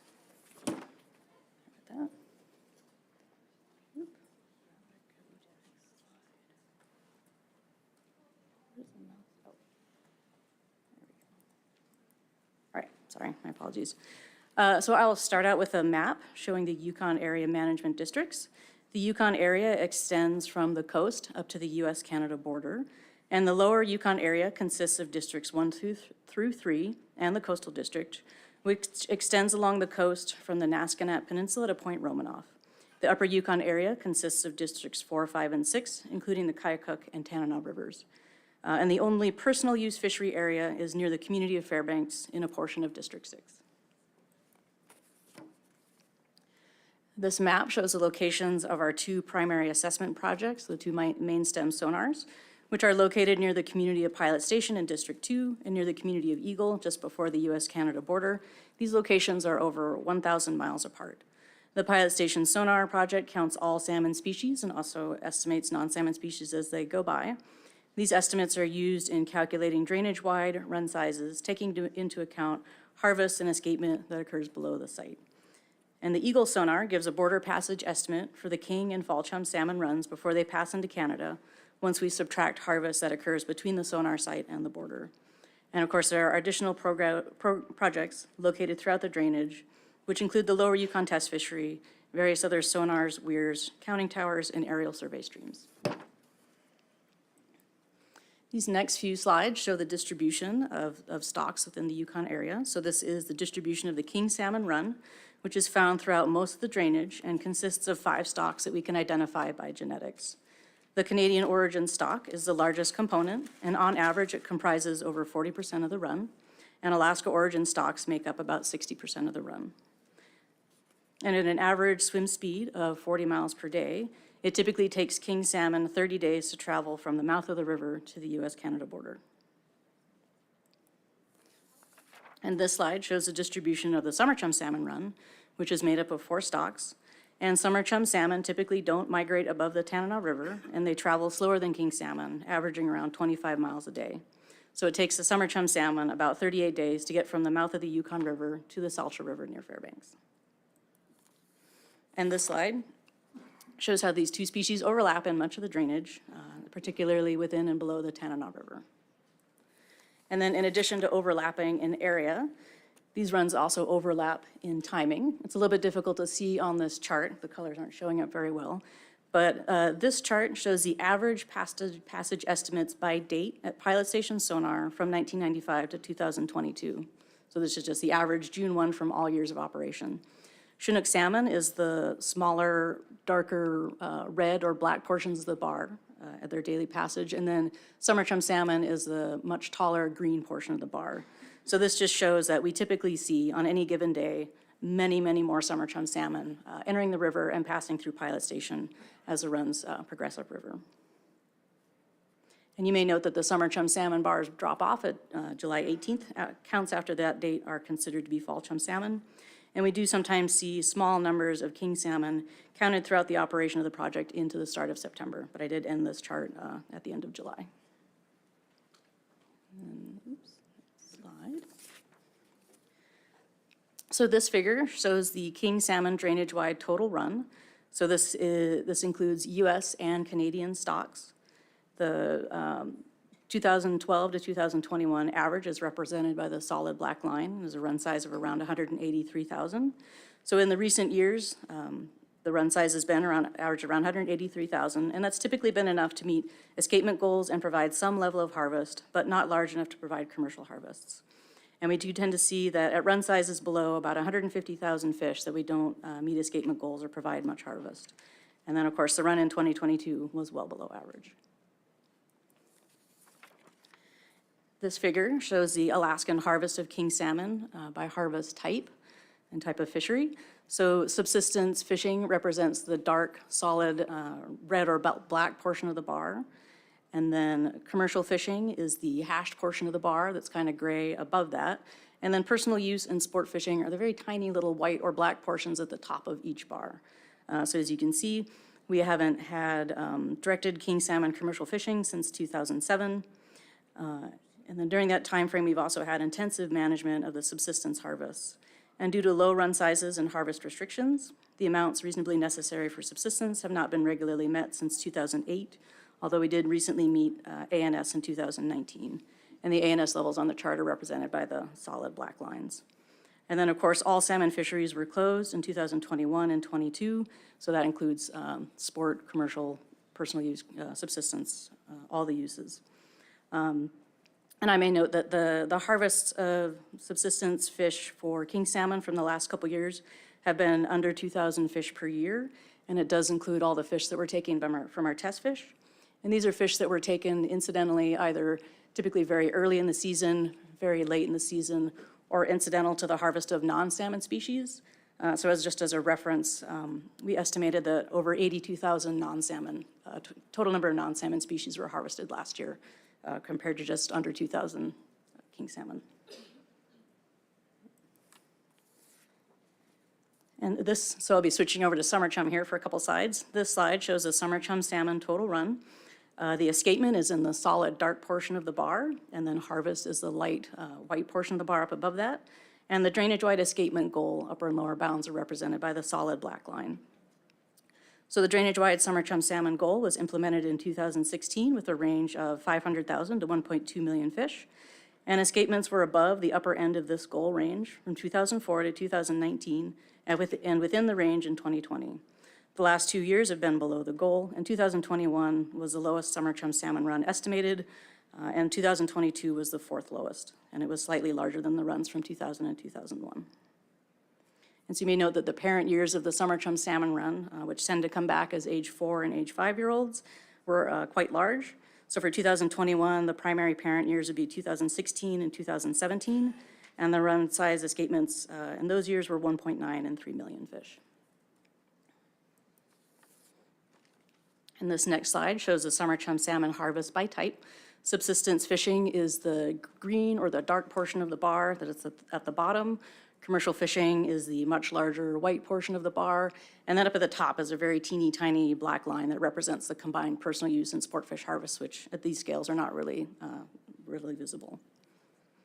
The amounts reasonably necessary for subsistence are shown for the black lines. There were no commercial fisheries in 2021 and 2022. And prior to that, for the previous 10 years prior, the commercial harvest averaged nearly 400,000 fish annually. And since being adopted by the board in 2001, subsistence harvests have met the lower end of the amounts reasonably necessary for subsistence in 13 out of the last 22 years. And similarly for king salmon, the summer chum salmon harvests in 2021 and 2022 were quite low, around 1,300 fish in 2021 and under 7,000 fish in 2022. And these totals do include all the totals from test fishery and all the kings that were maybe harvested incidentally to non-salmon fishing. These next few tables show escapement goals and the recent 5 years of estimates. So the kind of peachy gray colored squares are years where we were below the goal. The darker squares that are blue with white font were within the goal range.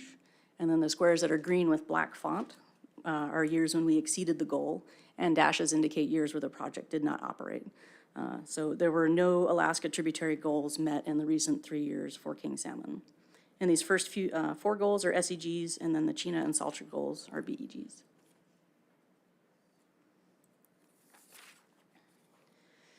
This table lays out the Canadian origin king salmon border objectives. So the goal, as talked about in John's presentation just previously, consists of an IMEG range and an additional number of king salmon escapements to provide for the Canadian harvest share of the total allowable catch. The TAC range is calculated by subtracting each end of the goal from the total run, meeting the IMEG and providing Canada's share of the TAC as part of the U.S. obligation to meet the harvest share objectives. So for example, in 2019, 44,800 king salmon were estimated to pass the U.S.-Canada sonar, which is above the lower end of the IMEG, but that number of fish was below the total end of the IMEG plus the Canada harvest share in that year. And then the bottom 2 rows of the chart are shaded based on the estimated harvest taken in each country relative to their harvest shares. And so green would be that we took less than our shares or within our harvest share range, and then the peach squares would indicate that either country took more than their share that was outlined by the number of Canadian origin fish. And this chart, this table shows the summer chum salmon escapement goals in the recent 5 years with the same color scheme. So green with black font would be the goal was exceeded. Blue with white font would be the goal was met within the range. And then the peach squares with dark font are below the goal, and then dashes where the projects did not operated. So the drainage-wide escapement number is based on pilot station sonar counts and also incorporates information from the Andrieski River drainage and harvest that occurs above the sonar site. And so we did not meet the drainage-wide goal in 2022. We were a little bit below it. And we also, of course, did not meet the goal in 2021. And then the other projects for which we have goals are the East Fork Andrieski River Weir and the Anric River Sonar. And neither of those project goals were met in the recent 3 years when the projects were assessed. And then the Andrieski River goal was met in 2019, but not in the other years shown on the chart.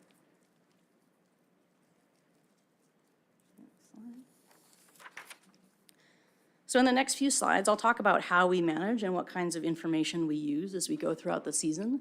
So we start off prior to the season with our forecasts, and we'll be getting these forecasts later in the spring. The king salmon forecasts will be talked about and discussed and come out of the JTC and panel process, and the summer chum salmon forecast will be later available this spring as well. And these forecasts help set the stage for our preseason management strategies and outreach. And so they help us to answer questions and relay information to fishermen about what the upcoming seasons may be like, such as like, can fishermen anticipate a closure on the first pulse of king salmon, or can they anticipate that there may be some level of summer chum salmon fishing? For the king salmon forecast, the Joint Technical Committee, which advises the Yukon River Panel, creates a forecast for the Canadian origin stock using a combination of models and a Bayesian framework, including dynamic Ricker, dynamic sibling, and juvenile forecasts from the Bering Sea Trawl Survey that Sabrina and Katie talked about. And the Canadian origin forecast is incorporated into the drainage-wide outlook. And then for summer chum salmon, we use a drainage-wide run reconstruction model.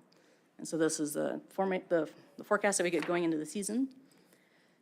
And then our early in-season management, we look really closely at the lower Yukon test fishery. This detects salmon as they enter the river and gives us catch per unit effort, index of abundance, so we can see how the run's shaping up day to day or from a given year, week, or date compared to previous years. And then up at pilot station sonar, we get apportionment information from the test fishery.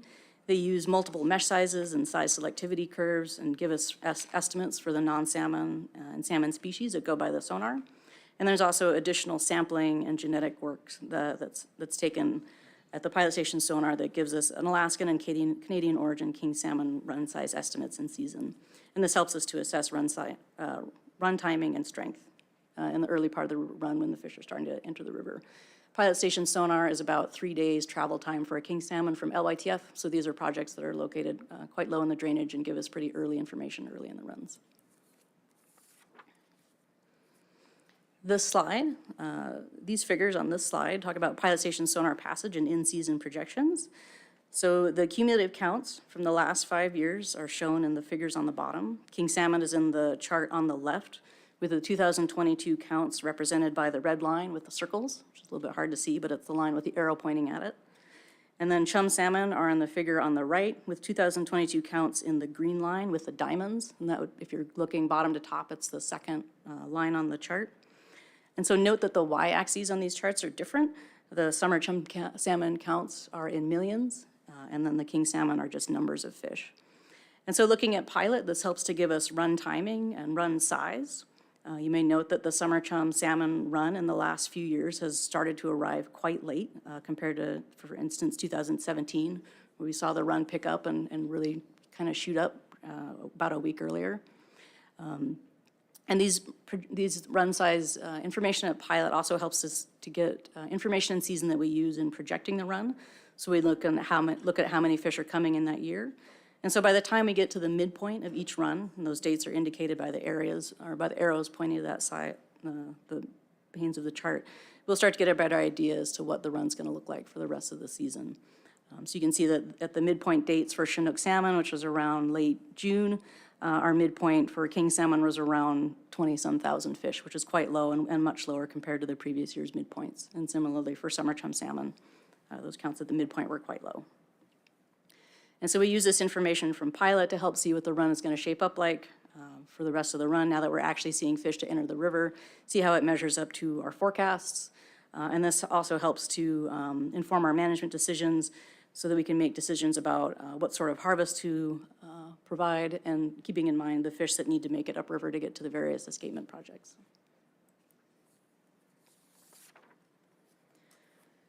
And so this next slide shows kind of how we look at king salmon management in season. So the management of the Canadian origin king salmon run in particular shifts in focus to the Eagle sonar as the fish travel upriver. The Eagle sonar is used for assessing the border passage objectives.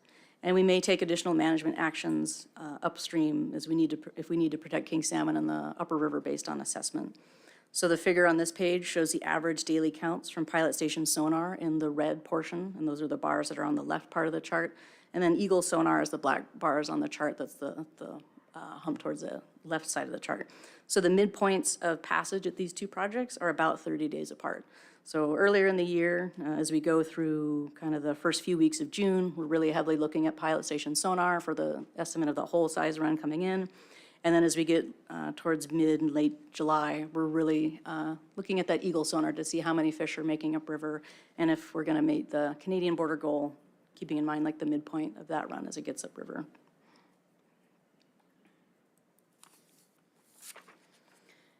And then, of course, the management tools that we have as we go through the season are time, area, and gear. So time, we may use the Windows fishing schedule, which provides periods per week that help to give breaks and spread out harvest throughout the run and let fish pass upriver. In previous years, we've also applied management actions where we've, if we think we have a harvest that we're trying to shoot for that's maybe half of normal or half of average or half of a previous year, then we've reduced fishing time where we give fishing districts, just cut those windows in half so everyone gets kind of a proportional amount of fishing time.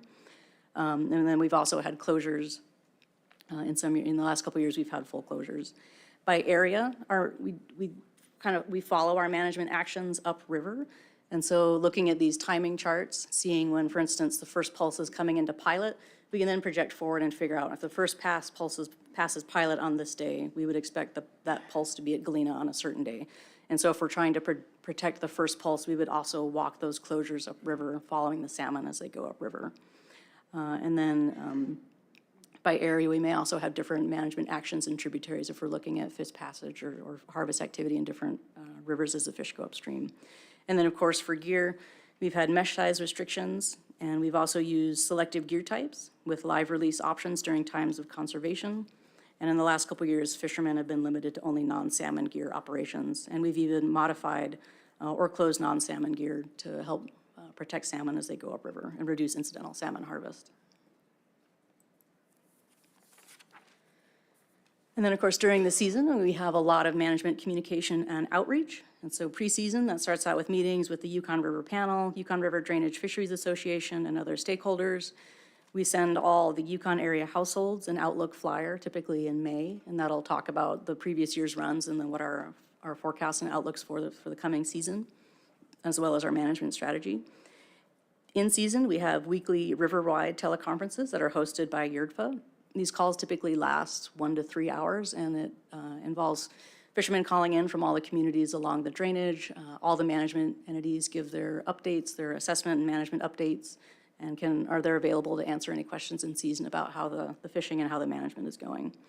We also put out advisory announcements, which are published in a variety of outlets, and we post on Facebook counts from some of our projects and also a link whenever any advisory announcement is published. We also distribute data packets daily through an email subscription, and we have a toll-free hotline that's updated daily with counts, and then anytime we have a change in management action, that hotline is updated daily. And what I don't cover in this presentation is all the efforts that we do postseason. After the season wraps up, we do a postseason harvest survey where households are contacted and they're asked about their harvest of salmon and non-salmon species from the previous year, and that information is used to estimate the harvests by community and by the river as a whole.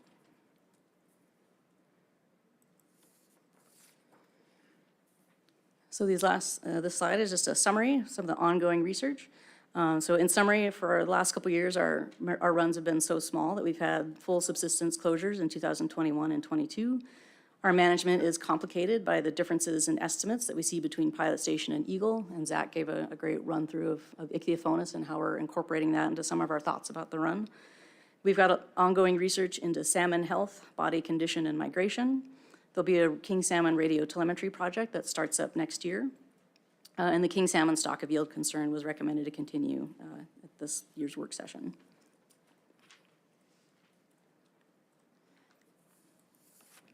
And so these last set of slides, I just have a brief introduction to the subsistence, commercial, and personal use proposals submitted this cycle. And Christy Gleason's fall season presentation will provide information on proposals that affect fall season management. This year, we've got 7 subsistence and personal use fishery proposals and 3 commercial fishery proposals. So proposal for the subsistence and personal use proposals, 79 would allow hook and line for subsistence up to and including the Kuskokwim River. Proposal 80 would restrict subsistence king salmon harvest in the middle and upper Yukon River. 81 would implement a Yukon River drainage subsistence salmon permit to allow retention of king salmon less than 24 inches in length with an annual limit of 10 fish during times of king salmon conservation. Proposal 82 would modify the date sinking of gill nets is allowed in the Yukon area. And Proposal 83, So after Proposal 83, after August 15th, a person may not take salmon with a gill net with a mesh size greater than 6 inch in the Yukon area personal use salmon fishery. Proposal 84 would repeal and readopt Yukon area subsistence fishing lawful gear and gear specifications. And 85 would modify Yukon area personal use salmon fishery specifications for selective gear types and gill net mesh size during times of salmon conservation. The commercial fisheries proposals include 87, which would be defining eel sticks, 88, repealing and replacing Yukon area commercial salmon fishing gear specifications, and 89, which would modify Yukon area commercial dip net gear operations in the commercial fishery. And so with that, I'd like to acknowledge a lot of the folks that we work with throughout the season, throughout the whole year, and take any comments or take any questions. I've got a couple of questions, then we'll get to Mr. Carpenter. First of all, while I'm thinking of it, where along the river does the Yukon area personal use salmon fishery take place? It's just near the community of Fairbanks. It's up in District 6C near Fairbanks. Thank you. Go ahead, Mr. Carpenter. Thank you, Madam Chair. I'm just thinking about the sonar station at Pilot Station. And I'm thinking in my mind of different examples around the state where we're trying to enumerate king salmon with sonars. And the one thing that comes to my mind is when you when you have these overlaps between kings and in this case chum salmon, it tends to displace the kings into a different part of the river that might normally happen when those two aren't merging at the same time. And I'm curious to know what your confidence interval is, or how confident you are that the data that you're achieving by enumerating these fish with the sonar is fairly accurate. I've got great confidence in the Pilot Station sonar project. They have, their operations are pretty complicated. They have periods where they're enumerating, counting fish go by, and then they have periods where they're test fishing with drift gill nets. And so they have multiple different zones across the river that are spaced out across the channel. They also use a wide variety of mesh sizes, I think going down from 2 inches or like 2 inches up to 8.5 inches. And they've got a mesh size selectivity model so that it helps to kind of, it gives them a better estimate. So that if you, for instance, like catch a whitefish in an 8-inch net, then that would maybe tell you that you've got a ton of whitefish present because you normally expect to catch those in a smaller mesh. So they've got a bunch of different factors that are incorporated into their run passage model. We've thought about this a lot in the last few years, particularly in relation of the summer chum to the kings. And like we would almost think that that would give us more king salmon numbers, because if there's not summer chum that are kind of clogging up the gear, we should maybe catch king more readily than we have in previous years where we've seen so many. So it is a big complicated project. There's a lot of factors that go into it, but their methods are really rigorous and really in-depth. Slide 18 quickly. So is this an average of these dates, or when you see these counts? Yeah, these are from all project years. So it's the average of all the counts from June 9th from all years of the operations. And how many years is that? Let's see. An average of how many years, or which years, or? 95. Okay. For Pilot Station, and then how long for? 2005. And 2005 for Eagle sonar. So 95 and 2005 for the two projects. Thank you. Any other questions? All right, thank you for your presentation this afternoon. It is 3 o'clock on the nose. Let's come back at 3:15. And we'll pick up 3:15, 3:20, and we'll pick up with the next staff report. Thank you.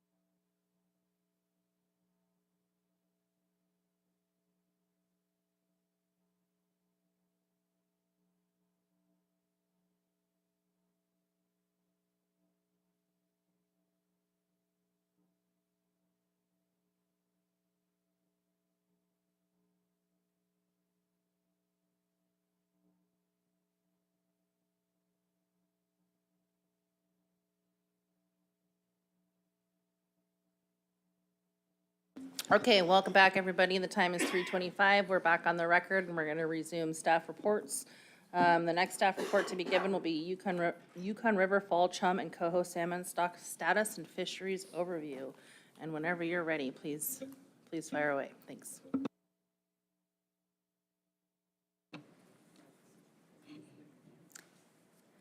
Good afternoon, Madam Chair and members of the board. I'm Christy Gleason. I'm the Yukon River Fall Season Manager.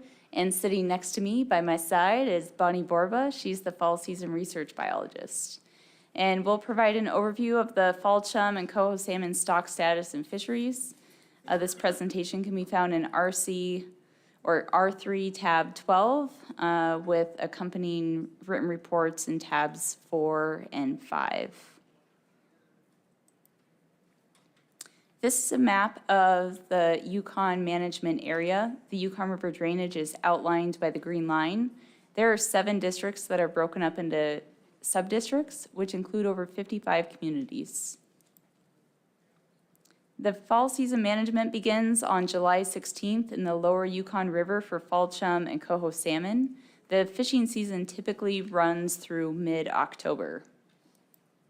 And the blue lines on the map show the distribution of fall chum salmon within the Yukon River drainage. Fall chum salmon are the dominant species during the fall season. Therefore, the fishing schedules and the gear are designed to meet the following management objectives.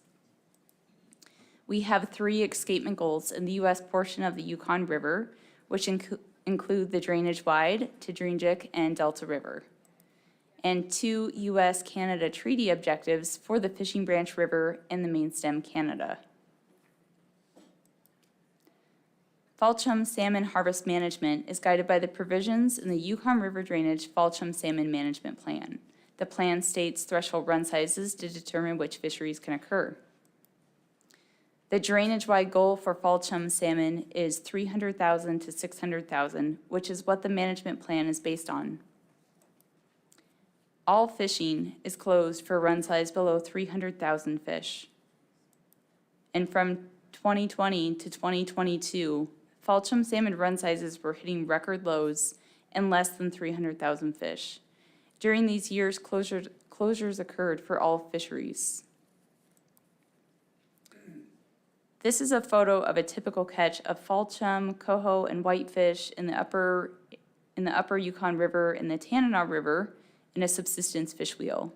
And I'll provide an overview of the subsistence salmon fisheries management during the fall season in recent years. Districts transition from summer management to fall management based on the fall chum salmon migration timing. And subsistence fisheries follow a regulatory schedules, and they can use 7.5-inch or less mesh gill nets and fish wheels. From 2012 to 2019, our fall chum salmon runs were really good, and we were able to liberalize subsistence fishing to 7 days a week in light of the Chinook salmon restrictions to provide more subsistence opportunity. We did have fishing restrictions in the Porcupine River since 2015, and this was to be able to meet or try to meet our treaty objectives with Canada in the Fishing Branch River. And the fall, we did experience fall chum salmon closures for subsistence fishing from 2012 to 2022. During this time, we allowed the retention of non-salmon, coho, sockeye, pink from selective gear. These gears included dip nets, manned fish wheels, and hook and line. And during this time, we required the release of chum and king salmon. We currently don't have the regulatory authority to require the release of species like coho salmon. Non-salmon fishing was open with 4-inch or smaller mesh gill nets, and these nets were limited to 60 feet or shorter in length because we were in times of salmon conservation. We also had other non-salmon gear open. This graph shows the fall chum subsistence harvest from 1990 to present. The black lines show the amount necessary for subsistence. And from 2020 to 2022, we had an average of less than 3,000 fall chum salmon harvested by subsistence users and personal use fishermen. And from 2015 to 2019, when fishing was open, and we often liberalized to 7 days a week, the average harvest for subsistence fishermen was 77,000 fall chum salmon. This is a photo of a typical commercial fisherman that we see in the lower Yukon River. So now I'll provide an overview of the commercial salmon fisheries during the fall season in recent years. The commercial fishery typically occurs on a 2-period per week schedule with 6-inch or smaller mesh gill nets and fish wheels. There's an option in regulation to have a coho salmon directed fishery later in the season if warranted. And commercial fisheries occurred in 2019 and in years prior. However, in 2020 to 2022, we've seen complete closures due to these poor runs. This graph shows the fall chum salmon commercial harvest from 1990 to present, and the black line shows the 2015 to 2019 average of 351,000 fall chum salmon when we've been commercial fishing. And with that, I'll turn it over to Bonnie Borba. Good afternoon. For the record, my name's Bonnie Borba. This is a chart showing the fall chum salmon drainage-wide escapements in the dark bars and the estimated harvest in the light portion of the bars. Together, they approximate the estimated total drainage-wide run size each year. The solid lines represent the current sustainable escapement goal range of 300 to 600,000 fall chum salmon. For reference, the primary parent year for chum salmon are the age 4 and age 5, with fall chum salmon predominantly as age 4, they typically average around 69%. The parent year escapements from 2015 to 2019 averaged 1.3 million, and each year's escapement was near the upper end or exceeded the drainage-wide escapement goal. All the individual tributary escapement goals were also achieved from 2015 to 19 and as far back as 2001, except for the fishing branch. The production from 2015 to 2019 parent years is considerably low based on the returns observed in 2020 through 2022, with an average of only 178,000 fall chum salmon. No escapement goals were met in the last 3 years, except for the Delta River in 2020. This is a chart of the drainage-wide escapement in the bars, and the line with the solid circles is the number of return per spawner for each escapement. The bold solid black line represents the 1-to-1 return per spawner, or the replacement of the parents in the next generation. This is one way to view how productive a stock is. The upper arrows denote some years that had excellent parent year escapement, and the lower arrows denote the return per spawner that were less than 1, indicated by the line with the red circles. Examples like 2017 include both some freshwater and ocean effects. This is the same chart with the green arrows indicating examples of years with lower escapements that produced larger return per spawners under favorable environmental conditions.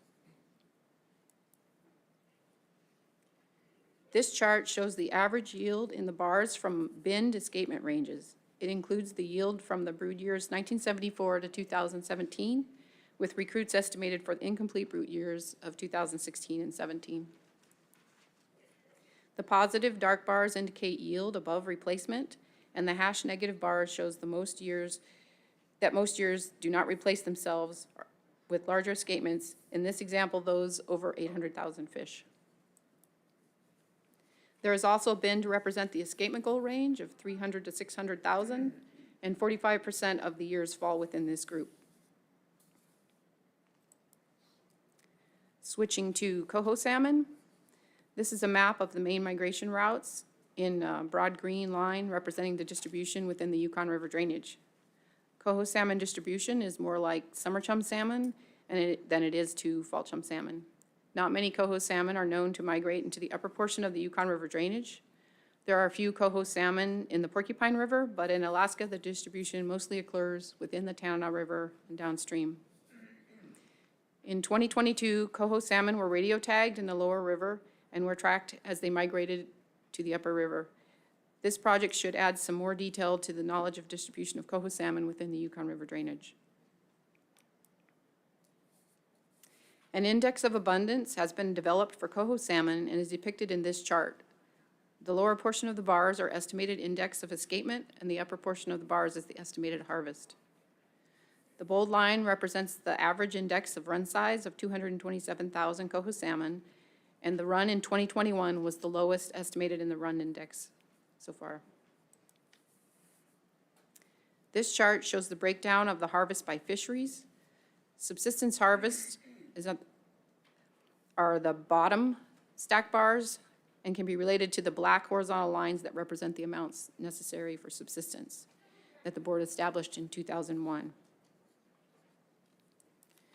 The 2020 to 2022 subsistence harvest of coho salmon averaged approximately 1,250 fish compared to the 2015 to 2016 average of 9,000 fish.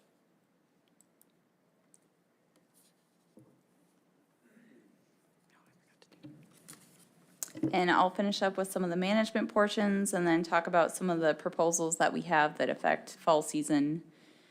So I'd like to give an overview of the pink and the sockeye salmon and non-salmon subsistence harvest. This graph shows the subsistence harvest of pink and non-salmon from 1997 to present annually. And the yellow bars show whitefish, green is northern pike, blue is sheefish, and pink is, of course, for our pink salmon.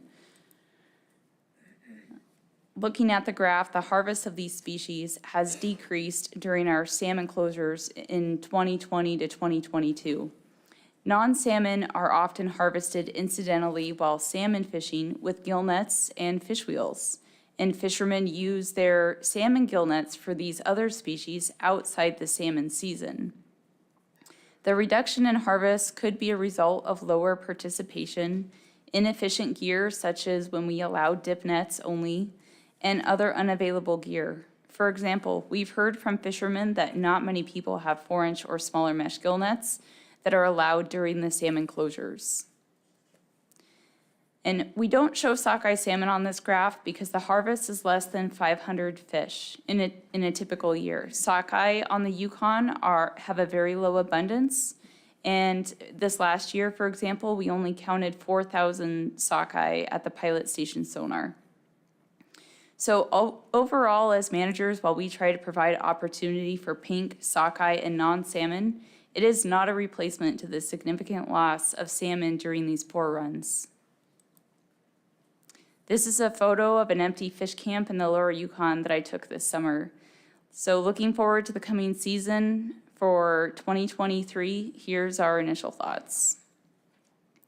During the parent years, returning for this year for fall chum salmon, we met or exceeded the drainage-wide escapement goal. For coho salmon, the parent year was below average. But we're expecting low productivity, resulting in below average run sizes, similar to the last few years. And we're anticipating fall chum salmon restrictions or closures for subsistence and closures likely for personal use, sport, and commercial fisheries. So now I'll spend some time introducing the proposals we have before us that affect fall season. For the subsistence fishery, Proposals 63 and 64 address the harvest of northern pike in a portion of the Chattanooga River near Fairbanks. Proposal 79 and 84 address non-salmon and salmon gear. In the personal use fishery, Proposal 83 and 86 address the conservation of salmon gear options.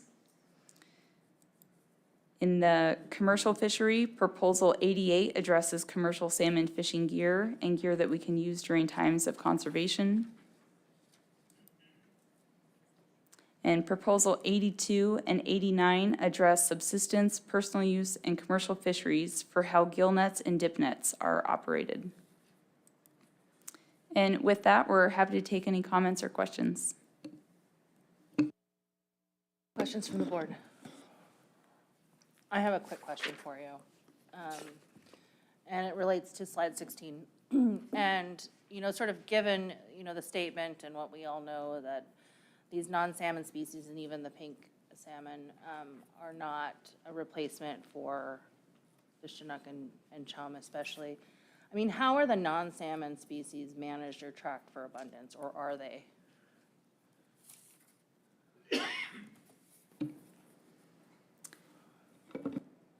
At the sonar in the lower Yukon at Pilot Station, we do count all species of non-salmon and salmon. And so that's where we count pink salmon, even though it's not total abundance of pink salmon. We also count pink salmon at the Anvik River sonar. And for non-salmon, we get an idea of, since 1995, we have a rough idea of how the different non-salmon species have fluctuated. And so if we do ever have over-harvest concerns, that's one way we can take a look at abundance. Otherwise, there's individual research projects that pop up every few years looking at particular drainages within the Yukon River. That's all that I know of for non-salmon assessment.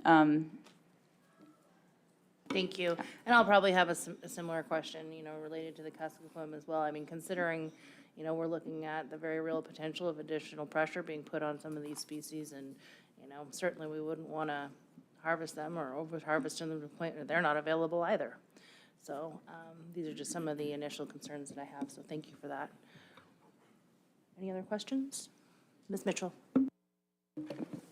Thank you. I had a question with regards to what the escapement goal range was prior to 2004, because I don't see that, the escapement goal showing on slide 9.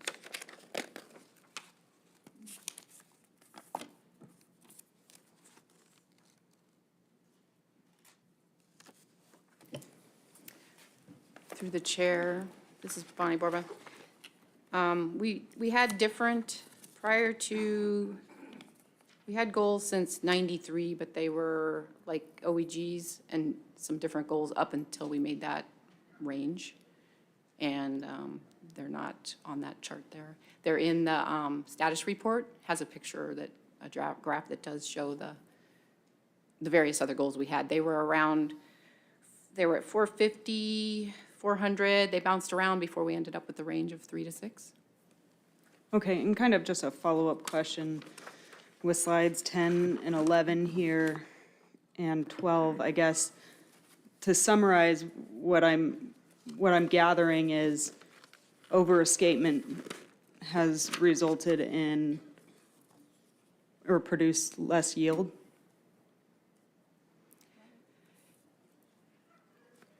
I'll just read from slide 12 here. Escapements greater than 800,000 fish rarely produce yield.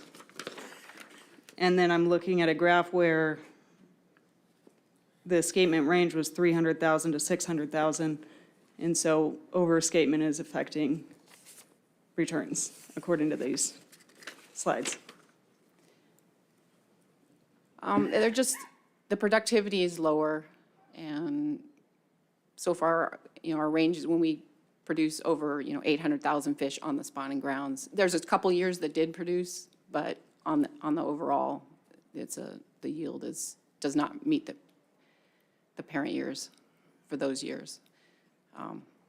Yeah, there's a limited amount of spawning area. Fall chum trigger go into these specific areas on the river, and they're going for these thermal upwelling areas. It's different than a summer chum, and they're probably fairly discrete in size. And so, yeah, bigger years, there could be more than there's other factors that can do it than just putting a lot of fish on the spawning grounds. But so far, that's what it's showing, that they're, not as productive.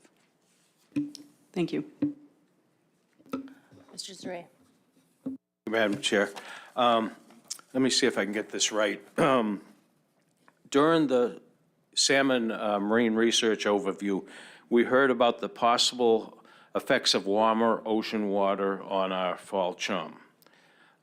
Thinking about that, has there been any talk of managing for these warm water events for fall chum, much the way researchers are considering managing for ick disease? Ichthyophonus disease. Excuse me. Through the chair, Stan, I'm sure with what they're seeing that If we had another ocean anomaly like they showed in 19, we would try to be more, be careful about what would come back from that. It would maybe give us an earlier indication that we may have a problem, and yeah, we'll be watching that for sure. The in-river during the migration of the fall chum lately, we haven't, the temperatures are cooling off for winter by August, and so we haven't seen any like warm migration temperatures as bad as like you see in the summertime that's affecting the kings and the ichthyophonus. We did take samples this year for some chum ichthyophonus they're going to check just to see if it's getting into them. But we don't have a temperature issue with them at the moment. This would only be, when the 4 and 5 year old chum come back, this wouldn't be in river or anything like that. That's what I was talking about.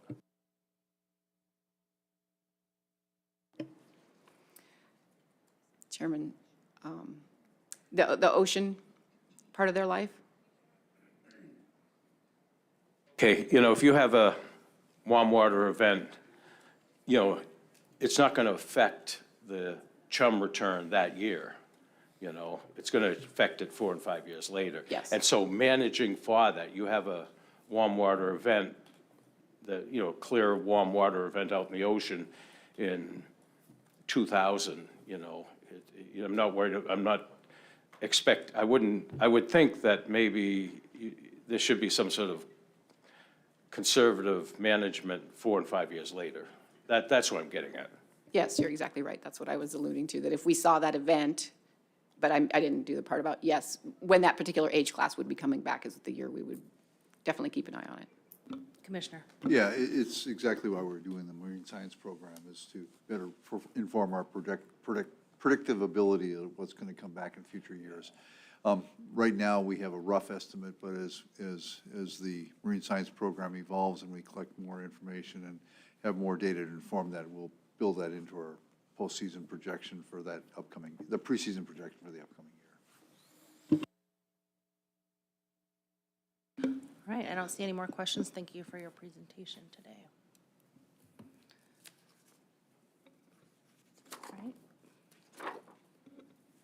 Next up is the ethnographic overview of the Kuskokwim River king salmon subsistence fishery.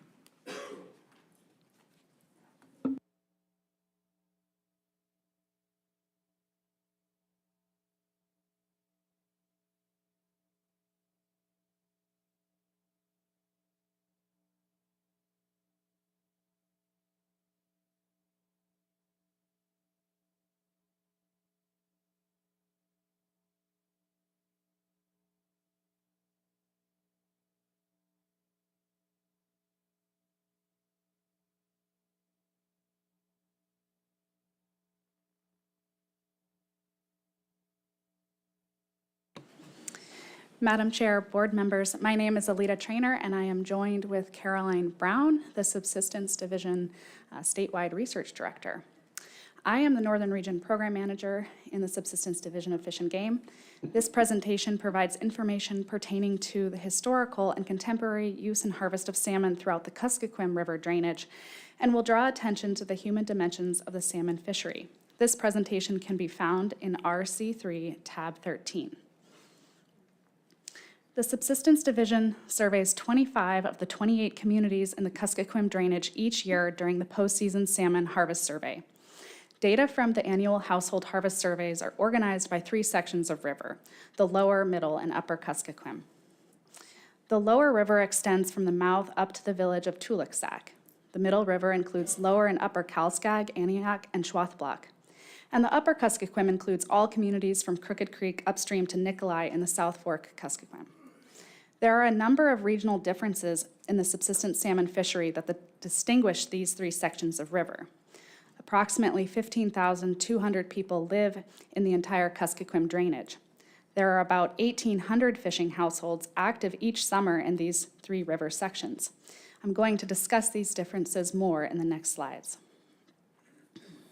88% of the population resides in the 16 communities of the lower Kuskokwim, including Bethel, where about 6,100 people live.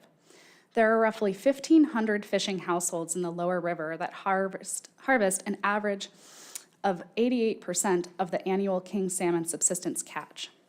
The lower Kuskokwim is characterized as a broad, low-gradient, tidally influenced river that flows across the Yukon-Kuskokwim Delta floodplain.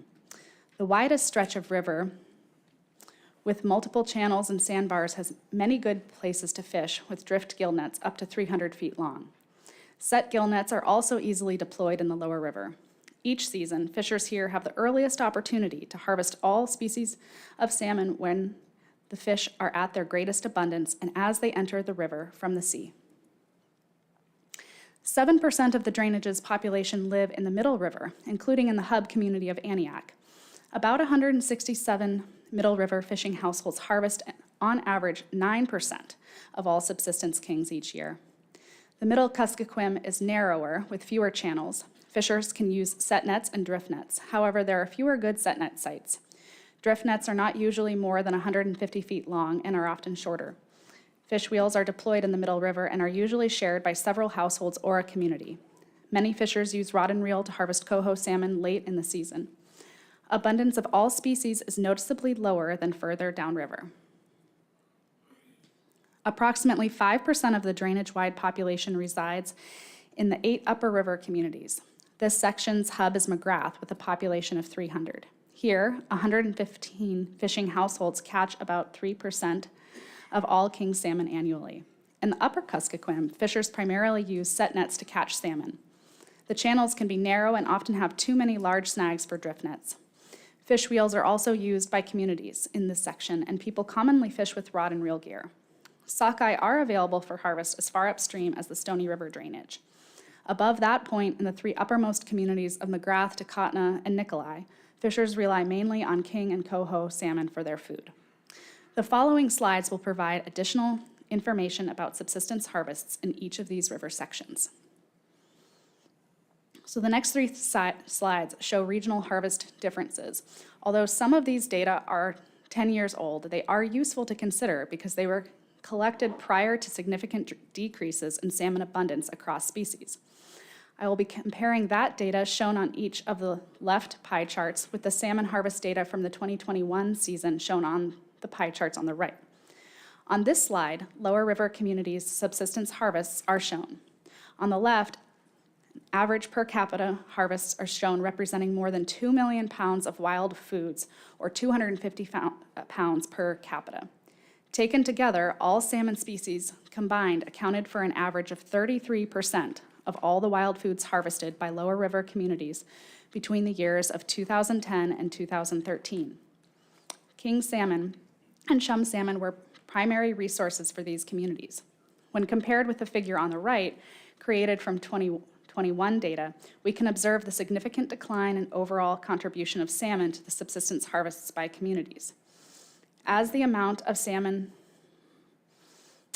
harvested by communities has declined, residents must replace those food sources with something else, shown as the remainder of the chart in black. Without updated comprehensive subsistence data to complement the updated salmon harvest data, it's unclear how these communities are adapting to the severe salmon declines. However, nearly 80% of their wild food harvests will have to come from species other than salmon, store-bought food, or in some cases, no edible replacement at all. Here, the figure on the left shows the principal resources harvested by edible weight in 4 Middle Kuskokwim communities in 2009. An annual total harvest of 303,000 pounds of wild foods were harvested on average in the study years, or about 270 pounds per capita. As we move up the river, king salmon become more prominent in the total wild food harvests, making up nearly 30% of all subsistence resources taken during that year. Together, salmon species composed 60% of all subsistence harvests by weight. With salmon harvest amounts updated to reflect 2021, only 16% of the wild food harvests came from salmon. Communities in this region are experiencing a significant gap between what they typically harvest and what they are harvesting now. Communities in the Middle River experienced a 44% reduction in their salmon harvests, which need to be made up somehow. If this reduction in wild food harvests is not accounted for, Food security, a measure that the Subsistence Division monitors, is threatened. This demonstrates the extreme fluctuation in harvesting patterns and the rapid adaptations that communities are having to make. In the upper river communities, they harvested an average annual total of 259,000 pounds of wild foods, or roughly 314 pounds per capita. Salmon species accounted for 43% of all wild harvests in 2009 and 2012. In 2021, salmon harvests were reduced to 13% of the total subsistence harvests. Salmon harvests have been reduced by 30% overall since mid-2000s in the upper river. Salmon has long made up the majority of wild food harvests in each section of the Kuskokwim River.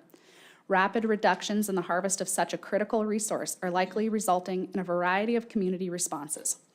Without additional research, we are unable to quantify whether and how communities are meeting their needs during this time. Next, I'd like to spend a little time discussing the total harvest of king salmon by Kuskokwim area residents and how this compares to abundance. This slide will help inform the discussion the board will have surrounding Proposal 90. The unusually low subsistence harvest from 2012 through 2021 averaged 25,400 king salmon, or about a third of the average subsistence harvest from 1990 to 2011. Significantly lower harvests since 2012 are mainly the result of the severely restricted fishing opportunities during years of low king salmon abundance. Although harvest opportunity has been provided, conservation measures designed to protect king salmon during years of low run abundance have altered traditional harvesting practices. For example, traveling to and staying at fish camps and fishing earlier in the season when the weather is ideal for drying fish have become more difficult. It is difficult, if not impossible, in some years, due to conservation measures that include uncertainty around fishing schedules, allowable gear, and preseason closures. This has decreased the efficiency of the fishery. Efficiency is a defining characteristic of subsistence economies and may explain why, even in years when opportunity is provided, harvest remains low. Additionally, voluntary reductions in king salmon harvests have become commonplace in many Kuskokwim River communities. Choosing not to fish even when the opportunity exists speaks to the dedication of stakeholders to give Kuskokwim king salmon the chance to rebuild. This slide shows each of the salmon species harvests over time. As discussed on the previous slide, king salmon harvests have declined considerably in the last decade. However, understanding how long king salmon abundance has impacted communities must be considered in light of the declines of other salmon species as well. Declines in chum salmon, shown in blue, have driven the significant decline in total salmon harvest in the last 5 years. Importantly, the relatively stable abundance of sockeye salmon is unable to make up for the loss of king and chum to the total harvest because sockeye are not generally available to upper river residents. For lower and middle river residents, the harvest patterns of sockeye and coho differ from that of king and chum as well, making a species replacement challenging. Ultimately, the inability to easily replace king and chum harvest with coho and sockeye has led to an extreme decline in salmon harvests overall throughout the drainage. Smaller king runs, greater conservation efforts, and historically low king salmon harvests have all pushed people to change the way they fish for salmon in the Kuskokwim. The following points summarize some notable changes to the fishery that have been occurring at least since 2012. Fishing restrictions for conservation of king salmon have made it more difficult for fishing households to get the chum and sockeye that they need in a year. Although Kuskokwim chum and sockeye stocks have been mostly healthy since 2012, fishers have had few opportunities to catch those fish during king salmon runs. With fewer and shorter fishing opportunities, many fishers are forced to fish harder than what their households are accustomed to, often in a derby atmosphere. In the past, households fished on their own schedules and only harvested what they could process in a day. Families have begun traveling to locations outside their traditional fishing areas, which can also create that competitive derby atmosphere, especially in the lower river, and significantly increase fishing costs. Sorry, I lost my place. Fishing later in the season, which is often needed to ensure adequate escapement, now occurs when the warm, dry weather that is ideal for fish processing has passed. Households now need to dry their fish in late June and early July when it's usually cooler and wetter and when they're more likely to lose fish to spoilage and flies. These changes have made it more difficult for family members, especially elders, to teach others how to sustain themselves with salmon fishing. This is a source of significant stress for many fishing households throughout the drainage. They perceive that the loss of this knowledge and skill threatens the viability of important family and cultural traditions. Dip nets have become a popular gear since the last AYK Board of Fisheries meeting. This gear can effectively allow residents to catch more abundant salmon species while releasing king salmon alive. Proposal 97 speaks to the utility of this gear. The most notable change since the board last met is the reduced chum salmon abundance. With king and chum salmon in decline, all the changes described on this slide have been intensified. Kuskokwim communities are struggling to meet their needs and hold on to their historical fishing practices. Next, I'd like to briefly describe a few of the current Subsistence Division projects we are currently leading on the Kuskokwim. In response to the significant changes to the fishery, we have focused our efforts on collaborative community work that documents traditional knowledge and the experiences of the subsistence fishermen. First is a project that seeks to document the traditional ecological knowledge of the salmon fishery in the lower Kuskokwim communities that are either not part of the postseason salmon survey effort or have not been included in past research efforts. We plan to document all aspects of contemporary and historical fishing patterns in the lower river region. Additionally, we are using this project to increase stakeholder participation in the management process and increase department outreach efforts in an attempt to create new avenues for dialogue and consensus building. Next is a project we're conducting in the upper river communities of McGrath, Takotna, and Nikolai. While the department uses a number of tools to forecast and predict when salmon will return to the river, Kuskokwim River residents have long held their own predictors of salmon returns. Documenting what these factors are, when they occur, and how they may be changing is an important step towards more fully understanding the nature of this species and the ecosystem they inhabit. Finally, we have heard from many stakeholders about the questions, and in some cases concerns, around the king salmon fishing that occurs in some of the lower Kuskokwim River tributaries. In these streams, salmon harvest may occur incidental to other species below the 100-yard mark when the main stem river is closed. The postseason salmon survey has been redesigned this year to gather harvest effort, harvest amount, gear type, and spatial information from residents in all Kuskokwim River communities to fully understand how these streams are being utilized.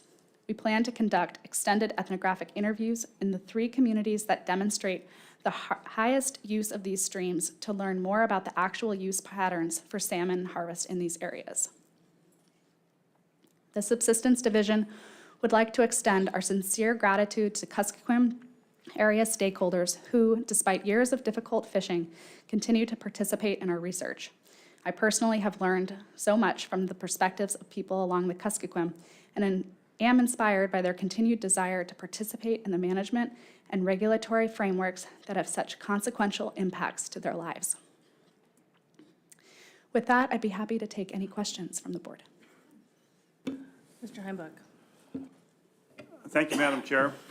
Looking back at slide number 12, if you will, in a little more of a layman language under purpose there, it says, could you restate somehow that where it says to document traditional ecological knowledge of natural indicators of salmon presence and abundance. What does that mean exactly? So that particular point is actually very similar to another project that I had mentioned in the upper river that specifically wants to understand how local people conceptualize and monitor salmon themselves. The traditional knowledge surrounding salmon is multi-generational and ever-evolving. People on the Kuskokwim, as well as in other areas of Alaska, are continual observers of the ecosystem that they live in.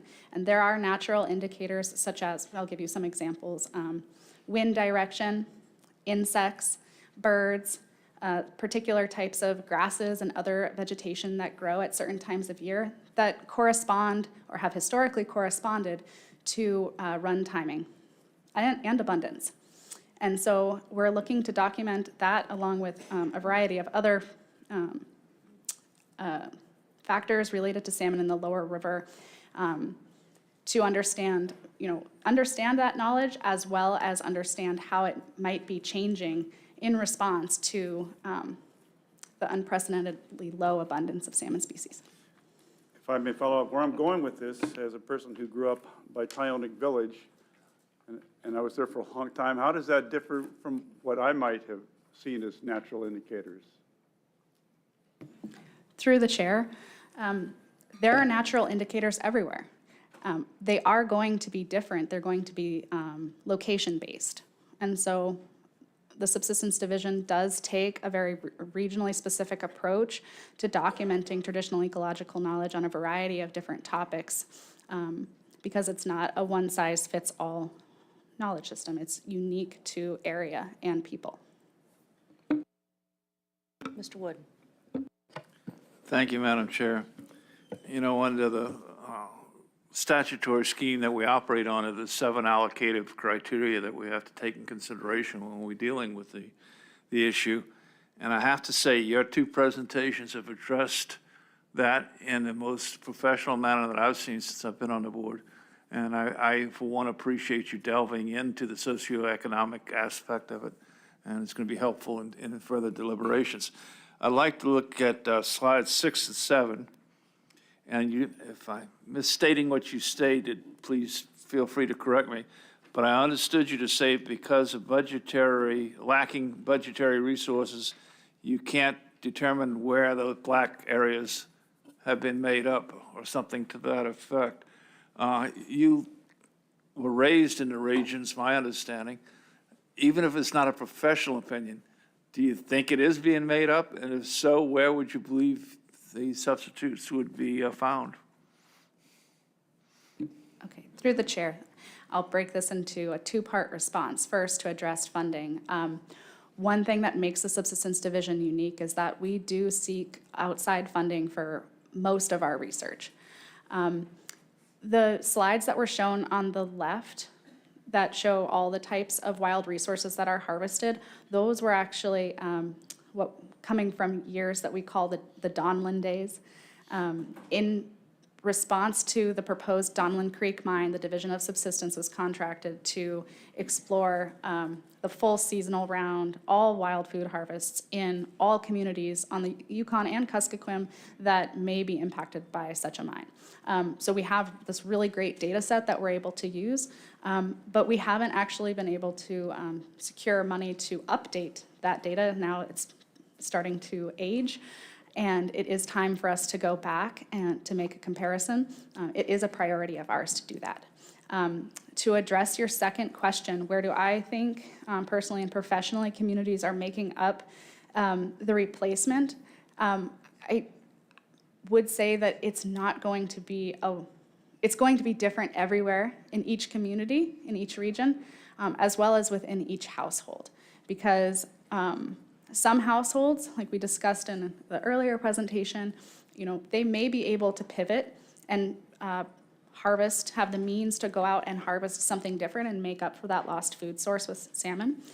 There are other households that are not going to be able to for a variety of reasons. It could be that they have a job schedule that conflicts with an open hunting season, or it could be that no one taught them. They don't know how to go out for this one thing or another. It could also be that they couldn't afford to do that. And so it's going to be, because these, especially with the chum salmon declines, those have been have come so hard and fast, so rapidly, just in the last couple years. And really, they came out of nowhere. As you just heard from our biologist, it wasn't something that we really predicted well, and communities didn't either. And so those adaptations are ones that I think even if you went to talk to someone in their home, they're still trying to figure out themselves. And so the responses are going to be varied. Yeah, what I was driving at is, and this is just my experience on the board, is that we've not had viewpoints from the economist's point of view on what the results are of actions we take up here. And this is one area that we've been sorely lacking.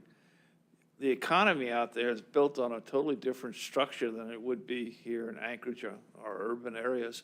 It's not like there's an overabundance of ability to earn instantaneous income when this went away. So lacking the dollars, and like you just described, someone lacking either the skills or the capability or the opportunity to harvest elsewhere, don't you think that there might be a situation where you have out-migration because of what's going here? Through the chair, thank you for that question. It is interesting. That's could be one possible response to this. I do know that, you know, families find ways, and it is difficult. We don't know how all those ways are, but we know that people are having to, just because they're forced to, find a way to make up for this. When it comes to the idea of out-migration, one thing I would say is that that is also very regionally and very community-specific. I think that it is a misnomer that we sometimes hear subsistence communities are dying. That's not true. They're alive and well. There is always going to be a fluctuation in population in and out of these communities for a variety of reasons. But some of the other complementary work that we've done documents sharing networks, and those sharing networks, how communities distribute a harvest. It's not just for that community, it's for their relatives and their friends elsewhere. And it maintains a very important cultural connection to home and to wild foods. And without that connection, from the interviews I've conducted, I've heard that it is very difficult for family members to succeed in places like Fairbanks or Anchorage. Connection to those resources is critical, and any out-migration isn't necessarily permanent. Caroline?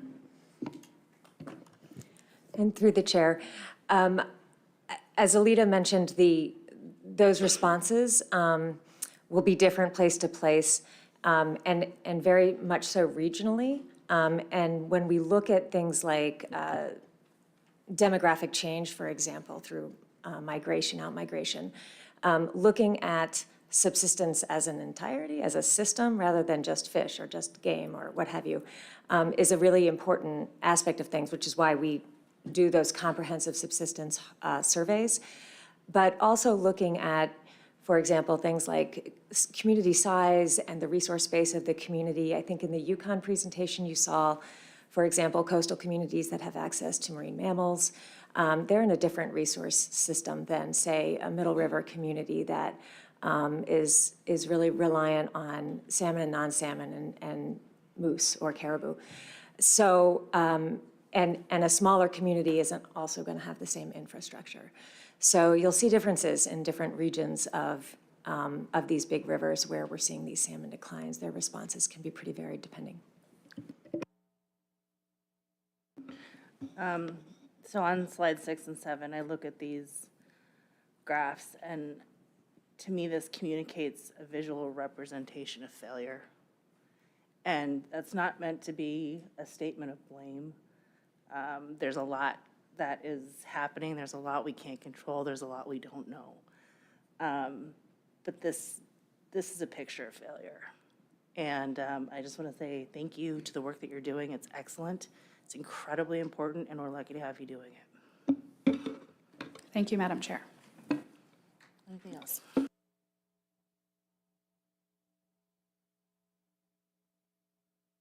Thank you very much. I don't see any other questions, so we'll move on to our next presentation.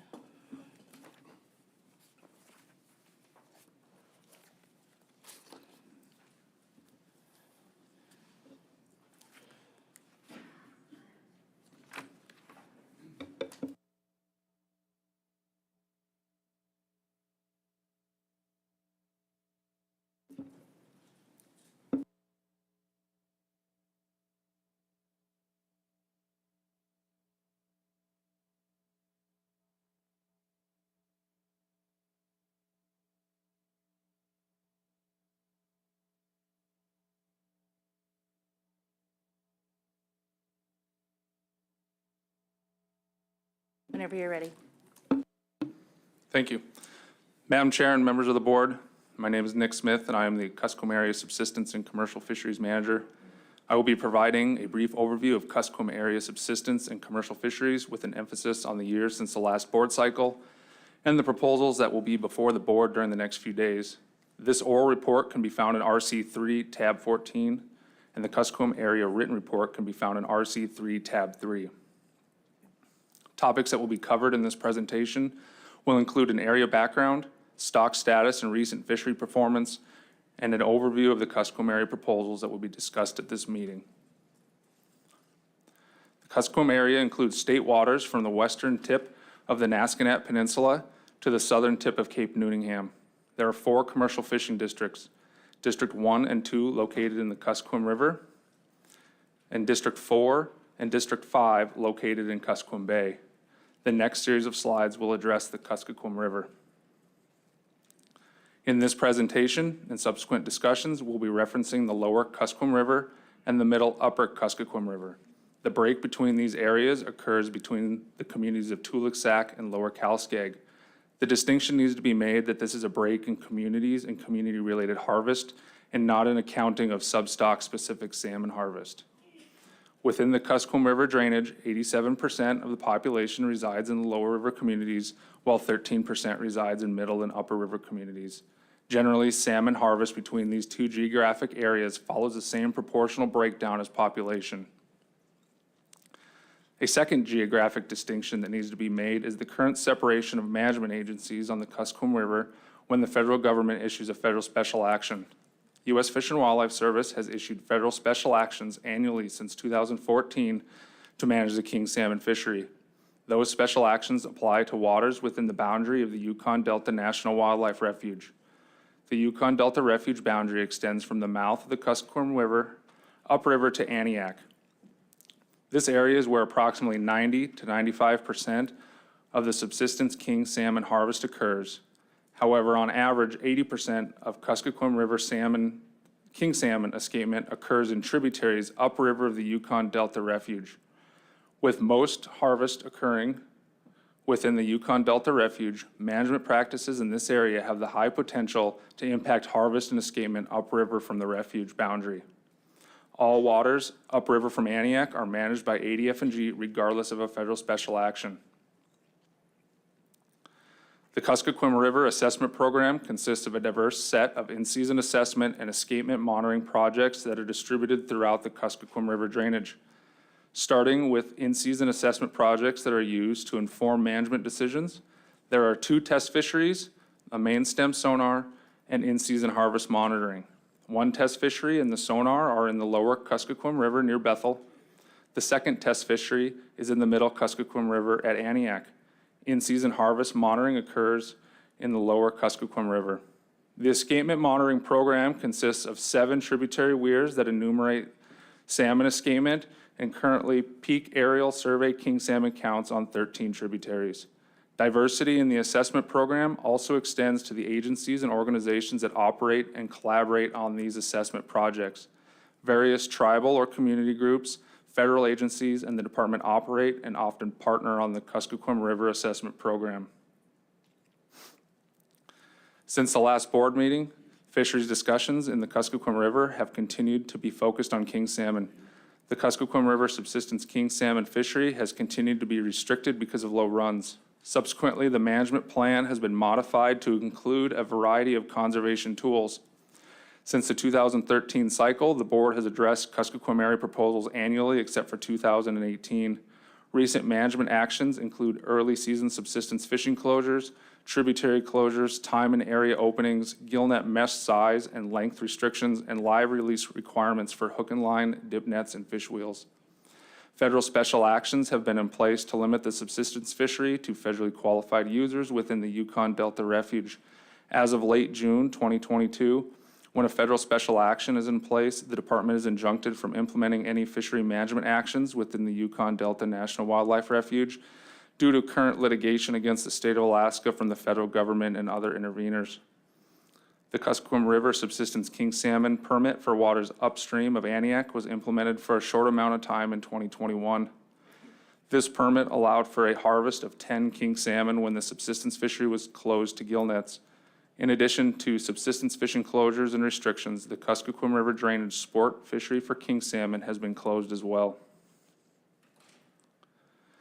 Moving on to the stock status of Kuskokwim River king salmon. This graph shows Kuskokwim River king salmon total run from 1990 to 2022.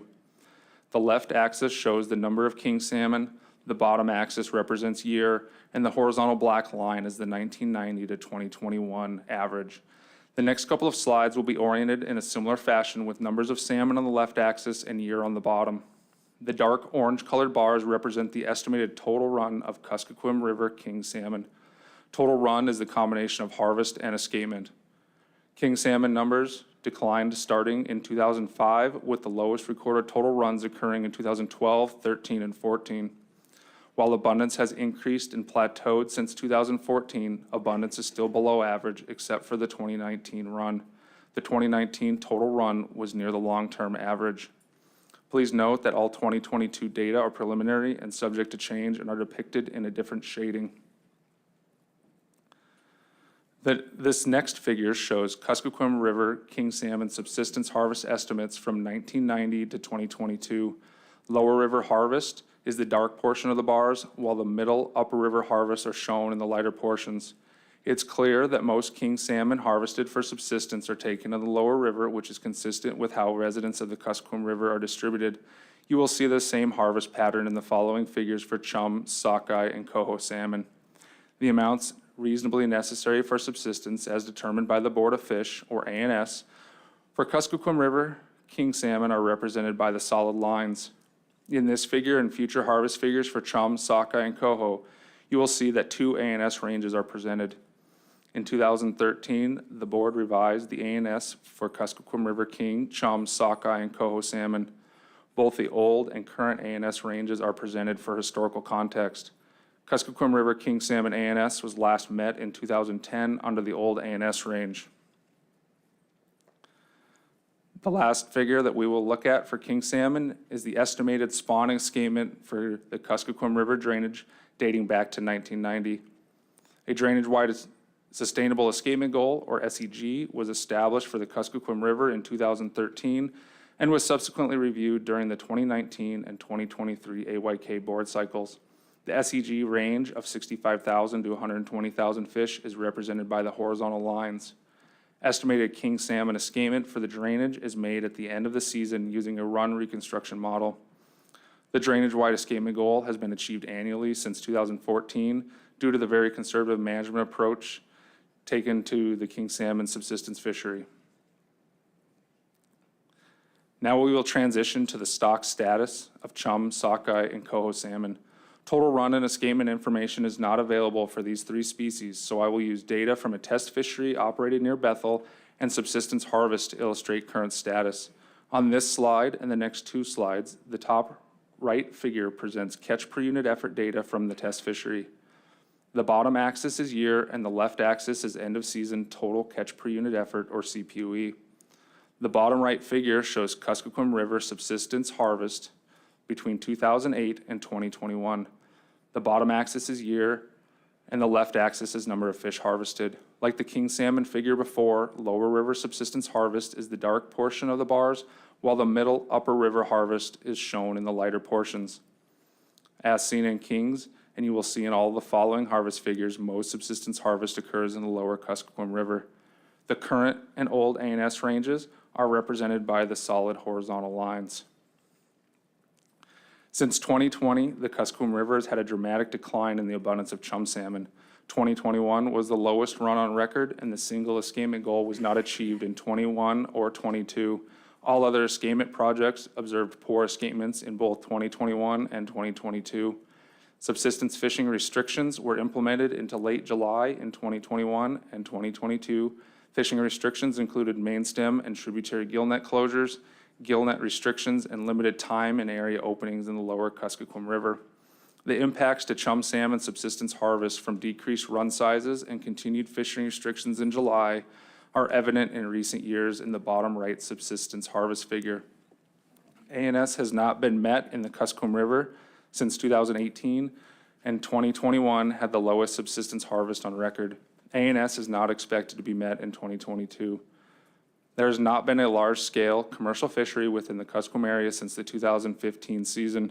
Very limited commercial opportunity was provided for those permit holders registered as catcher-sellers when run sizes of chum, sockeye, and/or coho salmon allowed harvest. Now moving on to Kuskokwim River sockeye salmon. Overall, sockeye salmon run sizes have continued to be consistent in recent years. Kuskokwim River sockeye salmon have both river and lake-type life histories. Since 2020, lake-type sockeye salmon have been the dominant life history type returning to the Kuskokwim River. The single tributary escapement goal has been met or exceeded annually, and all other escapement projects have generally observed near average to above average escapements. ANS has been achieved annually since 2013 and is expected to be achieved in 2022. Coho salmon, which are the last salmon species to enter the Kuskokwim River, will be the last species we look at before moving to Kuskokwim Bay. Kuskokwim River coho salmon abundance has been below average since 2018, with 2022 being the worst run on record. For the first time ever, subsistence fishing restrictions were implemented in the Kuskokwim River in 2022. Coho salmon escapement goals have been achieved annually since 2013, except for 2018 and 2022, where goals were not met.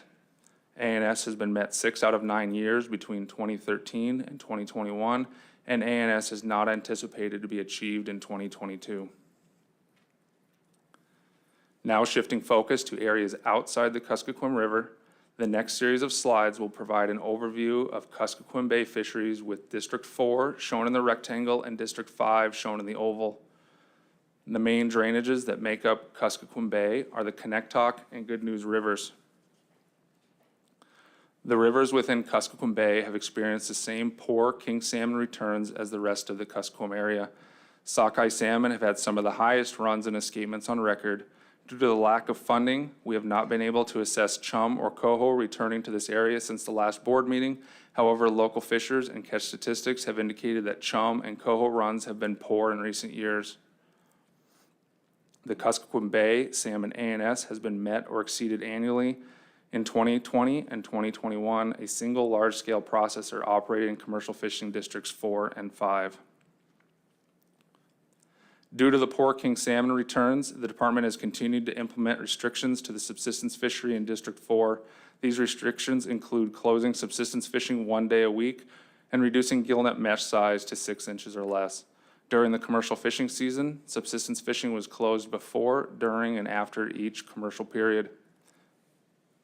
Commercial fishing in District 4 and 5 is managed according to the District 4 and 5 Salmon Management Plan and targets salmon bound for the Connectoc and Good News rivers.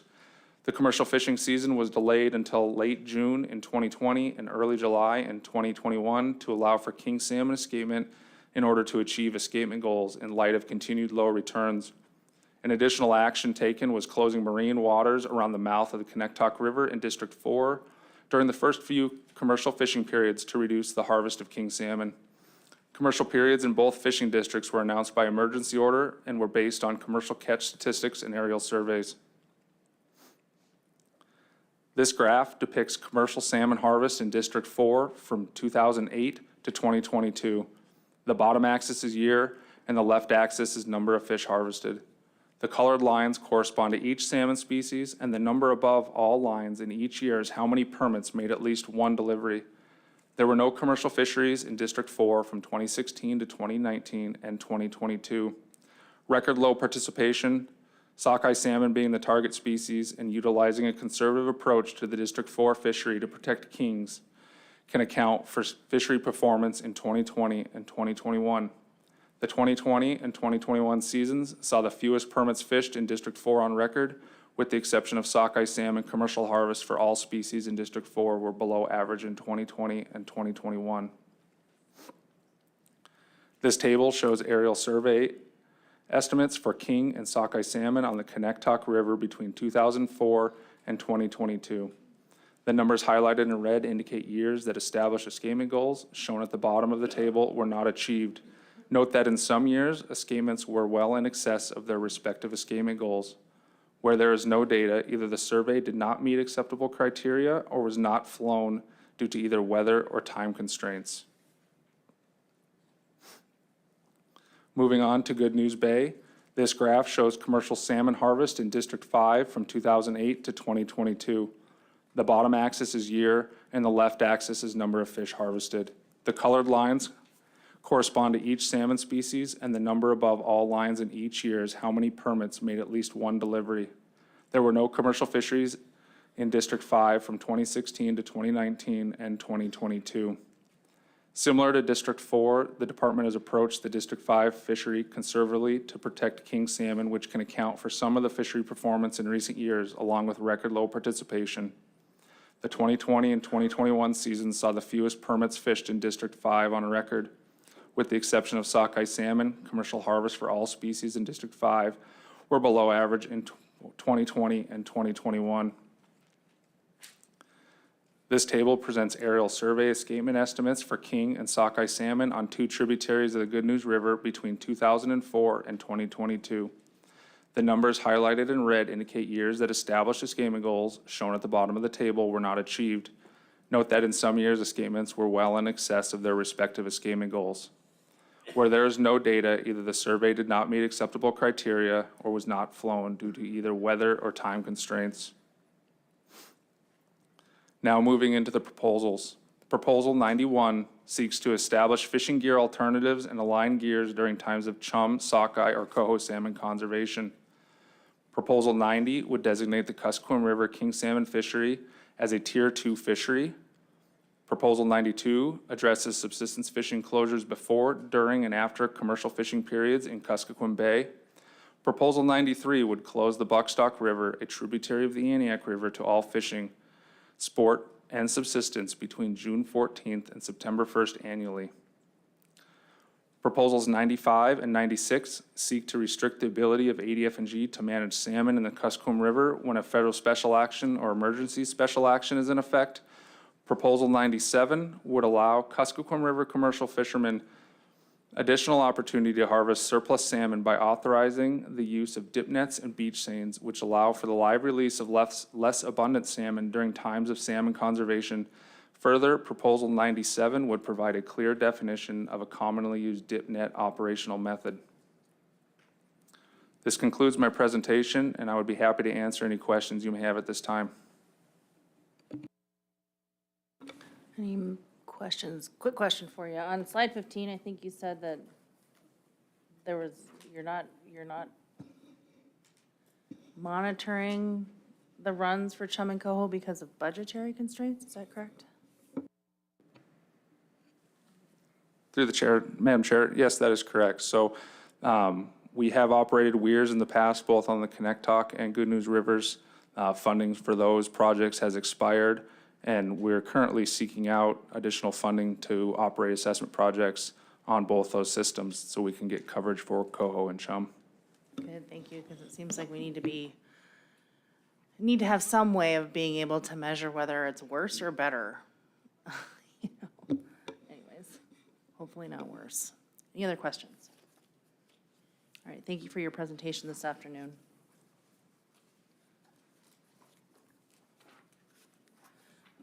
Our next presentation will be on Norton Sound chum and king salmon, stock status and fishery overview, please.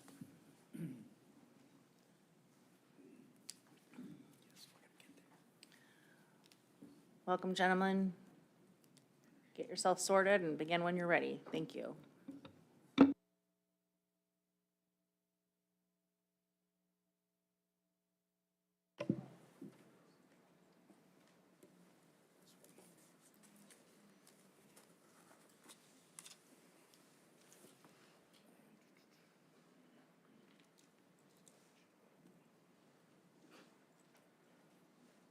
There we go. Good afternoon, Madam Chair, members of the board. For the record, this is Norton Sound stock status and overview, RC3, tab 15. I am Jim Menard, area manager for the Norton Sound Port Clarence area and the Arctic Kotzebue area. I will focus on northern Norton Sound. With me is Kevin Clark, assistant area manager for the same areas, and he will focus on southern Norton Sound. And our thanks to Ethan Kelso, our newly hired Nome fishery biologist, who put most of this presentation together. This report provides a summary of stock status for Norton Sound salmon stocks that have been or are now stocks of concern. Only southern Norton Sound king salmon stocks are still stocks of concern. There are 2 salmon proposals and 1 herring proposal before the Board of Fish. There are 2 fishing districts in Norton Sound, the Port Clarence District and the Norton Sound District. The Norton Sound District is further divided into 6 sub-districts for the commercial salmon fishery. First, we'll focus on chum salmon stocks in northern Norton Sound sub-districts, which were designated as stocks of concern by the board in 2000. Sub-districts 1, 2, and 3 are no longer stocks of concern. Since 2016 in Sub-District 1, the Nome Sub-District, and since 2019 in Sub-Districts 2 and 3, the Gullivan and Elam Sub-Districts. Later, we will move south to Sub-Districts 5 and 6, where king salmon have been designated a stock of yield concern since 2004. Here is a map of northern Norton Sound. There is only 1 salmon proposal before the board for the Norton Sound Port Clarence area, and that proposal is in the Port Clarence district to the north, that is circled in purple. Both Pilgrim River and Port Clarence marine waters can be reached by roads from Nome. This stacked bar graph shows chum salmon subsistence harvests and escapements in Sub-District 1 the past 30 years. Escapements are shown in blue, and subsistence harvests are shown in yellow. Commercial chum salmon fishing was pretty much eliminated in the late 1980s. In 1999, the first Tier 2 subsistence fishery in Alaska, as indicated by the black line, was implemented for chum salmon in response to declining run sizes. Chum salmon abundance rebounded in the mid-2000s, and Tier 2 restrictions have not been in effect since 2005. However, subsistence harvests continue to be minimal compared to the size of the chum salmon run. Here are commercial harvests shown by dark blue in the graph. Beginning in 2010, chum salmon abundance to Sub-District 1, the Nome Sub-District, increased further with greatly improved runs, and commercial fishing directed on chum salmon returned to the Nome Sub-District in 2013 as approved by the board. This graph shows subsistence harvest by species in Sub-District 1 in Norton Sound District and Pilgrim River drainage in the Port Clarence District. Almost all Pilgrim River harvest is by Nome residents who can access the river by road. And almost all salmon harvested in Pilgrim River are sockeye salmon, although there are large runs of chum and pink salmon to Pilgrim too. There were record sockeye harvests in the late teens, but the last 2 years there have been subsistence closures in Pilgrim River to protect sockeye salmon. Even though there were big chum runs in the late teens in the Nome area, subsistence harvesters have remained focused on sockeye in the Pilgrim River and pink and coho salmon in Nome Sub-District waters. This graph shows just the subsistence sockeye harvest and escapement in Pilgrim River. Because of a poor sockeye salmon run in 2021, the department closed all net fishing in Pilgrim River at the historical midpoint of the sockeye run and fell short of the minimum escapement goal by 1/3. In 2022, the department closed all net fishing in Pilgrim River at the historical first quarter point of the sockeye run and fell over 3/4 short of the goal. To summarize, Sub-District 1 chum salmon have rebounded from previous lower run sizes in the early 2000s, but in the last 2 years, chum runs have decreased. Yet chum salmon escapement goals have been reached in almost all years in the last 5 years. However, in years of great runs, there has been much less focus on chum salmon by subsistence harvesters. The ANS has only been met in 2 years in the 2000s, and that was in 2014 and 2015. Even though there were huge runs in the late teens in Nome, there were also record pink salmon runs at the same time that outnumbered chums by factors of hundreds. Next, we'll move east and focus on Norton Sound subdistricts 2 and 3, the Gullivan and Elam subdistricts. Subdistrict 2 is circled in blue and Subdistrict 3 in purple. As mentioned, the board designated chum salmon in these subdistricts a stock of yield concern in 2000 and removed that designation in 2019. Here are the escapement data from Quinnipiac River Counting Tower in Subdistrict 3, the longest operating escapement counting project in Norton Sound. Quinnipiac River has been used to access chum salmon runs in both Subdistricts 2 and 3. Historical data shows a strong relationship between chum salmon counts at the Quinnipiac River Tower in Subdistrict 3 and counts from the Nyukluk River Tower project used to index salmon escapements in Subdistrict 2. At Quinnipiac River, the escapement goal has been reached in 3 of the last 5 years, with low runs occurring in 2020 and 2021. This This stacked bar graph shows the combined Subdistricts 2 and 3 commercial and subsistence chum salmon harvests since commercial fishing began. Commercial harvest is in blue and subsistence harvest is in yellow or pink configurations, depending on the counting method used. Since 2004, subsistence fishing households have been required to have a permit to fish in each subdistrict, as shown by the pink dotted bars. The permit system has enabled the department to capture subsistence harvest from all users, including those who live outside the subdistricts. Commercial chum salmon harvests have been increasing in the teens, but dropped off in the 20s as the chum runs declined. In summary, chum salmon escapement goals have been reached in 3 of the last 5 years. Commercial harvest peaked in the late teens, and the board discontinued stock of concern status. However, in 2020 and 2021, chum salmon runs decreased and there was limited commercial fishing. Now we'll head south and look at subdistricts 5 and 6, where the board designated king salmon as a stock of yield concern beginning in 2004. I'll turn it over to Mr. Clark, Assistant Area Manager, who concentrates on southern Norton Sound management. Thank you, Jim.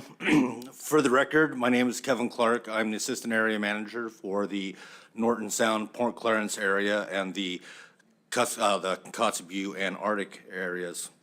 Thank you, Madam Chair and board members. Subdistricts 5 and 6, the Shaktoolik and Unalakleet subdistricts are managed together, as tagging studies have indicated the king salmon stocks intermingle in these 2 subdistricts. The management plan has a combination of fishing and mesh size restrictions to minimize king salmon harvests. Here's a map highlighting the escapement projects in subdistricts 5 and 6. The Shaktoolik River Tower, circled in blue, and 2 escapement projects on the Unalakleet River, circled in purple. The North River Tower and the main stem Unalakleet Weir. The North River, a tributary of the Unalakleet River, has the only king salmon escapement goal in southern Norton Sound. This graph shows the estimated king salmon escapement at North River Tower. Note that in 2011, 2014, and 2016, the bars are hashed because those counts were partial estimates. Despite restrictions and closures over the past 5 years, escapement goals have only been achieved in 2 of the most recent 5 years. And since the most recent goal was established in 2004, escapement goals have only been achieved in 7 out of 19 years. Here is a graph of king salmon escapement at the Unalakleet River Weir. The Unalakleet River Weir is located several miles upstream from the confluence of the North River. This project was started in 2010 in hopes of providing more reliable main stem data. The project was not operated in 2020 because of high water and COVID restrictions.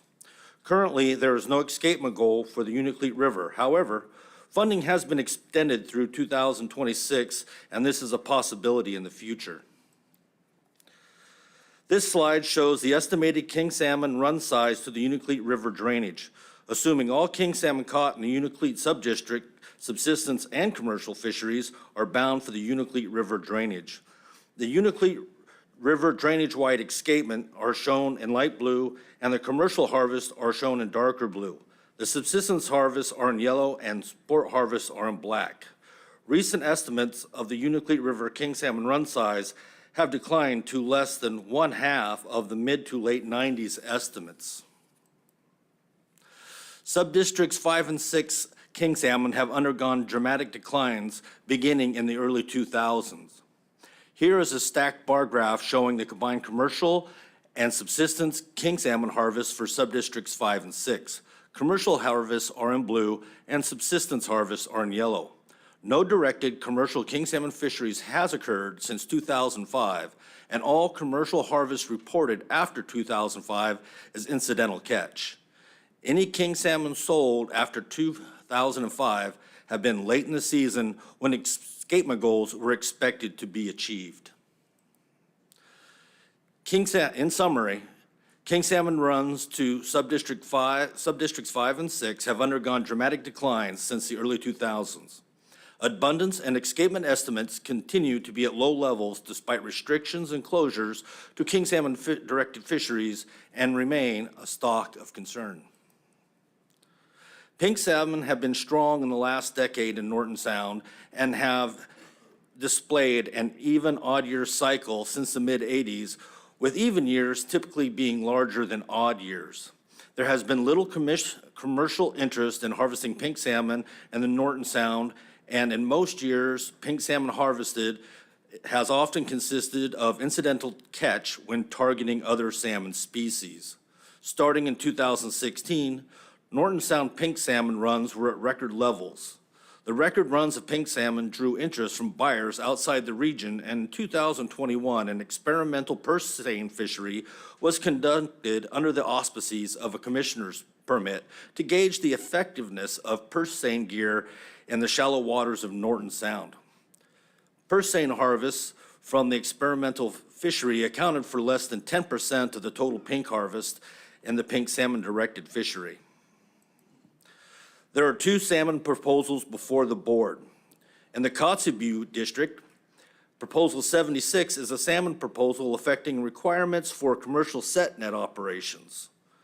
In the Port Clarence district, Proposal 77 addresses sockeye salmon escapement goals.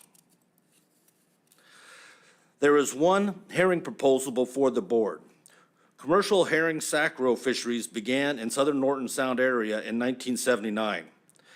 Herring have been harvested utilizing gill nets and beach seines. Since the initial herring fishery, the availability of markets for sac-roe herring has been sporadic, with multiple buyers in some years and no market interest in others. There has been no interest in Norton Sound sac-roe herring since 2013. Due to the lack of market interest and budget constraints, the department has discontinued doing annual surveys to estimate herring spawning biomass since 2016. Since 2013, there has been a small-scale herring fishery conducted at the same time traditionally utilized for herring sac-roe fishing that has been used as bait to supply the needs of local area and fishermen's bait and other fisheries. The amounts of herring harvested in this small fishery is not expected to have detrimental effects on the herring population in Norton Sound. The department proposed Proposal 78, a commercial herring fishery proposal that is housekeeping in nature and places the current practices and regulations. The department would like to thank the U.S. Wildlife Service, Office of Subsistence Management, for their financial support, and the Norton Sound Economic Development Corporation for their cooperation in operating escapement projects. The department also thanks Native corporations and organizations that provide land leases for escapement projects and organizations assisting the department. Madam Chair and board members, this concludes our report. Thank you very much. Quick question for you. To what do you attribute the record pink runs in 2016 and 2020? Excuse me, I didn't catch that. to what do you attribute, why do you think that the Norton Sound experienced record pink runs in 2016 through 2020? Madam Chair, the pinks have been wild. You know, they go from a 10% return rate to 30 to 1. And we just had some great runs, 16, 17, 18, 19, 20. Those were all great runs. It was 5 years straight of incredible runs. So if we took like the Nome River, the escapement in 16 was 1.8 million. Odd numbered year in 17 was 700 some thousand. 18 was 3.2 million. And odd numbered year in 19 was 700,000 again. And then in 2020, it was 2.1 million. And that was that picture where you seen somebody walking on the weir with all the pinks coming. And then suddenly they come down to like 150,000 in an even year and maybe 20 to 40,000 in an odd numbered year. It's just a cycle we've seen. It took off in 2004 and seemed we did really well in the late teens with all our fisheries there. Chum shot way up. We had record silver harvests in the last half there in the teens. So everything shot way up except for the king salmon. I guess my question is, why do you think that has occurred? I mean, not relative to kings necessarily, but why do you think that happened? I would say good management, but I teed that one up well for you, didn't I? You did. Thank you, Madam Chair. We had, warmer winters then. We didn't have so many cold winters, and seemed like we had good survival there in the ocean from what came back in those years. Thank you. Mr. Jensen. Thank you, Madam Chair. Thank you, Jim and Kevin, for your presentation. I have a question about the small commercial harvest of herring, and how small is it, and then what are the local markets? What's the bait for? Through the chair, Member Jensen, range from about 2 tons to a maximum of 84 tons. They use it for the crab fishery, the Norton Sound commercial crab fishery. Okay, thank you. I thought that might be what it is. Ms. Mitchell? Thank you, Madam Chair. My question's with regards to slide 19. If you could just kind of say what you said again about this slide, something about 23 years of, you could just reread your notes for that slide. Madam Chair, through the chair, and basically here's a stack bar graph showing the combined commercial and subsistence salmon harvest for subdistricts 5 and 6.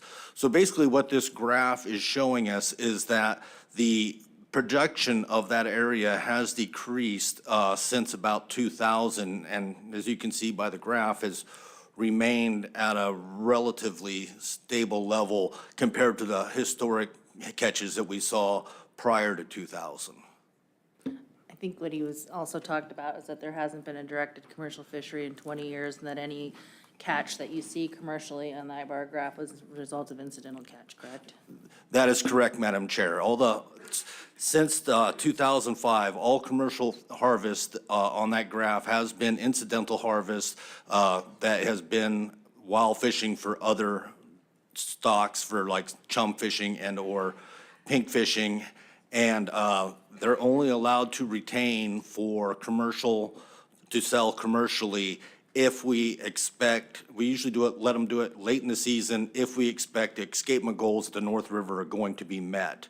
Now, if we don't expect the escapement goals to be met at North River, then we restrict sales of king salmon. Okay, follow-up question with this being a stock of yield concern is, how do you continue to ramp up the restrictive management measures to try and rebuild this stock if we're looking at 23 years of low abundance? Through the chair, the management plan that's in place now restricts the subsistence fishing in the Unalakleet and Shaktoolik subdistricts to 2 48-hour periods in the saltwater and 2 24-hour periods in the freshwater in Unalakleet. And we do close the fishery. This last year, we closed the fishery on June 25th to subsistence fishing.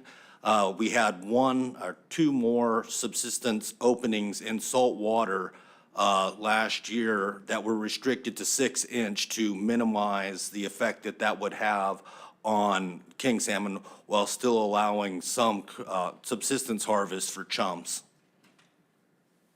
Okay, and just one more follow-up is, how did those restrictions that you just talked about differ from kind of the restrictions or how the management plan was applied to this stock of yield concern years ago?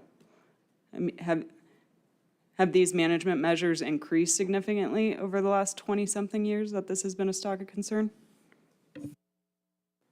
Through the chair, over the years, what we did when the board instituted in 2007, then they came up with the 248s in the ocean, and it's actually 236 freshwater periods in the Unalakleet River.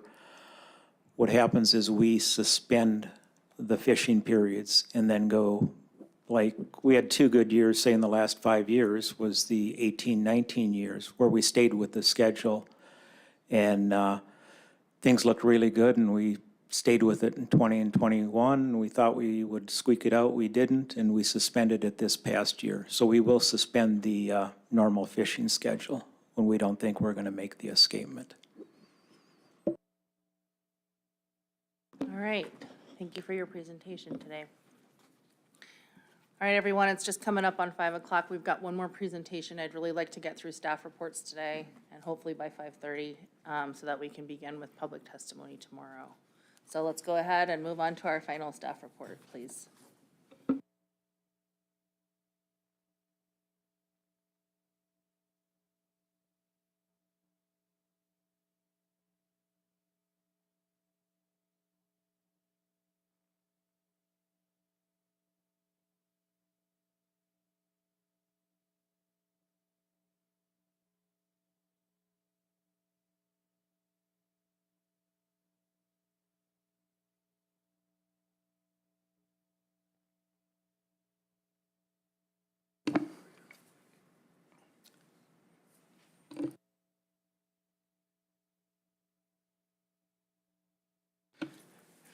Madam Chair, members of the board, good afternoon. My name is Brendan Scanlon. I am the Northwest and North Slope Area Management Biologist for the Division of Sportfish out of Fairbanks. Today I'm going to give you a brief overview of the sports fisheries in the Arctic Yukon Kuskokwim region, as well as give a brief outline of the sportfish proposals for the AYK. A copy of this presentation can be found in your board packet in RC3, Oral Reports, tab 16.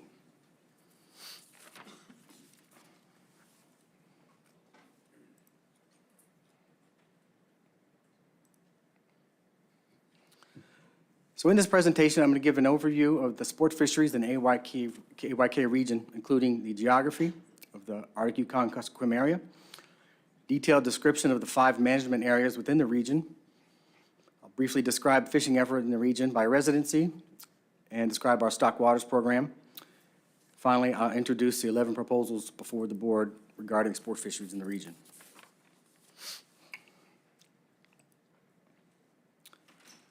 The AYK region is broken up into 5 management areas: the Dena'ina, the Kuskokwim, the Yukon, the Northwest, and North Slope management areas. The region contains over 442,000 square miles of land, 9 of the state's 10 largest rivers, and thousands of lakes. The AYK region as a whole is very sparsely populated, with the most densely populated area located in the Dena'ina River Valley. Fairbanks is the largest community with a population of about 40,000 people, and the population of the greater Fairbanks North Star Borough is about 100,000 people. Now I'll briefly describe each individual management area. The Dena'ina management area includes all waters of the Dena'ina River drainage from the Alaska-Canada border to its terminus at the Yukon River. Popular fisheries in this area include many of our stock lakes, Chena River, Arctic grayling, and burbot fisheries, Delta Clearwater, Arctic grayling fisheries, and the Tangle Lakes, lake trout, and Arctic grayling fisheries.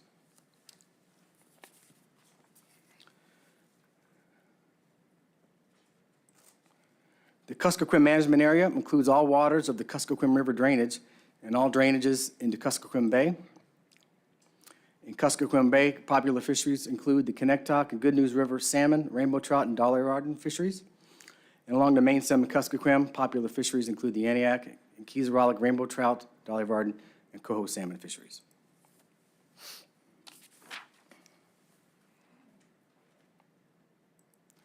The Yukon Management Area includes all of the Yukon River drainage in the state except for the Dena'ina River drainage. And popular fisheries in the Yukon include the Dalton Highway roadside Arctic grayling fishery, the Beaver Creek and Nome Creek Arctic grayling fisheries, the Unoco River northern pike fishery, and the Anvik River coho and chum salmon fisheries.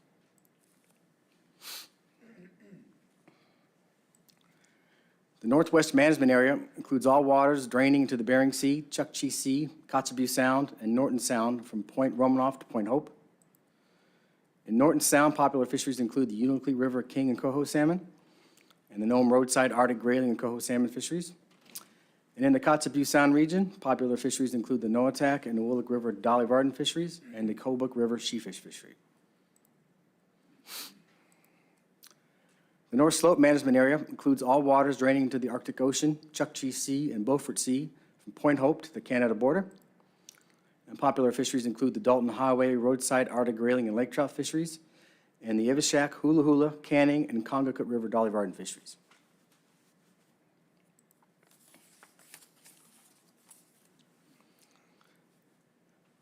So an average of 30,000 anglers fish in the AYK region each year for an average of 144,000 days fished annually in the past 10 years.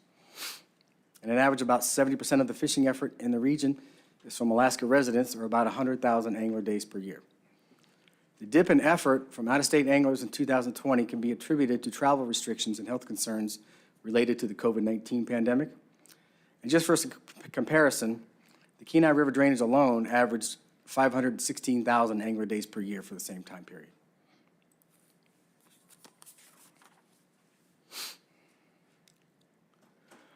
Opened in 2012, the Ruth Burnett Sportfish Hatchery provides fish for 89 landlocked lakes located within the Fairbanks, Dena'ina, Delta, and Glen Ellen areas.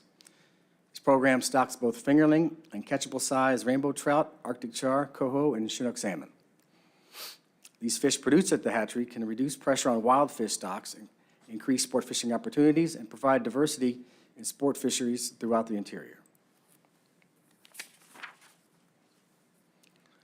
The facility is 46,000 square feet, has 32 rearing tanks. It can hold about 1 million fish at a time.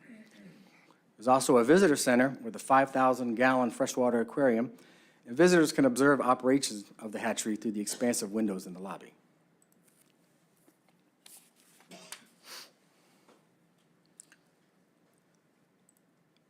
Stock lakes account for 42% of the fishing effort, 35% of the total catch, and 69% of the total harvest of all sport fish species in the Dena'ina Management Area from 2016 to 2020. And recently, guiding operations have started to focus more on stock waters as well, mostly targeting wintertime visitors to Fairbanks, here principally to see the aurora, but also are looking for some daytime activities.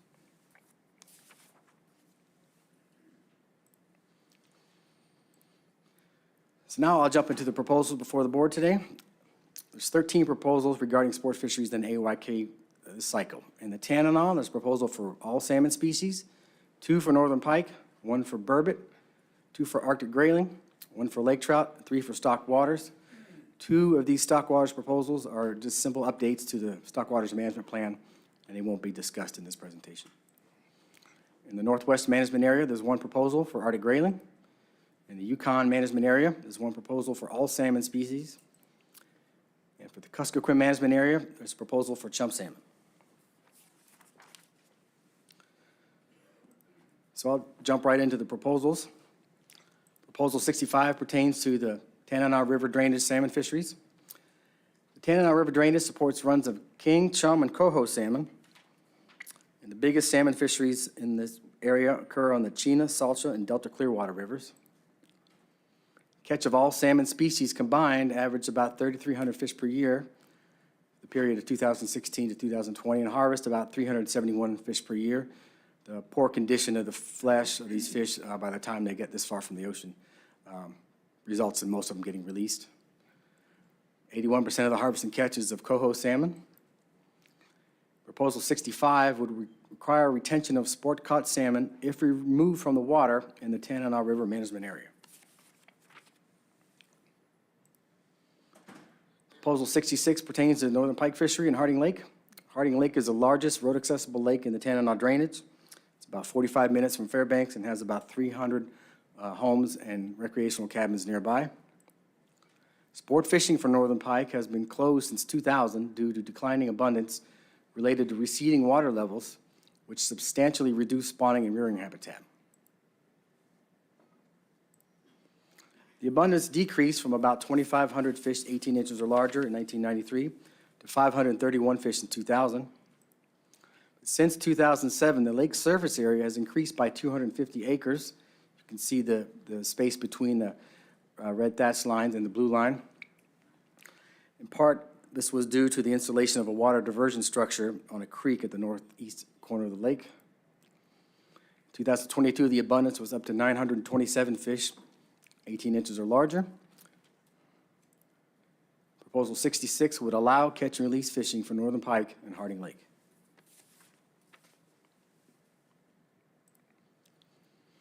Proposal 67 pertains to the set line fishery in the Dena'ina River drainage. Set lines are used for burbot in rivers and lakes throughout the Dena'ina drainage. In flowing waters, an aggregate of up to 15 hooks may be used. In lakes that allow set lines, up to 5 hooks may be used. In flowing waters, set lines may be used year-round, but in lakes, the season is from October 15th to May 15th only. Often fish are hooked deeply or dead upon retrieval of these set lines. Northern pike will also strike dead baits on set lines, but it is unlawful to retain northern pike caught on set lines. However, it is unknown how many pike are caught with set lines. Proposal 67 would make it illegal to retain northern pike caught on set lines in the Dena'ina drainage. As I said above, it is already illegal. However, for the future, language in the regulation summary will be clarified by the department to improve the understanding of retention of northern pike in the set line fishery. Proposal 68 pertains to the burbot fishery in Tea Lake. Tea Lake, I'm sorry about that circle, it must have got moved, but Tea Lake is at the far right corner of the screen here. Tea Lake is a small lake located about 9 miles off the road system, northeast of the community of Dot Lake. There is no trail in there, it's accessible only by plane. It contains very small populations of burbot and northern pike. The most recent stock assessment info we have is from 1990. We estimated there was about 100 burbot 18 inches or larger and about 350 pike 18 inches or larger in Tea Lake. There have been no responses to the statewide harvest survey on angler effort in Tea Lake since 2000. There's Tea Lake. Proposal 68 would repeal the set line prohibition and bag and possession limit for burbot in Tea Lake.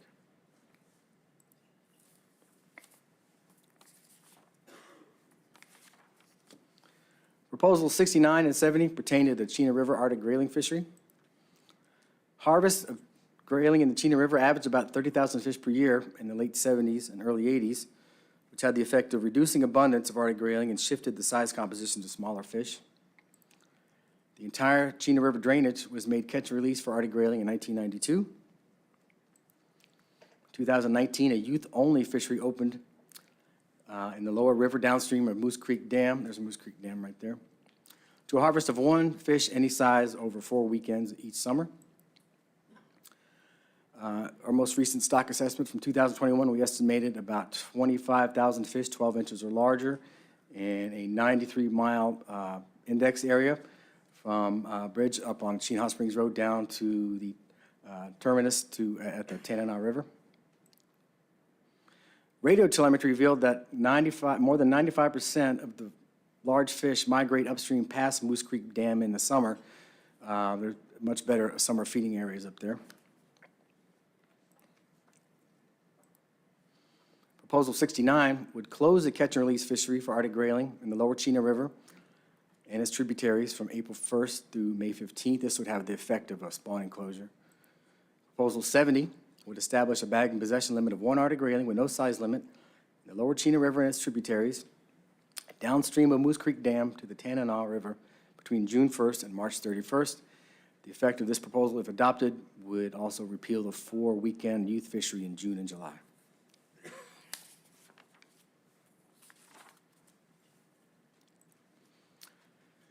Proposal 71 pertains to the lake trout fishery in Fielding Lake. Fielding Lake is located along the road system in the Delta River drainage. It supports lake trout, burbot, and Arctic grayling fisheries. There's also a boat launch, a campground, and about 30 private cabins on the lake.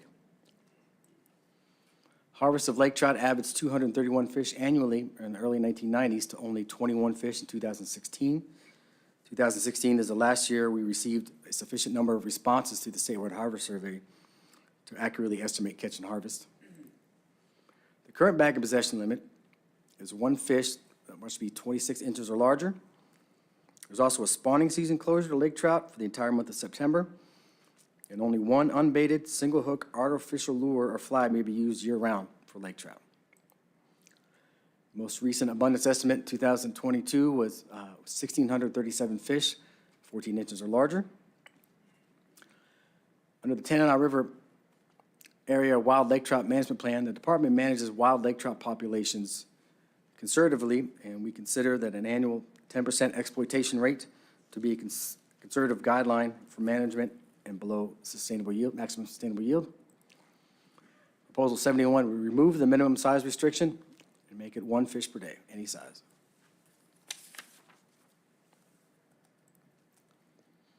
Proposal 72 pertains to stock lakes in the Dena'ina drainage. Testing of the water quality and fish from Polaris, Bear, and Moose lakes, as well as Bathing Beauty Pond, Moose Creek, and Pile Driver Slough, indicated that fish may be unsafe for human consumption due to PFAS contamination. PFAS is per- and polyfluoroalkyl substances. And these water bodies are connected to a plume of groundwater contaminated with PFAS, so it's associated with Allison Air Force Base, which is just to the east of these lakes and waters. Since 2019, these lakes have been restricted to catch and release only fishing for all species annually by emergency order. Proposal 72 would allow for catch and release fishing in these waters in regulation, and the department would no longer need to issue annual emergency orders prohibiting retention of potentially contaminated fish. Proposal 75 pertains to the Arctic grayling fishery on the Seward Peninsula. Seward Peninsula is known for its large Arctic grayling, including the state record fish of 5 pounds, 1 ounce, caught in the Fish River drainage, 2008. Most fishing effort for Arctic grayling within northern Norton Sound occurs on 5 streams along the Nome area road system. That would be the Snake, Pilgrim, Fish, Neukluck, and Sinnock rivers. These populations of Arctic grayling are primarily composed of fish 15 inches or larger, where smaller fish are uncommon to catch. In northern Norton Sound, the background bag and possession limit is 5 fish, of which only 1 may be 15 inches or larger. In the smaller Pilgrim and Snake rivers, the bag and possession limit for Arctic grayling is 2 fish, only 1 of which may be 15 inches or larger. If adopted, Proposal 75 would remove the minimum length limit and reduce the bag and possession limit for Arctic grayling and northern Norton Sound drainages. The background would go to 2 fish per day with no size limit. In the smaller Pilgrim and Snake rivers, it would go to 1 day with no size limit. 1 per day with no size limit. Proposal 86 pertains to the Yukon River drainage salmon fisheries. The Yukon River drainage supports all 5 species of Pacific salmon. Catches of all salmon species in the sport fishery averaged about 3,600 fish per year, 2016 to 2020, and harvest averaged about 776 fish per year. Almost all of the catch and harvest is of chum, coho, and pink salmon from the Andrieski and Amnik River drainages, such as this coho from the Amnik River here. There's guiding operations and lodges on those 2 rivers. Proposal 86 would require retention of sport-caught salmon if removed from the water in the Yukon River Management Area.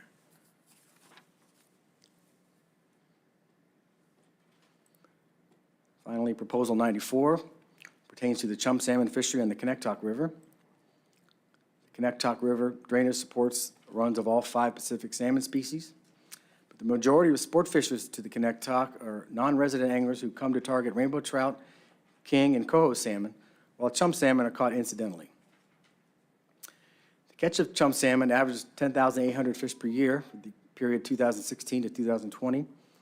and harvest averaged 323 fish per year. We have no recent stock assessment information on the Connecticut for chum salmon, but for a 10-year period in the early 2000s, the Fish and Wildlife Service ran a weir, and chum salmon escapements averaged 45,000 fish per year. Neither subsistence fishing nor sport fishing has been restricted because of conservation concerns since at least 2000.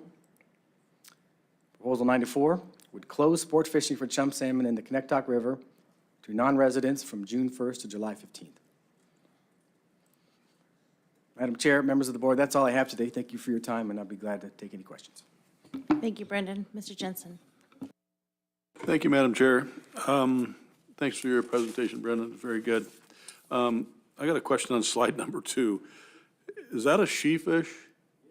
Okay. Is that a big one? Yeah, that's pretty big. That's a Cobourg River sheefish caught by the area management biologist, Craig Schwanke, down in, I think he's in Petersburg or Craig. That fish was caught on a fly, so he's pretty psyched about that. Okay, thank you. It's a big fish. Any other questions? All right, thank you for your presentation this evening. Thank you. Just want to say thank you to the department and especially the commissioner for the color. Helps communicate the information a lot. And we'll go ahead and pause here for today. We will begin public testimony tomorrow morning at 9 a.m. 9 a.m. Mr. Nelson. Thank you, Madam Chair. I just wanted to let the public know, about an hour ago, we posted the list of who we had signed up so far. They're on the wall in the back of the room, and there's also another list, another copy of the list on the outside of the door coming into the front of the room here. So if you want to see where you may be on the list so far, we'll post another updated version tomorrow as we get closer to the deadline. All right, we'll see you all tomorrow morning at 9 a.m. Thank you very much.